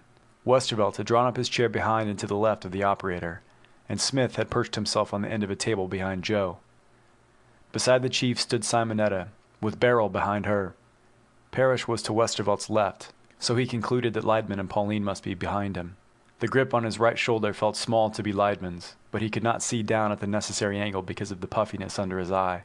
The broad-shouldered, stocky man on the screen moved to the stairway and looked up, straight into their eyes. "Is this still going out to Terra, Simmons?" he asked. He had dark hair, with a crinkly wave in it, which permitted him to appear less disheveled than the men about him or standing over the body of Gerson. He pulled out a large white handkerchief to wipe the streaming perspiration from his face. "Yes, sir," answered the voice of the distant operator. "You're looking right into the concealed pickup. I'll switch the audio from Terra to the loudspeaker system, and you can talk to them." Westervelt glanced at the other men in the embassy on Yolene. Several of them obviously suffered from minor injuries. All of them wore expressions of tragedy. One man in his shirt sleeves was standing with his shoulders against the base of the stairway, head thrown well back, trying to staunch the flow of blood from his nose. Another, with his back to the lens, knelt beside the body of Gerson. A couple of others, looking helpless, were lighting cigarettes. "I suppose you saw the end of it," the man on the stairs said. Smith cleared his throat and leaned over Joe Rosencrantz's shoulder. "We saw," he answered. Is there any doubt that he's dead?" The men on the stairs looked to the group around the body. The doctor shook his bandaged head sadly. "As much from strain and exhaustion as anything else," he reported. "The man belonged in a hospital, but some uncanny conditioning drove him on. In the end, his heart gave out." The stocky man turned back to the lens. "You heard that. Except for one man who didn't know at the time what was going on, we did the best we could. I'm Delaney, by the way, in charge here." Smith identified himself and agreed that Gerson had looked to be unmanageable. "Do you think you can find what they used?" he asked. "I gather that you never got anything out of him since the time you picked him up. Did that part of it go according to plan?" "Oh, yes," said Delaney. "We even got back the little torch we sent him, the way you plotted for us. It looked used, too. But now I'm wondering if they let him cut his way out." "I wouldn't doubt it," said Smith gloomily. "I'm afraid we didn't look very bright on this one. We seem to have underestimated the Yolenites badly. There isn't too much information on them available here." "Nor here, to tell the truth," said Delaney. "Which reminds me, our Captain McLean has been after me for a long time to put more pressure on the DIR about that. Could you duplicate your tape and send them a copy? It would save us another transmission, and you might like to add your own comments." Smith promised to have it done. He also offered, to soothe Captain McLean, to send an extra copy to the Space Force. There seemed to be nothing more to say. The scene on the screen blanked out as the distant operator spoke to Rosencrantz on audio only from his own shot-up office. Then it was over. Westervelt, aware that the pressure on his shoulder was gone, looked around. Leidman had his arm about a shaken Pauline. The ex-spacer's expression was blank, but the hardness of his eyes made the youth shiver. For a second, he thought he detected a slight resemblance to the man who had come bounding down the stairs on Yolene, leaving crisscross trails of rocket smoke in the air. "That's crazy," he thought the next instant, and he lost the resemblance. He blinked, fingered his tender eye, and looked around at the others. Everyone was subdued, staring at the blank and quiet receiver or at the floor. Westervelt was surprised to see that Beryl was crying. She raised a forefinger to scrub the tears from her cheek. Hesitantly, Westervelt took the neatly folded handkerchief from his breast pocket and held it out. Beryl scrubbed the other cheek, looked at the handkerchief without raising her eyes to his, and accepted it. She blotted her eyes, examining the cloth, and whispered, "Sorry, Willie. I think I got makeup on it." Smith stirred uncomfortably at the whisper. He stood up and spoke one short word with a depth of emotion. Then he kicked the leg of the table to relieve his feelings. Rosencrantz swiveled around in his chair, waiting to see if any other calls were to be made. Smith took a deep breath. "You'll make copies of the tape when you can, Joe?" "Sure," said the operator sympathetically. "Well," said Leidman, at the rear of the group, "that's another one lost. Tomorrow we'll open a permanent file on Yolene, as Pete suggests." "Yes, I imagine they'll give us more business," agreed Parrish. Leidman growled. "I'll give them the business next time," he threatened. "Well, that kind of damps the pile for tonight. I don't know about the rest of you, but I'm in no mood now to be clever."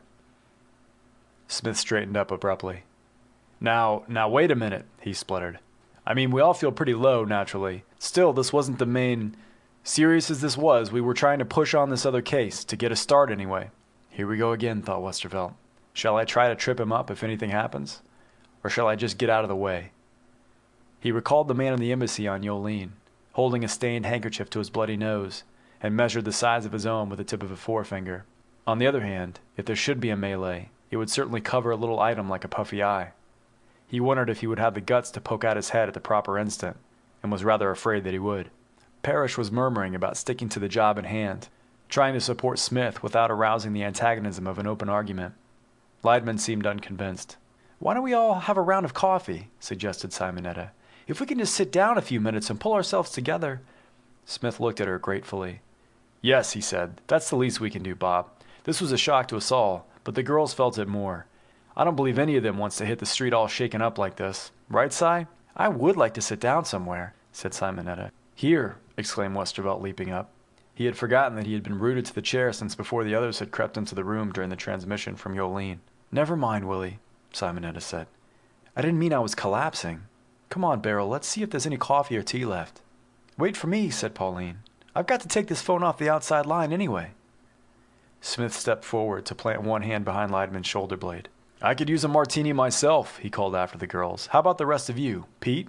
Willie? Paris seconded the motion. Westervelt said he would be right along and trailed them slowly to the door. He paused to look back, and he and Joe exchanged brow-mopping gestures. The rest of them were trooping along the corridor without much talk. He ambled along until the men, bringing up the rear, had turned the corner. Then he ducked into the library.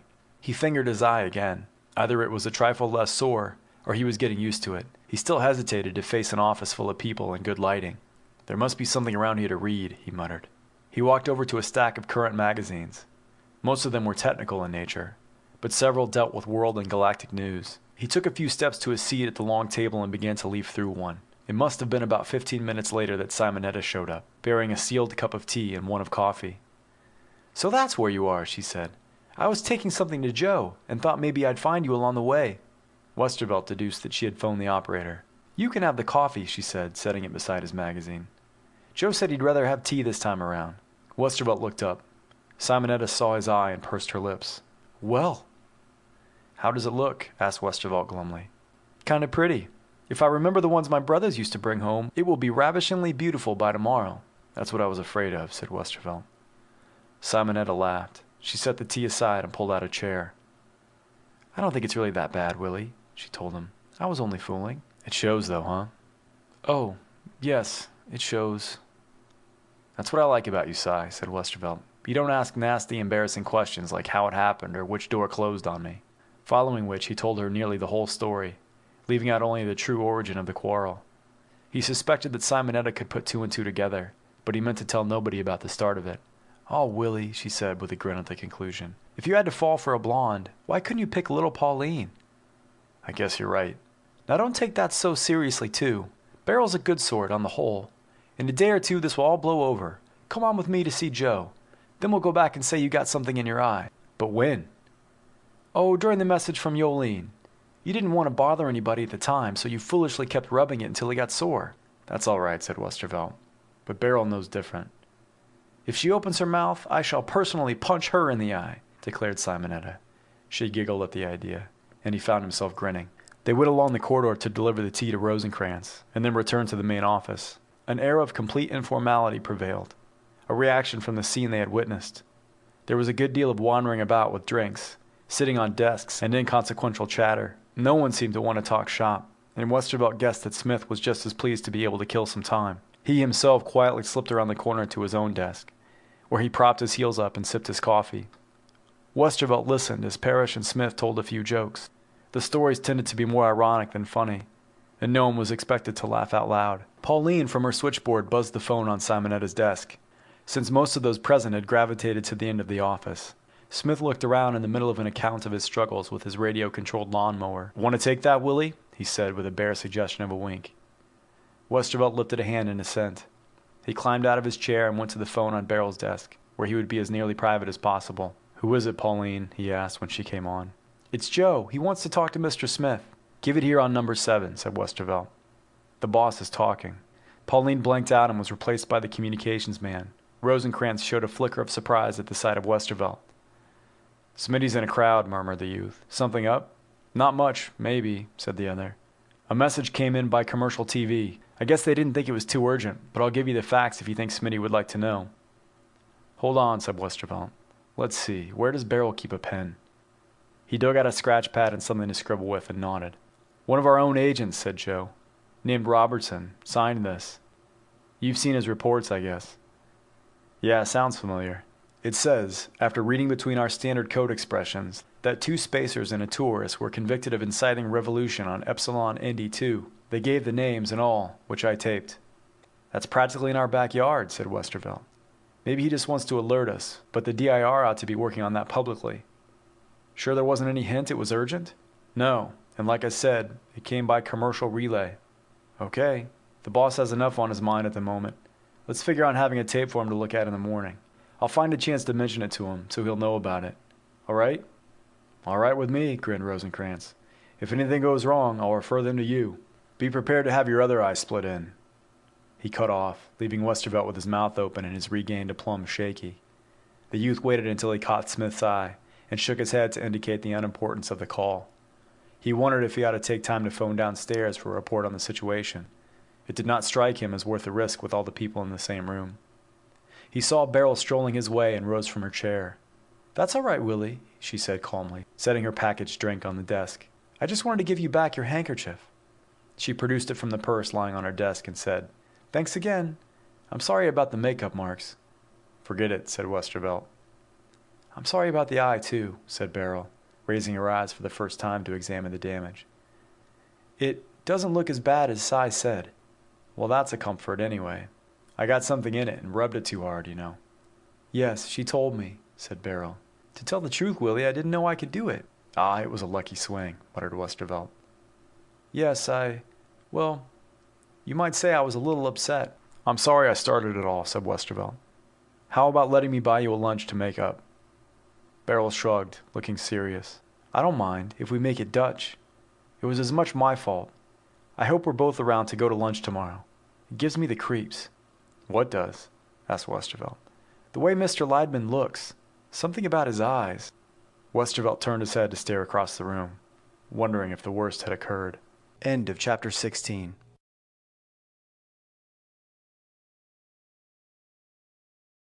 Chapter 17. John Willard set a brisk pace through the streets of First Haven, as befitted a conscientious public servant. Maria Ringstad kept up with him as best she could. When she lagged, the thin cord tightened around her wrist, and he grumbled over his shoulder at her. Naturally, she carried her bag. He had explained that they would have been most inconspicuous with her walking properly a yard behind him.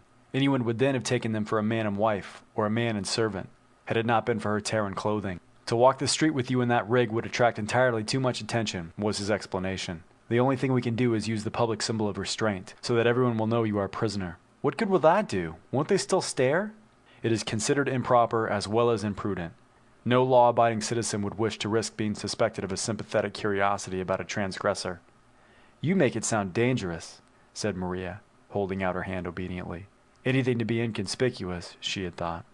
Now, turning a corner about 300 yards from the jail, she had to admit that the system seemed to be working. The greenies whom they met were nearly all interested in other things. A shop in the vicinity, another greenie across the street, a paving stone over which they had just tripped, or the condition of the wall above Maria's head. Willard led her to the far side of a broader avenue after they had negotiated the corner that put them permanently out of sight of the jail. Maria tried to recall the scanty information he had whispered to her against the outside wall of the prison. There had been time for him to tell her he was sent by the Department of Interstellar Relations of Terra to get her out, since it had proved impossible to alter the attitude of the greenie legal authorities. Maria was not quite sure whether he was really the prison officer he said he was, in which case he must have been bribed on a scale to make her own crime ridiculous, or whether he was an independent worker friendly to the Terran space line, in which case the payment might more charitably be regarded as a fee. She knew that he planned to deliver her to a spaceship due to leave shortly. There had been no opportunity for her to ask the destination. To tell the truth, she reflected, I don't care what it is. Anything would be a haven from Greenhaven. She began to amuse herself by planning the article she would write when back on Terra. How I Escaped from Paradise might do it, or Prison Breaking in Paradise, or perhaps Green Haven or Green Hell. Whatever I call it, she promised herself, I'll skin them alive, and I'll find a way to send the judge and the warden copies of it too. Maybe, she pondered, it might even be better to stretch it out to a whole book, and get someone to do a series of unflattering cartoons of greeny characters. The cord jerked at her wrist. She realized that she had fallen behind again, and made an apologetic face at Willard when he looked back. Don't do that, he hissed. They'll wonder why I tolerate disrespect. Sorry, said Maria, shrugging unrepentantly. You take this pretty seriously, don't you? You'd better take it seriously yourself, he growled. It's your neck as much as mine. He glared at a young greenie who had glanced curiously from the opposite side of the avenue. The abashed citizen hastily averted his eyes. Willard gave the cord a significant twitch and strode on. They turned another corner, to the right this time, and went along a narrow side street for about 200 yards. Waiting for a moment when he might meet as few people as possible, Willard crossed to the other side. A little further on, he led the way into what could almost be termed an alley. Willard stopped. Now we are going into the small food shop, he informed Maria. You would call it a cafe or restaurant on Terra.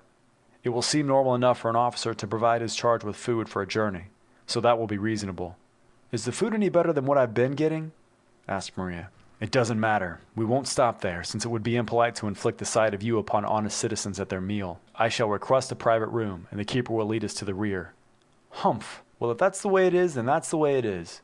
So in the eyes of an honest greenie, I'm something to spoil his appetite?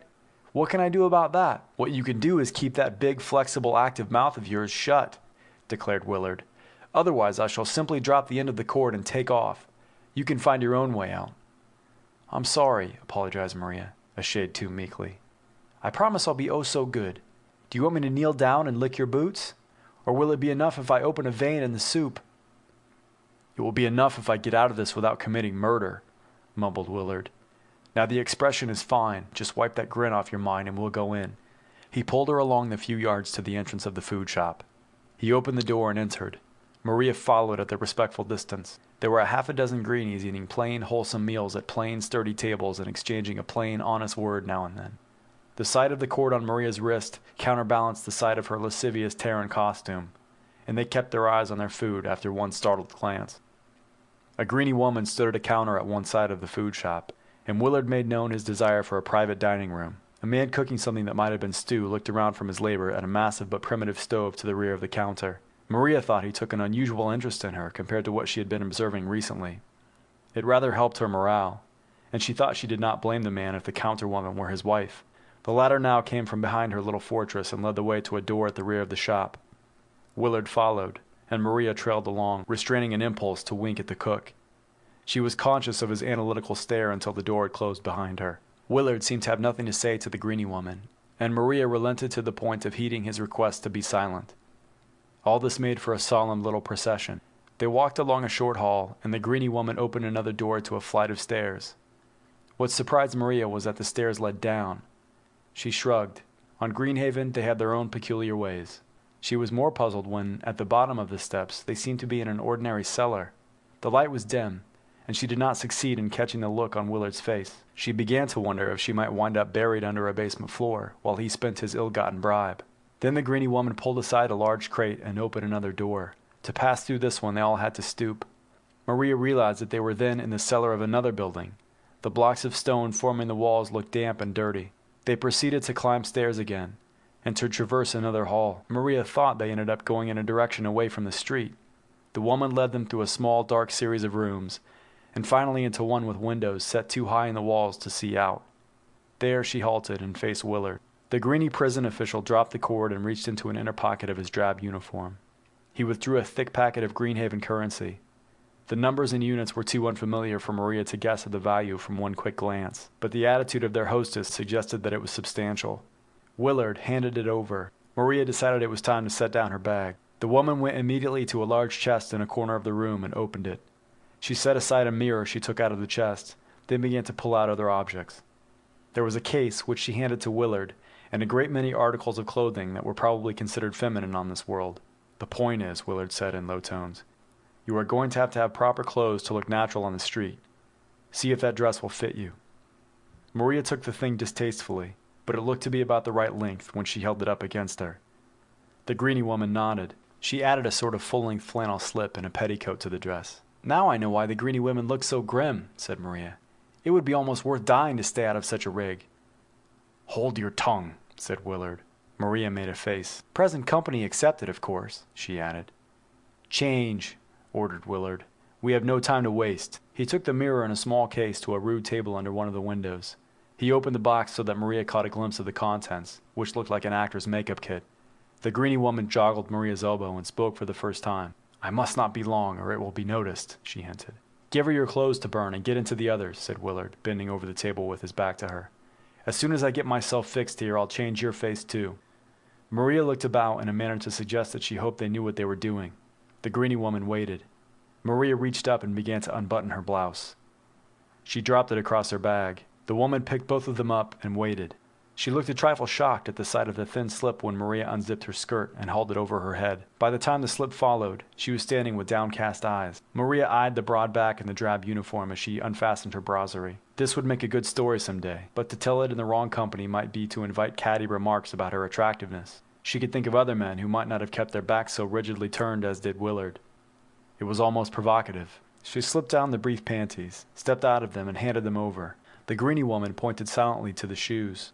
Maria kicked them off, and they were added to the pile. She hoped that whatever was in the chest for footwear would not be too hard to walk in. The greedy woman thrust the flannel atrocity at her and left the room hastily. Maria watched the door close softly, then held the garment out at arm's length. It did not look any better. She took a few steps toward Willard. "I'll bet I could make him faint dead away," she thought mischievously. "I'd love to see the look on his face if... Well, why not? I will." "She's gone," she announced in a low voice. "How do I get into this thing?" Willard looked around, and the look was nothing she had ever seen before. His face appeared fuller in the cheeks. His eyebrows were black and heavy, his nose high at the bridge, and his whole complexion was darker. He nodded at her gasp. "Those papers I turned in for you won't last too long. The estimate is that they will dissolve before tomorrow morning, but that this might come apart sooner. If he sends out an alarm, I don't want to be on the streets in shape to be recognized."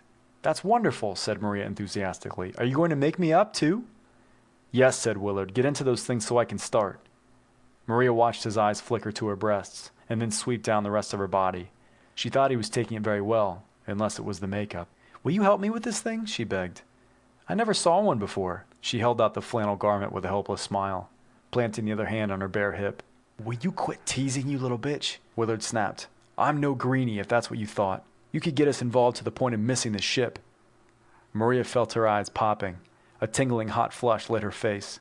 It spread back to her neck and crept down to her breasts. She snatched the flannel sack to her and turned her back. Somehow she maneuvered it over her head. Then she fumbled on the starched petticoat and topped the hole with a dun-colored dress that fell chastely about her ankles. Willard handed her a pair of low-heeled shoes that were only a little loose when she put them on. He had her stand facing one of the windows while he darkened her face and put a black wig on her. She looked up at the window and stood very still. "Now listen," said Willard. "You'll absolutely have to stop blushing like that, or the color of the skin is going to come all wrong." "I can't help it," she said meekly. Then she saw he was laughing at her, and gave him a rueful smile. "Where did all that modesty come from?" "It was the shock, I suppose." "All right, it was funny. When we get out on the street again, forget all about what's funny. Look like a serious greenie." "Funny?" objected Maria. "I always thought I made a pretty fair showing in comparison to local gals." "Oh, you did. You did. One of the best showings I've ever seen." He pressed a hand to each side of her waist, then slid them up her ribs until the weight of her breasts rested against his wrists. "We'll talk about this again when we make it to the ship," he told her in a low voice. "Right now it would be foolish to spoil this makeup." He turned away after a long moment and returned the kit to the chest. They left by the same door by which they had entered, but Willard knew a short way out to a different street. Maria thought it must be the one outside the high windows. He set off at a businesslike pace. They traveled about a quarter of a mile, counting several turns by which he sacrificed directness for sparsely peopled streets. The disguises must have been effective, for they drew no second glances. It was not until she saw the gibbet that Maria realized they were approaching the outskirts of the city. "What?" she began, sensing the reality of her plight for the first time. "Quiet! Look the other way if you must, but don't be obvious about it." Several examples of rigid Greenhaven justice were on exhibit to a modest crowd. 3 men and 2 women sat in stocks. They were not, apparently, subject to rock throwing or other abuse, as Maria seemed to remember had been the custom on ancient Terra. But they were clearly unhappy and mortified. From the gibbet behind them swung the body of a hanged man. It appeared to have been there for some time. Maria wondered what he had done to corrupt the morals or the economics of Greenhaven. What nearly made her sick was the sight of a party of 24 children being guided on a tour of the place. One youngster whined and was thoroughly cuffed by the greenie in charge. Then they were passed, and Maria saw the high cyclone fence of the Terran spaceport. Willard took a look at her face. Seemingly satisfied, he explained that they had come to a section well away from the main entrance.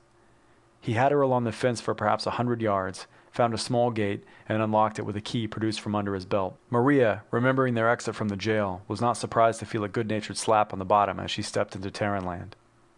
There was another quarter mile to go, but it was open land. "We have made it now," said Willard, locking the gate behind them. They bypassed the administration and custom buildings, and headed directly for the field elevator beside the waiting spaceship, ignoring the possibility of causing inquiries to be made by local eagle eyes who might think they had seen 2 greenies board the vessel. Willard, of the Department of Interstellar Relations, he introduced himself to a surprised ship's officer. You've been told to expect Miss Ringstad. The officer, staring in bald disbelief at Maria's costume, admitted that the ship was more or less being held for her arrival. One thing was unexpected, said Willard. I am exercising my authority to demand a cabin for myself as well. I have reason to suspect that my disguise has been penetrated, which, of course, makes it very dangerous for me. Of course, agreed the officer. Let's go, by all means. Yes, said Maria. I want to get out of this awful rig. That's what I meant, said Willard. There was no doubt that the influence behind Willard had held the ship for them. It rose as soon as they could reach a pair of tiny cabins. Later, after the first surge of the takeoff, there were a number of delays stretching between minor course corrections. Finally, it was announced over the public address system that because of precautionary checking of the course, there would be no spin to simulate planetary gravity for about 2 hours. Maria hoped that she would not be revealed as the cause to the disgruntled passengers. She was still considering this and trying to disentangle herself from the acceleration net slung in the 10-foot cubicle they were pleased to call a cabin, when Willard arrived. I made friends with some of the crew, he announced. Everybody likes to help out a DIR agent. It must strike them as romantic.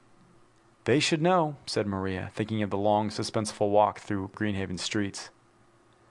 There was a stewardess who had extra slacks and blouse about your size. You must have a good eye, she told him. Or you think you have, anyhow. First, get me out of this thing. What with this greeny outfit, too, I might as well be in a straitjacket. He pushed himself over to the net and began to open the zipper. She saw that he had taken time to remove his greeny face. Her first motion, when the net was open, sent her tumbling head over heels to the far bulkhead. Keep a grip on something, laughed Willard. Here, I brought a small kit along. Let me fix your face. She obediently clung to the anchoring shock springs at one end of the net and turned her face up so that he could work on the mask he had earlier painted on. His fingers were gentle, smoothing in the cream he had brought and rubbing off the makeup with lightly perfumed tissues. Maria closed her eyes luxuriously and thought how pleasant it was to be off Greenhaven. Was it very complicated getting me out of there? She asked. There were a lot of angles to think of, he answered, but we pulled it off as slickly as I've ever seen done. Just strolled right through them all. Things in this business don't often go that well to plan. There. Now you look human again, just like when I started to put that face on you. Not exactly, smiled Maria, plucking ruefully at the native Mother Hubbard, which billowed hideously about her in the zero gravity. That's easily changed, Willard said, meeting her smile significantly. See if you can find your way out any better than you did getting into it, while I sort out the clothes I got for us.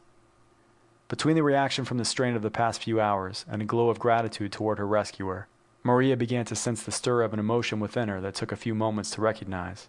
It surprised her a little. Willard, she said lazily, it's funny, but I feel just as if I'm falling in love with you. That's interesting, grinned the agent. About time, too. I can't tell if my knees are weak, she went on, laying a hand on his shoulder to draw herself closer. Because I'm hanging in midair, but you always seem to be making me strip, and I find myself not minding. I don't mind either, he assured her. When his arm slipped around her waist and he kissed her, Maria was sure. She let her lips part gradually, trembling as the fever rose in her. Let me go a minute, she murmured. Presently, after a few weightless contortions, the muffling Greenhaven flannels were sent swirling into a corner. Maria laughed softly as she set a bare foot against the bulkhead to launch herself back into Willard's arms. End of chapter 17.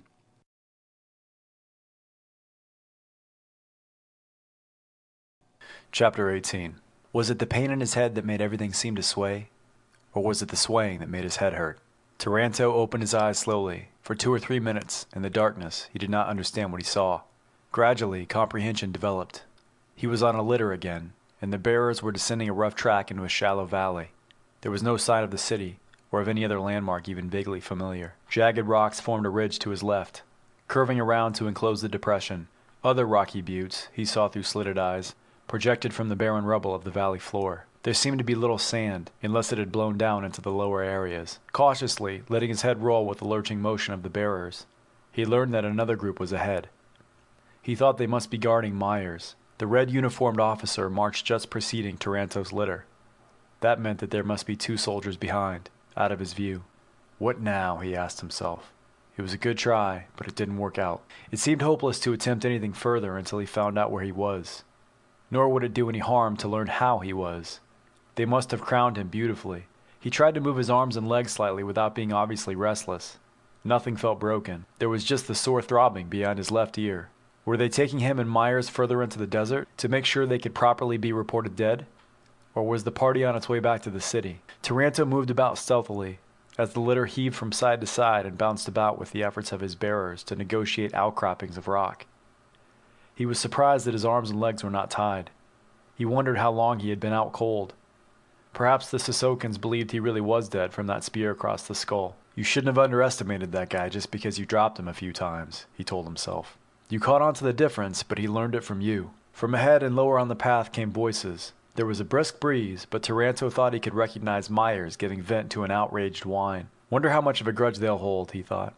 Some of them must be lumped up pretty good. He was beginning to locate a number of scrapes and bruises on his own sturdy frame. He wondered if it might be best to take things easy until they reached either their desert destination or the area outside the city, according to which way they were headed, and then offer to bribe the officer in charge. It would probably be too risky. He would have to rely on large promises, and they had already caught him in a crude whopper. Whatever the case, it would be unwise to open negotiations without finding out what the Sissokan commander looked like. Taranto seemed to recall pasting the fellow pretty thoroughly. He caught a few words of Terran, blown back to him by a random gust. Myers was complaining about being too tired to walk any further. It did not sound as though he were making his point. Of course, Taranto realized. I must be in his stretcher. Mine was busted. Now the slob will put it on me for making him bump his rump along this trail. The image was not without humor. Contemplating it gave Taranto a momentary satisfaction. Well, they knew Myers was alive, even if they might not be sure about Taranto himself. Perhaps they were merely saving both Terrans for a longer jail term. Taranto hoped that the Sissokans had nothing more unpleasant in mind. The remarks he had used earlier in his attempt to bluff the officer could be used for inimical purposes by anyone who cared to point out that Sissokan knowledge of Terran physiology was scanty. Then what? Taranto decided that he would be foolish to worry along that line at the present. What he needed was an idea for getting loose again. He speculated for a few minutes upon his chances of backtracking to the scene of his attempted escape. Somewhere near there, in whichever direction it was, a spaceship would be landing.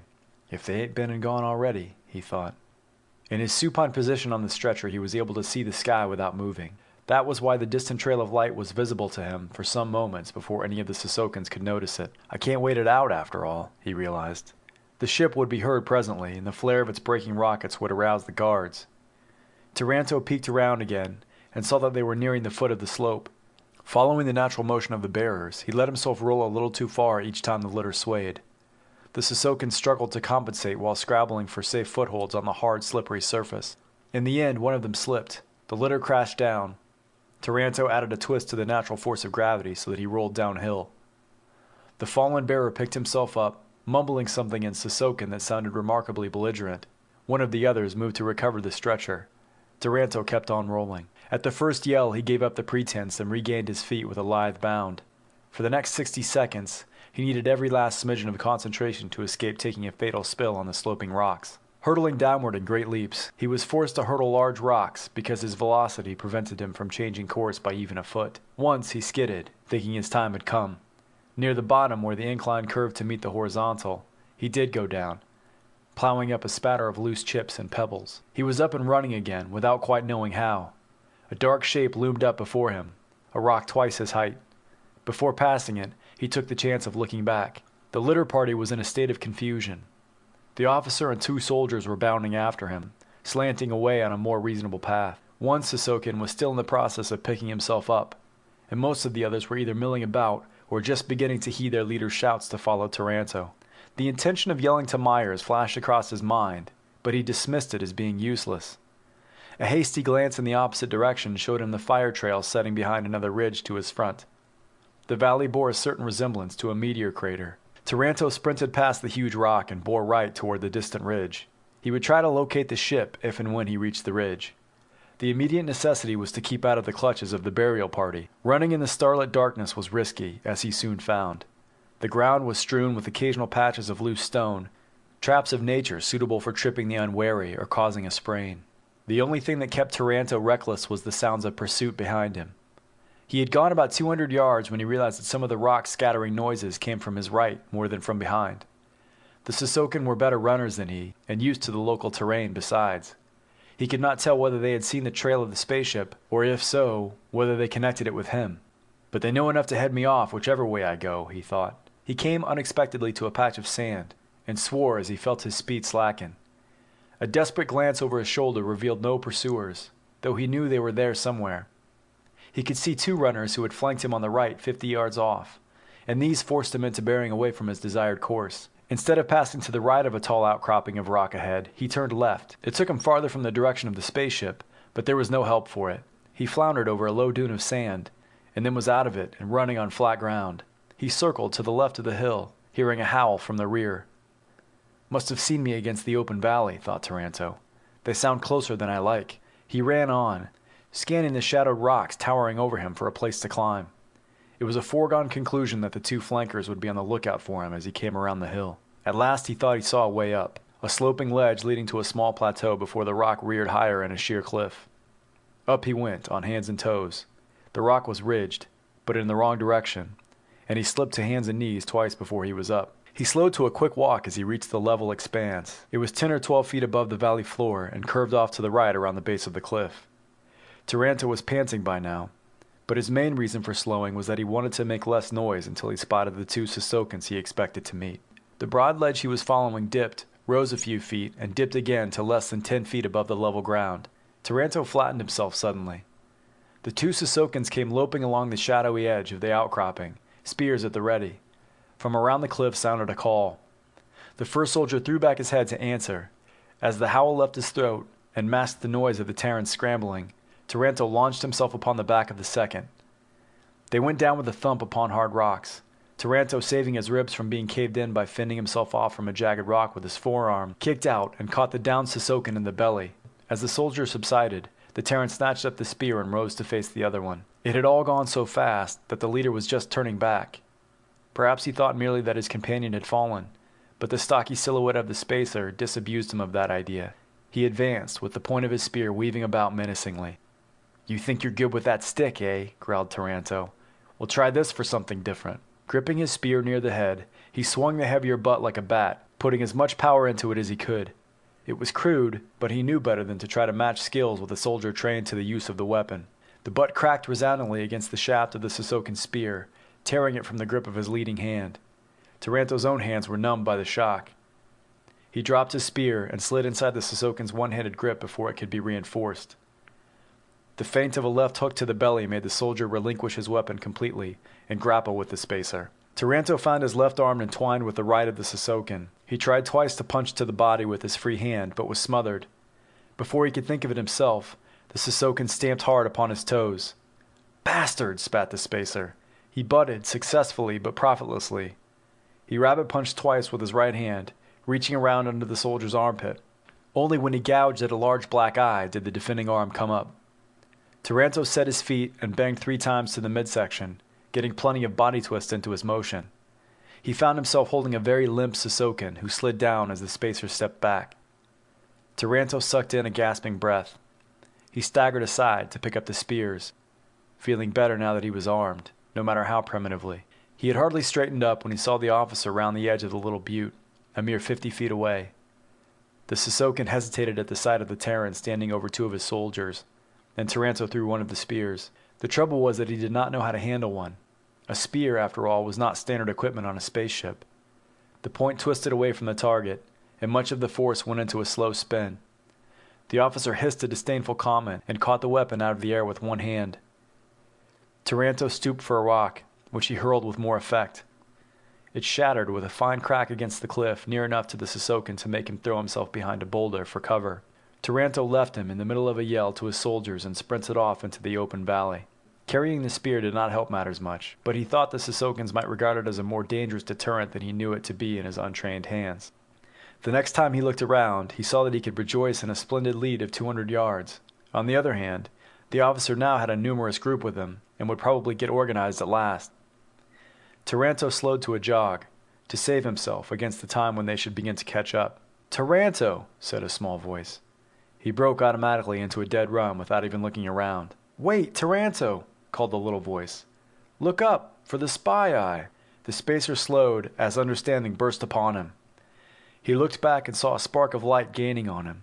It arrived and hovered over his head. "It may still work," the voice informed him. "The ship is down. I told them what happened and they're putting up a helicopter. Where's Myers?" "I don't know," said Taranto. Back on the ridge, I guess. Look, I can't just stand here until that copter comes. I'll be a pincushion. Head for that hill ahead, about a quarter mile, said the voice from the little flyer. I'll guide them there. The Sissokans were running now, spreading out in a well-drilled manner. Taranto boosted himself into high speed again. The hill ahead was more toward the center of the valley. If the pursuers were aware of some connection between his flight and the position of the spaceship, they would be satisfied to have him heading away from the ridge and closing the valley. Taranto hoped that they would not worry enough to turn on a burst of speed, for he was convinced that they could outrun him. He was right. He reached the steep slopes of the hill with a bare 50 yards left of his lead, and he was on the point of foundering at that. His knees buckled for an instant as he hit the first rise, and he saved himself from pitching on his face only by thrusting out the butt of the spear he carried. Somehow he made it another 50 feet up the slope, hearing the voice beside his ear say, "To the right, Taranto. Head for that flat spot. Here comes the helicopter." He wiped salty sweat from his eyes with the back of one hand and looked up. A large, quietly whirring shape shadowed the stars. It dropped rapidly toward him as a howl broke out behind him. Taranto took the spear in both hands, holding it at one end, and sent it whirling end over end at the closing Sissokans. The whole center of the group dropped flat to let it swish over their heads. Before they could rise, the helicopter reached Taranto. It came down so fast it bounced against the ground. Someone held out a hand to Taranto and yelled to him to jump. He was hauled into an open cockpit. Someone took a death grip on the waistband of his pants and he felt the helicopter climb. He wiggled around until he could get his knees under him. There were 2 spacers in the cockpit of what was obviously an auxiliary craft from a spaceship. One of them, a very long-eared type with a narrow head, looked as if he had been born in some stellar colony. The other had a broad, bland face of an Oriental Terran. "Where is the other one?" asked the latter. Taranto crept between the seats to which they were strapped before answering, for there were only chains at the open sides. He got his bearings and directed the long-eared pilot to the ridge where he had rolled out of the litter. It nearly broke his heart to see them reach it in less than a minute.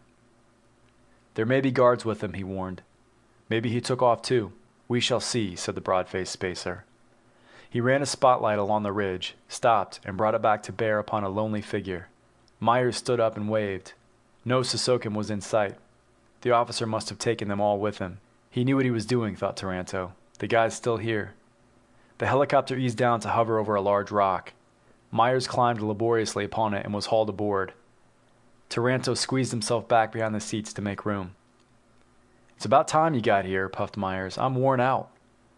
Taranto said nothing as the craft rose in the air and swooped off toward the spaceship. Someday Myers would ask how he had gotten away from the Sissokans. When it happened, Taranto swore to himself he would show the slob. End of chapter 18.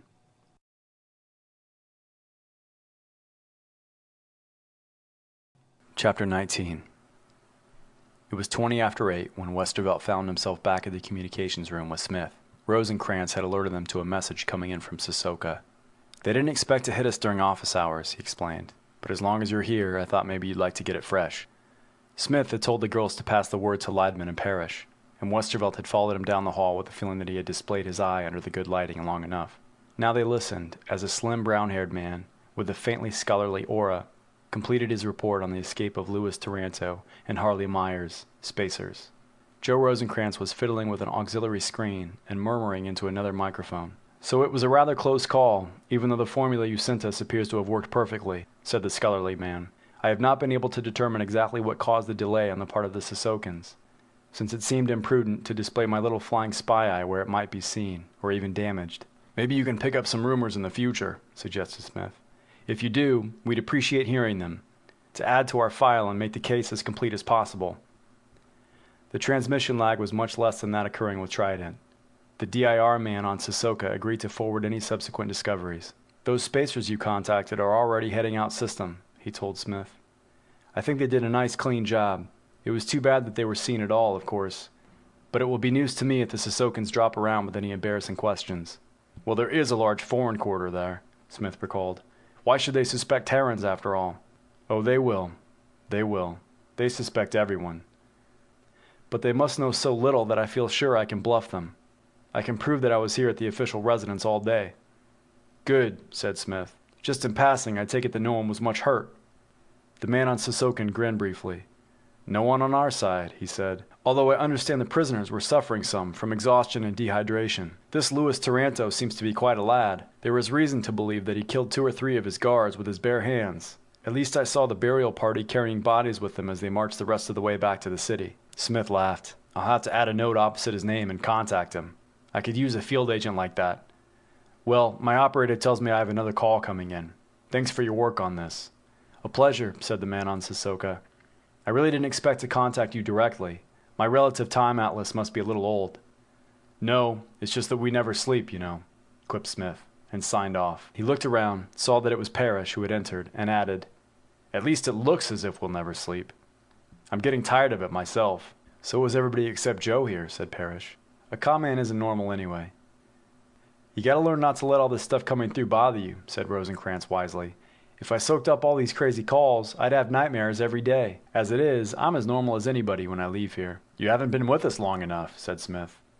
What else do you have there? There was a routine memo to make a check with the planet Greenhaven, said Rosencrantz. I cleared it when a good time came. The DIR station there pretended not to know what I was talking about. What? Yelped Smith. Don't tell me we goofed on another one. I don't think so, said Rosencrantz. While you were talking to Sissoko, a spaceship named Vulpecula called. Said there was reason to believe the Greenhaven DIR was locally monitored, tapped, or the scrambler system broken, said Parrish. What does this ship want to talk about? The Ringstad case. Joe, goddammit, who says you're normal? Demanded Smith. I bet we sprung another one. 2 in one night. We're coming out with a good average after all. Get them on the screen before I pop my tanks.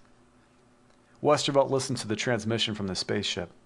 Without the help of a planetary relay at the far end, it tended to be a trifle weak and wavery. But the essentials came through. He left Smith and Parrish patting each other on the back and went back to tell the girls about it. They clustered around him in the main office, even Pauline leaving her cubicle for a moment and keeping one ear pointed at the switchboard inside. You should have heard Smitty conning her out of writing us up for the news magazines, said Westervelt. She seems to be pretty famous in her line. What was she like? Asked Simonetta. She looked blondish, but the color wasn't coming across too well. Not bad looking, in a breezy sort of way. The agent that sprung her had to skip too, because he thought the Greenhavens, they called them Greenies, had spotted his disguise. Oh boy, breathed Pauline.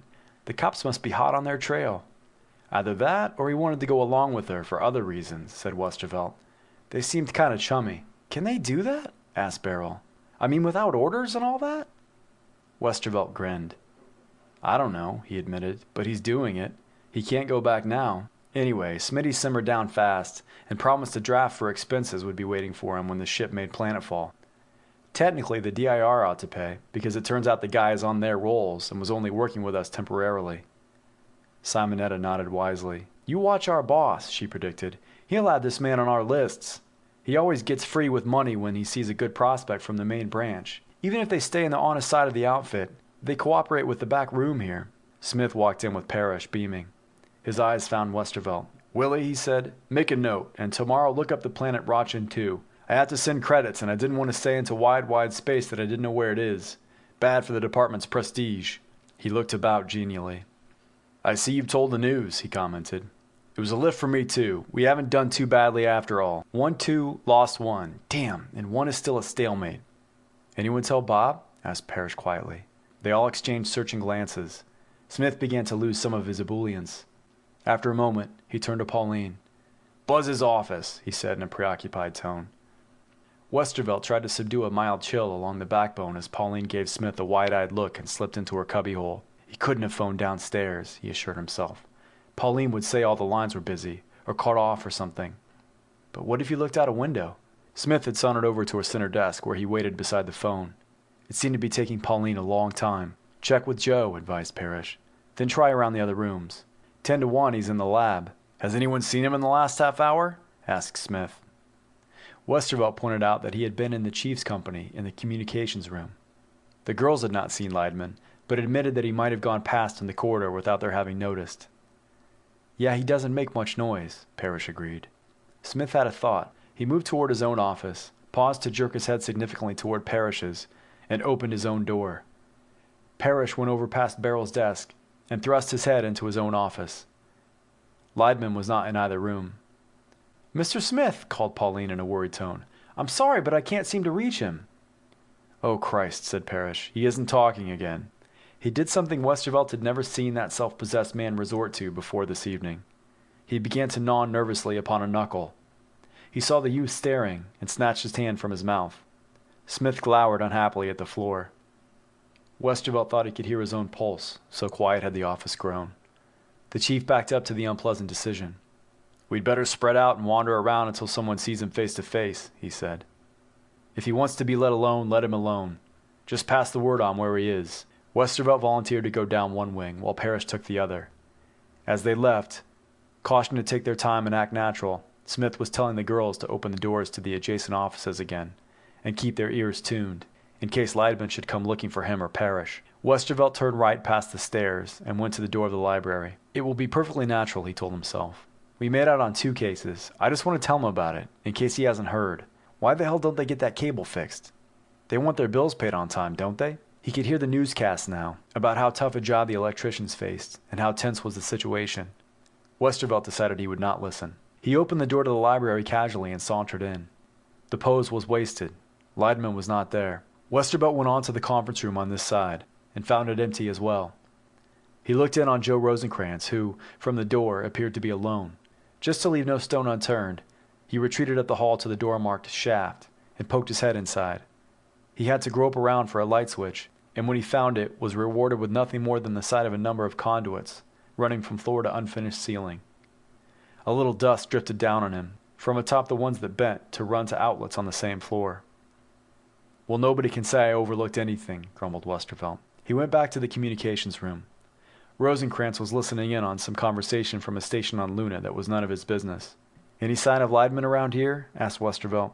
"Not since the Yolene brawl," grunted Rosencrantz. "That's a good-looking babe running that lunar station. Why can't we dig up some messages for them?" "I'll work on it," promised Westervelt half-heartedly. He walked quietly around the corner past the power equipment. No Leidman. The next step was the laboratory. He looked at his watch, then leaned against the wire mesh partition for a good 10 minutes. Let Parrish cover the ground, he decided. In the end, with no sign of Parrish or Leidman, he opened the door and stepped into the dark laboratory. He made his way cautiously ahead, thinking that Leidman was probably in his office. Feeling his path with slow steps, and carefully avoiding the possibility of tipping over any of the stacks of cartons, he had progressed to the center of the large chamber when the lights went on. Westervelt felt as if he had jumped a foot, and the blood pounded through his veins. Gasping around with open mouth, he finally met the eye of Pete Parrish, who stood half inside the doorway to the corridor, his hand still raised to the light switch. They both relaxed. Parrish smiled feebly, with less than normal display of his fine teeth. Westervelt contented himself with passing a hand across his forehead. It came away damp. "Well," said Parrish, "where was he?" Westervelt closed his eyes and groaned. "You're kidding," he said. "Please say you're kidding." "It's too late in the day to fool around, Pete." Parrish looked alarmed. He strode forward, letting the door close behind him. Westervelt, finding himself shivering in a draft, went to meet him. "I'm not kidding at all," said Parrish. "Did you look everywhere? Are you sure?" "I even poked into the power shaft," retorted Westervelt. "Were you in his office?" "Naturally. I checked everything, even the men's room." They had wandered back to the corridor door, peering about the laboratory to make sure no one could have concealed himself on the floor under a workbench or behind a pile of cartons. Parrish opened the door, and they stood puzzling at the empty hall. "He wasn't even taking a shower," said the elder man. Westervelt brooded for a moment. "Did you say everywhere?" he insisted. "Well, everywhere he would have any call to go." They stood there, passing the buck silently back and forth between them. At length Parrish said, "I'll just look again in his office and the other 2 rooms, in case he was," and slipped out behind me. Westervelt watched him run lightly up the hall to each of the doors. Parrish's expression, as he returned slowly, was something to behold. "I'll go," said Westervelt grouchily. Parrish put a hand on his arm. "No, that wouldn't look natural. I'll phone Smitty to send one of the girls down." "Better phone him to send 2, suggested Westervelt. "Yeah," agreed Parrish. "That's even more natural. Watch the hall while I buzz them." He went into Leidman's office. Westervelt leaned in the laboratory doorway, feeling depressed.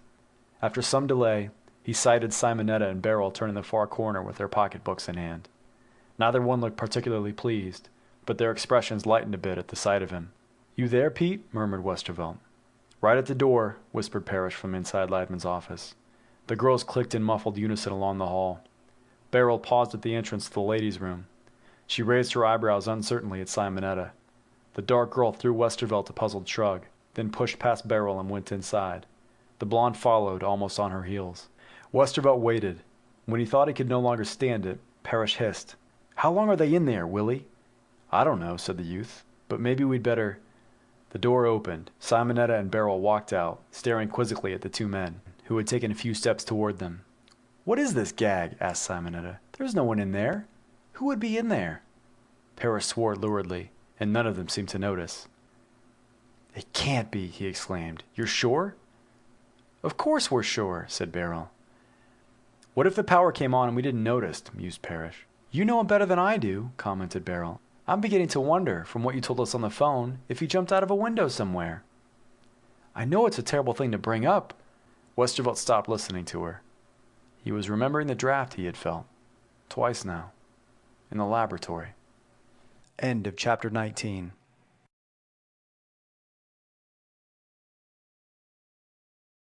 Chapter 20. Westervelt watched them walk up the hall. He thought of going back into the laboratory to find the open window. In his mind, he could see the straight 25-story drop down the side of the dark tower to the roof of the larger part of the building. He recalled having looked down once or twice. The people down there had paved patios outside their offices. A hurtling body would... He shook the thought out of his head and hurried to catch up to Parrish and the two girls. They trooped into the main office and took turns in telling Smith the story. He flatly refused to believe it for about 5 minutes. Ultimately convinced, he told Pauline to check Rosencrantz by phone every 10 minutes. "If we're wrong," he said, "it's unfair to have him sitting down there all alone. Bob might somehow have outsmarted us, but if he did it to this extent, it means he isn't safe on the loose." Westervelt noticed that Simonetta was looking pale. He wondered about his own features. The eye would probably stand out very picturesquely. "I don't believe it," he said, when the others had fallen silent. They looked at him, hoping to be convinced. "He isn't that kind," said Westervelt. "All right, you tell me he had a hard time in space, and it left him a little off. But this doesn't sound like the direction he would go off in." "What do you mean, Willie?" asked Smith intently. "Well, maybe he'd run wild. Maybe he'd get desperate and blow something up. I could see him taking a torch to that door and burning anybody that tried to stop him." He paused as they hung on his words. "But I can't see him quitting," said Westervelt. "If he was that kind, he never would have gotten back to Terra, would he?" Smith snapped his fingers and looked around. Sure, he said. "I don't know what I was thinking up in my imagination. We've all heard Bob utter a threat now and then, when some bims out in deep space broke his own private law, but no one ever heard him even hint at suicide." He grinned ruefully and added, "I should have thought of it myself. I had to review his application and examinations when he came to us." "Some days," said Parrish, "are just too much. Nobody's fault." "Then in that case," said Westervelt, "there was one little thing I noticed." He told them about the open window. Who would keep a window open with the building air conditioning operating as perfectly as it did? Smith fell to running his hands through his hair again. "Now let's think," he muttered. "There must be some logical explanation." Logical explanations, Westervelt thought, are always the reasons other people think of. He found a space to sit on the edge of the empty desk. Simonetta leaned beside him, and Beryl wandered over to the window of the switchboard cubicle to listen as Pauline checked Rosencrantz. She shook her head to Smith's inquiring look. Then Leidman strolled through the double doors. "What's the conference about?" he asked. Beryl let out a shriek. Her back had been to the corridor when she jumped, but she came down facing the other way. Everyone stiffened. Leidman stood quietly, regarded them with considerable calm. After a moment, Beryl tottered back to lean against the glass of Pauline's window. She pressed one hand to her solar plexus, looking as if she might fold up at any breath. "Oh," she gasped. "Oh, Mr. Leidman." He examined her with clinical detachment. "Doesn't someone have a tranquilizer for her?" he asked. "I don't usually scare pretty girls." "Oh, no. It's just that, everyone was worried about you," stammered Beryl. "Why?" asked Leidman. "Don't you think I can take care of myself?" For the first time, Westervelt noticed the curiously set expression on the ex-spacer's face. He had until then been too busy watching Beryl and trying to calm his own nerves. He could not be certain, but it seemed as if Leidman's forehead displayed a faint sheen of perspiration. "Of course you can, Bob," said Smith. "We were—" Beryl, nearly to the point of hysteria in her relief, got the ball away from him. "We were worried about the elevator being stopped," she babbled, "and the door. You'll never believe it, Mr. Leidman, but the door to the emergency stairs wouldn't open." Westervelt thought he heard Parrish swear, then realized it had been his own voice. He started to step in front of Simonetta. Parrish was moving slowly in Ladman's direction, trying to look at ease but looking tense instead. "Damn it," shouted Smith. "Beryl, you're fired!" It did not seem to register on anybody, Beryl least of all. Ladman was confounding them all by standing quietly. His face tightened a little more at the news, but it did not seem to be the expression of a man who had just taken a bad jolt. "I know," he said. "I looked at it a couple of times after I saw the blackout downstairs." Smith regarded him warily. "How do you feel, Bob?" he asked. "You know how I feel," said Ladman. He let his gaze wander from one to another of them. Westervelt felt a chill as the handsome eyes looked through him in turn, but accepted the comforting realization that the stare was about as usual. Beryl was the picture of a girl afraid to breathe out loud, but the others relaxed cautiously. Smith even planted one hip on the corner of Simonetta's desk and tried to look casual. "You seem to be doing pretty well," he said. "We were thinking of looking in the lab for something to cut the latch with, but it might have been waste motion. They should be getting the power on any minute now." "I think," Ladman began. "Oh, I guess we could find something in the lists," pursued Smith. "If you'd rather we look." "I have several things we could use," said Ladman. He walked into the office proper and looked about for a chair. Westervelt stepped back of the center desk and brought in the chair of the vacationing secretary. Ladman sat down beside the partition screening the active files opposite Simonetta's desk. "In fact," continued the ex-spacer, "I got them out when I was trying to figure out how much that door would stand. Then I decided that would only raise a commotion." Westervelt watched him with growing interest.